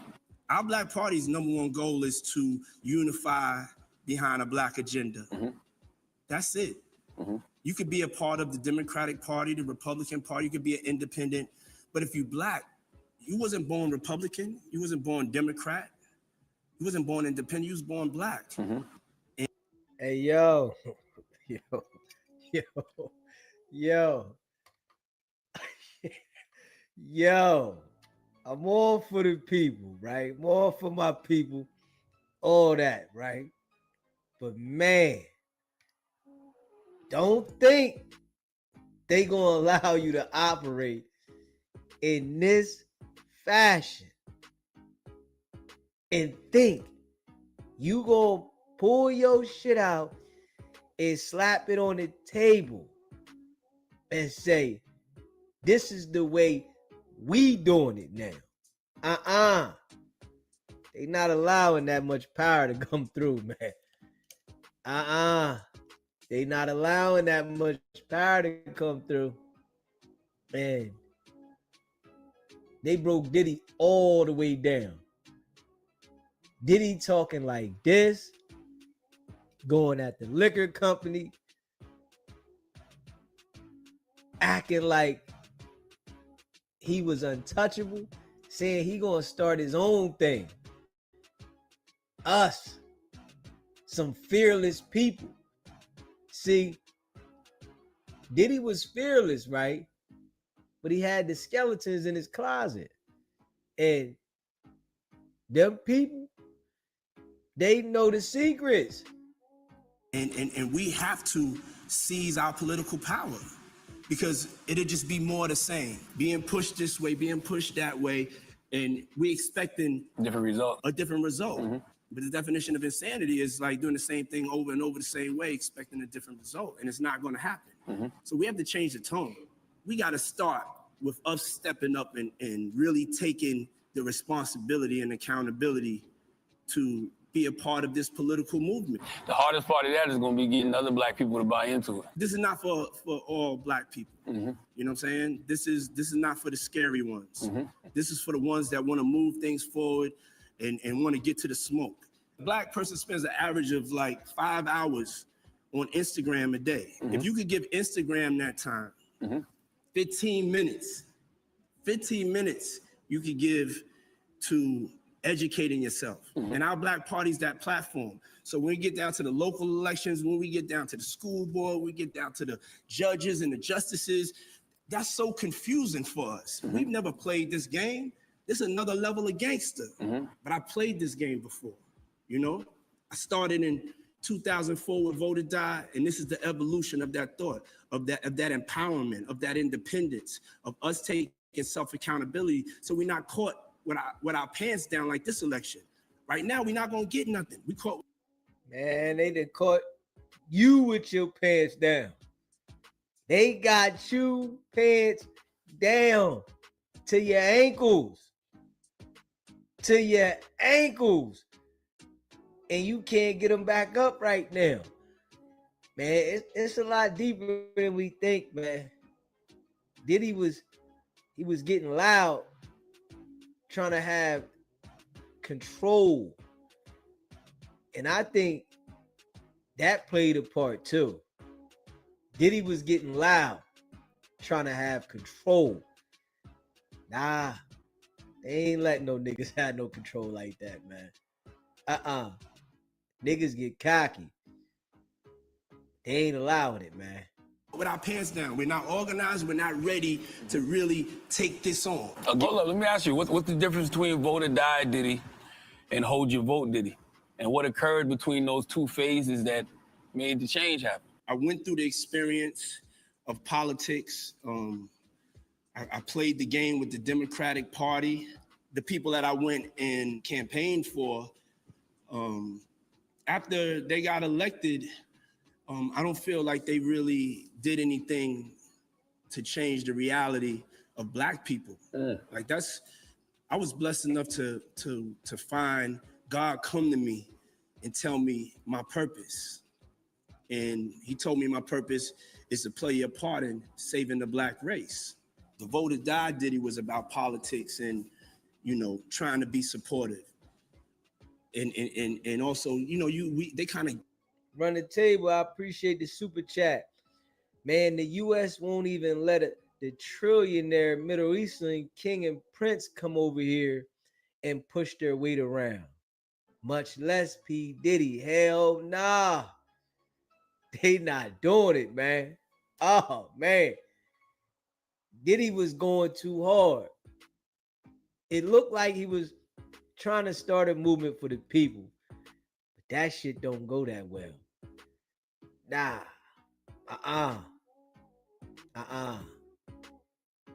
Because you trying to change up the program that they already done started and got going a certain way. They ain't feeling that. You changing up the program now. Now you can come get with the program and it's all good, but to change the program, who do you think you are to change the program that was already put in place before you became rich and wealthy? Nigga. Gotta pay attention, man. Straight up. That's what the Black Panthers did, and they infiltrated and dismantled them. And the Panthers started the WIC program, not the government, and they started the free meals in public schools. Guilt us in the votings, But as I evolved, I realized this is a business. This is a transaction. This is the closest thing to the streets than the streets that I've seen. That's why I don't think there's nothing wrong with asking these politicians for something for your vote. Yeah, you can't keep on giving your power away for free. This is Black insanity. We keep on doing the same thing over and over, the same way, expecting a different result. Now we in a trick bag, as my mother would say. You know what I'm saying? Explain that. That's old Harlem hustler lingo, is when you're in a situation like in a catch-22 between COVID hitting us and because we weren't organized for this election, we have no choice now to get Trump out of there. It's a shame and it's our responsibility that we did not get anything out of putting Biden in the place he's in after the primaries. They gave us Senator Harris as the VP. I mean, those are some of the things we were asking for. Black agenda could be way stronger. Man, we ain't get nothing. Because we looked at Kamala Harris, because we got to see her, we ain't get nothing out of that, man. Yeah, not at all. And you better know Trump seen this shit and he's laughing at Diddy right now. He's stronger. He said he put a Black woman on the Supreme Court. We don't even know if that's gonna happen now. Hey, when you look at it, we don't have no choice. You know what I'm saying? You can say what you want about Biden. I can't say I love the pick either, but hey, we got to get him in office, and then we got to hold him accountable. So how do we do that in addition to voting? I wonder how we do that. SBGB TV, it's a live call-in show. What's poppin'? What's up, SB? What's going on, my guy? It's Jay from the East Coast, SB. What's good with you? Hey, I'm gonna keep it short tonight, man. Listen, I think Antonio Brown, man, I think he was under influence, man. Probably was. They all be getting lit. Right. And some of them substances have you know what I mean? 2.0. Doing too much. Exactly. And I'm seeing this thing about Diddy, man. I don't know, man. I tell you, man. It's you know, like I said, so many moving parts to that, man. You know, Trump unpredictable. He might give him a pass. It's a possibility. But Diddy said a whole hell of a lot this far. We only eight minutes in. This nigga said a lot. Yeah. But you know, sometimes you know, people, but a lot of people that Trump looked out for, they said some things that, and he still looked out for. Yeah, okay. Well, you know, it's a possibility now. It's still a possibility. And we shall see. Yeah, but it's a 60-40. It's a 60-40. Yes, it is. And the 40% is Trump doing it. Straight up. Yeah. Miss me, catch the next one. Word. All right, SP, be cool, bro. I appreciate you calling in. All right, later. Man, the line is open, man. Let me know how y'all feel about this, man. Let me know. I want to know how y'all feel about this. Because Diddy trying to start his own movement, and he was talking heavy. And now he got to fight for his life. Straight up. What else is Sean Combs going to do? From Trayvon Martin, I've been trying to figure out like how can we end this? Trying to think about solutions, because you could be angry and you could march, you could protest, and people could hear you, but that don't mean that they're making any changes. Mm-hmm. So for me, it was us looking within ourselves and saying, let's not wait for these people to come and save us. Let's not wait for the Democratic Party. Let's not wait for government. Let's own our politics. Mm-hmm. Black politics. We need to own that. We need to own it, huh? Man, they not doing that, man. They not going to do that, man. They not going to segregate that part, whereas though Black people are able to control their own politics. They're not doing that, man. Hell no. That's a whole nother level of power. They not doing that, man. Diddy was trying to enforce something that they not going to allow to happen, man. Listening to Diddy right here, he was trying to enforce some shit that wasn't going to happen, man. Yeah. And them people was looking at him like, okay, we got something for you. We going to shut you down. Straight up. We got something for you. We going to shut you all the way down and show you you ain't big as you think you are. Sean. We need to have a platform, an institution that's going to support and breed young Black politicians and social leaders that have integrity, not just in the quiet rooms, publicly. One question about race in the first presidency. One question about race, and I was hurt. I didn't feel like Joe Biden really defended us. I want to make sure we don't miss the importance of this time. Mm-hmm. We've never had a political party. We wasn't born Republican and Democrat. We don't even get we don't get talked about. Mm-hmm. We're not a topic of conversation. And we can stand by and keep on doing the same thing. Yes. Right now, let's stay focused on Trump. But let's start to fight for our futures. And politically, the only way to do that is by what we're doing with our Black Party. So what impact do you hope to have in advancing our political interests with our Black Party? You know what it's about? Is like-minded people being able to have a place that they can meet and they can contribute. Mm-hmm. because it's not about one person. This whole thing is set up on unity. Will we be able to finally have Black unity? Because if we don't, you know, we're on the verge of becoming extinct. So what does Black political power look like to you? Black political power, it's all rooted in the education, you know, and to be in control of our destiny, not putting it in somebody else's hands that's coming from outside of the community or doesn't have the community's best interests at heart. Ah, man. SBGB TV, it's a live call-in show. What's popping? What's popping with you? This is Tone from VA. What's going on with you, Tone? Ain't much, same thing. I'm just tripping in the chat right now. All I want to say is with the video, yeah, it's crazy. Diddy saying some crazy shit in that joint, right? But we can't forget that this video was from like October 2020. This was when Trump was the president, and we were trying to, we were trying to get Trump out of office. That's when Trump got out of office.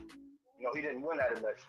So I'm quite sure Trump saw this a long time ago, and that's what his comments were prefaced on when he was like, I'm hearing he doesn't like me now. You know, he said some things about me. So that was baked in the cake, his comment when they asked him about the party. So I don't think that's news for Trump. But Diddy has been talking different since 2020 of October, because that's when that interview was from. That it ain't got nothing to do with Kamala. It was Biden, trying to get Biden elected for his first 4 years. So this don't have nothing to do with that Kamala situation. We just gotta put that interview in its proper perspective. Yeah, it's damning, but let's keep it politically. Let's keep it in its proper perspective. And it's a whole lot of Republicans that just said some crazy things about Trump, and Trump gave him a position. So as far as that, he a wild card on what he might do. I can't say. I don't know. What percentage you would say? I gotta lean to a high percentage towards not, just because you know the situation, black and white. You know what I'm saying? So it's gonna always be a high percentage towards them not. Well, give me a number. What is it? What is it? 60, 40, 70, 30, 80, 20? What do you think? Yeah, I get like 70, 30, maybe 65, 35, something like that. Okay. But in favor of not, it's a slim chance that he might. I mean, it could get even slimmer. If somebody said 90-10, I wouldn't even argue with him on that. You know what I'm saying? Chances are slim, but that's like his only wild card. Okay.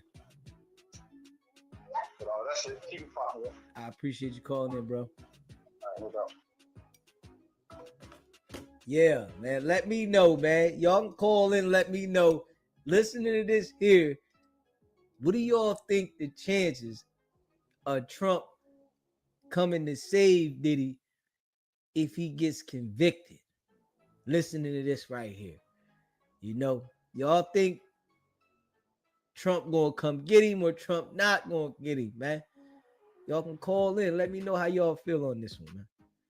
And that success, to me, is the local election. It's not the presidential election. It's the local elections. In our neighborhoods, who's running our neighborhoods? Who are the judges that are being elected into office that's jailing us, that's keeping the same insanity? We got to be able to bang on another sophisticated level. And it's not hard to understand. This is not like a hard sell, but this is the most dangerous thing we could do. This is one of the biggest threats. This in us weaponizing our vote and weaponizing our dollar is a nightmare. It's good. It's good to hear you say that, because you know a lot of people initially, when you first said what you said about holding your vote, they immediately was like, Diddy's rich. He wants to see Trump in the White House because it helps rich folks like him. So they thought that you was trying to sabotage the election. People don't really know me. Like, I'm blessed that I have the money to start this political party. I'm not gonna make no apologies for how much cake I get. You know, that has empowered me, but I know once I get it, I'm going to fund the revolution. I'm a black nationalist. I'm unapologetically black. I have to take care of the tribe first. I cannot sit here and watch. This is my blood family. How you think I'm gonna be? I can't worry about nothing else. I love everybody. But right now I gotta make moves and I gotta use my power for the advancement of black people, because we last. Have you ever even Oh man, but at the same time, you targeted your artists that were black and you didn't help them elevate. You held them under the contracts. You wouldn't let them out the contracts until all the nonsense was coming. All the people that had hits, 112, Biggie, Black Rob, all the people that had hits, making the band, the people that was running around under you, they feel that you was holding them back and they was black. So is he contradicting himself by saying that he's for the black people, or is he just looking for the black support? Huh? Come on, man. Let's be real. Let's be real. Thought about voting Republican for financial gain because of the tax bracket you're in? No, that money's not all right. All I got to do is get to action. I don't care if you understand it, you don't understand it. I'm a warrior. I've been in head to head with these folks in corporate. Head to head with them, straight up. SBGB TV live calling show is popping. It's Tone again. I'm just speaking on what you just said about something real quick. If you're a hip hop head, we're around the same age, you know. I'm Yes, sure sir. a lot of people in the chat are. But when the Locks left Bad Boy, they would do some skits on their albums. And what did they call Bad Boy Records when they was in those skits? Do you remember? Yeah, they said they'd steal your publishing. He said all that. They was talking crazy about him. Raping you, Record. raping you records. That's what Yeah. they called it. Yeah. Right? So they might have knew something, but they solid. They ain't said nothing about nothing at all. So Yeah, they definitely went hard on Puff to get they publishing back. You know, publishing back, yeah. the people stood behind them. I remember that. I remember the era because you know that album they put out right there. That was my joint. Yeah, that was my joint too. We on the streets. Yeah. That was my joint. Then when they went over to Rough Riders, I was still rocking with them. But yeah, every artist that was on Bad Boy, not doing that now. The only ones that are doing something now is the Locks. Lil Kim, a little bit, not really. Half of them did. G-Dep, it was always strange to me how he just turned himself in for that joint. And they wasn't even looking for him. I felt like he saw something when he was around Puff. He was like, I got to get away from this. Because you go turn yourself in. I mean, unless his conscience was really Man, he probably popped one of them E-bombers. You know what I'm saying? And in the midst of the high, he said, man, I gotta, you know, my conscience is eating me. I gotta face this. Yeah, he did. But he out now. And it's crazy. He got out. When he got out, it was right around the time Puffy got indicted. I don't even think it was a week in between when Puffy got indicted and shit. So that was wild. Yeah, it was when because I remember Puff was in New York, you know, about to turn himself in, and he was waiting, and they met up in New York, and right after that, it was over. Rest in peace to Black Rob, Craig Mack, Yeah. Biggie. Yeah. Total ain't doing nothing. 112 ain't doing nothing. Mary, she doing something, but she was never on Bad Boy. She was just with Uptown Management. Faith ain't really making no noise. Nobody from Bad Boy really doing anything or got a large name right now, except for Puff. Yeah. Everybody's struggling. Yeah, exactly. And when he was talking about giving everybody their publishing back, you know, he had them sign non-disclosure, so it was probably more so about that. He felt that heat coming, and he needed a way to buy them off, so he just gave them their publishing back, but made sure they wouldn't say anything. But even though the non-disclosures don't cover if you're getting charged, you know, with a criminal offense, they can speak on that shit then. But I don't know. It's just wild that Diddy was in, you know, I knew he was a dirtbag as far as a record exec goes, but all of this other shit is wild. Right. Yeah. Mace did say something. Yeah, I'm gonna pull that joint up too. Yeah. Oh man. yeah, Mace. I forgot about Mace. And Mace turned preacher, Loon turned Muslim. Yeah. All right, man, get back to it. I appreciate you, bro. Peace, peace. Yeah, Mace did say something, man. Let me see here. Hold up. Let me see here. Yeah, hold up.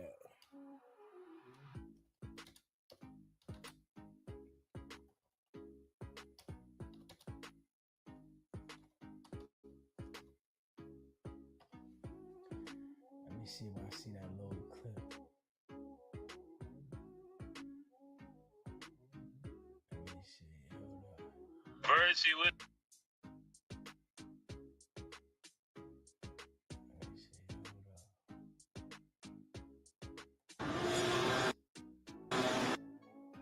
Let me see. Yeah, I think this it right here.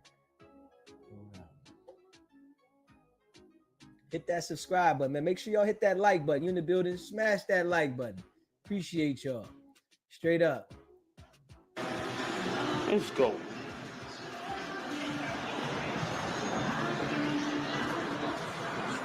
Yo, I dare this nigga talking about he want receipts. Let's start with your mother, nigga. Your mother got the receipts, nigga. Everything is in your mother's name. That's the one who got the receipts, nigga. You need more proof, nigga? Biggie ain't here, so Big can't give you no receipts. He dead. Craig Mack can't give you receipts. He dead. What are you talking about? Who else? Black Rob can't give you receipts. He dead. And everybody else, you made sign paperwork so they can't talk about what I'm talking about. I'm the only one with the guts. You're not signing it, nigga, because I ain't need the money.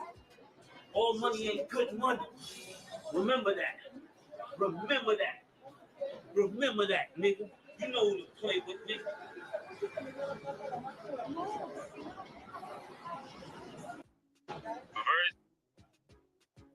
Mace said you want receipts. Hold up. Let's play that one back, man. Mace said all that with aggression, too. He said all that with aggression. He had meaning when he said that. Straight up. He said this with meaning. You want receipts? I'm the only one with the guts. Yeah. Held Mace up for years. Mace said, man, I was writing. It was my pen that Puff was rhyming off of. It was my pen. Let's go.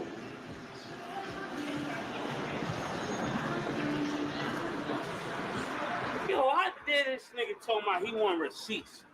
Let's start with your mother, nigga. Your mother got the receipts, nigga. Everything is in your mother's name. That's the one who got the receipts, nigga. You need more proof, nigga? Biggie ain't here, so Big can't give you no receipts. He dead. Craig Mack can't give you receipts. He dead. What are you talking about? Who else? Black Rob can't give you receipts. He dead. And everybody else, you made sign paperwork so they can't talk about what I'm talking about. I'm the only one with the guts. You're not signing it, nigga, because I ain't need the money. All money ain't good money. Remember that. Remember that. Remember that, nigga. You know who to play with, nigga.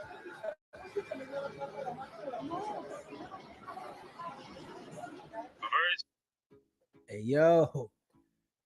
Mace said that with meaning. You know, he said that with meaning. I ain't signing nothing. The only one with the guts to not sign nothing. So Puff say he was all for black people, but all his artists that was black said he shitted on them. So was he really for black people, or he just had this agenda that he was trying to form for the purposes that he wanted to perform and start his own movement for black people? because all the artists felt like they were taking advantage of, if we being real. You know, y'all can let me know how y'all feel, man. The line is open. Let me know. America. You know what I'm saying? Like when they ask the question, is there systemic racism? And nobody answers the question. I'm like, yo, no, hold on. This systemic racism, they trying to keep their foot on the neck up to my level, up to Jay-Z's level, up to LeBron's level. It's an illusion of inclusion by just a couple of us. So I could sit back here in the crib, but I'm not with that. I'm from that same block. I'm a frontliner. I'm with the smoke at any time, no matter where my address is at. We're in a war. This shit is not a fucking game. Everybody needs to wake up. I'm ringing the alarm. I'm having to start right now to organize and to come together, and so we could build our political army unapologetically for the things that matter to us. Do you believe there's a way to vote and support it, like your personal interests and the interests of your people as a whole? Yeah. See, when you at our Black Party, we love free thinking, free minded people and individuals. That's all we want in life, is to be able to be free and to be able to think as free as we want. But you have a responsibility to your people to ride on what they riding with for the betterment of the good of the whole overall tribe. We are a people that have been abused the most. And we got to start biting their legs off. That's right. You know, when they put their foot on our neck, we got to start biting that shit off. When they shooting us in the back, we got to start defending ourselves. You know what I'm saying? Because ain't nothing going to stop unless you stop it. It's Black insanity. We have to get off of this. We have to wake up and see what's going on. The world is watching. Because it's such an easy conversation to have in regards to Blackness, whether it's the way coronavirus impacted our communities, whether it's police brutality, all those underlying conditions that the Black community was already facing, coronavirus exposed. So it's an easy conversation to have, and they're still not willing to have it. Everybody should have the same opportunity. I mean, anything else is ungodly. We did shift the conversation for a minute, though. Yeah. When you said to hold your vote, it did shift the conversation. So do you think that threat to hold your vote was more detrimental than beneficial? Because it sounded like you saying. I think the hold your vote is the only leverage that we've imposed. You know what I'm saying? Besides that, we just fell in line. I mean, hold your vote was, you know, it's the tone. It's the tone that we should have had, but we didn't have it, and now we're in the trick bag. So we gotta, number one, Trump gotta go. And then what? We starting to take responsibility and we starting to invest in our futures politically. A lot of us as celebrities, we have great platforms, and we have to lend those platforms that we have to the right social and political leaders, and we have to do it together. We need to wake up. We don't have a seat at the table. We don't need to wait. Because there's local elections going on. There's people that are planning right now for the future. We're using this as a springboard to not just give our vote away. We're gonna do what we have to do, because it's between good and evil, but at the same time, we have to look out for ourselves. So how can politicians earn the Black vote? I think a lot of times we put so much pressure on Black voters to show up for politicians, but we don't put enough pressure on politicians to show up for us. So how can they earn our vote?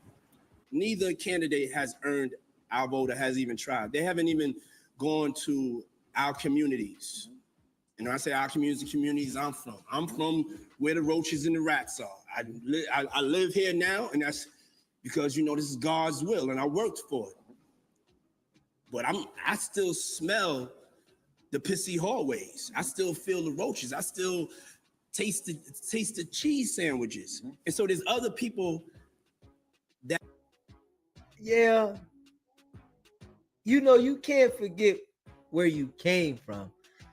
But a lengthy time of living a good life gets some of these dudes absent-minded, because you wouldn't want to take advantage of people that are in those predicaments at that time, trying to get out of it, if you really cared and remembered where you came from. I think niggas be getting absent-minded.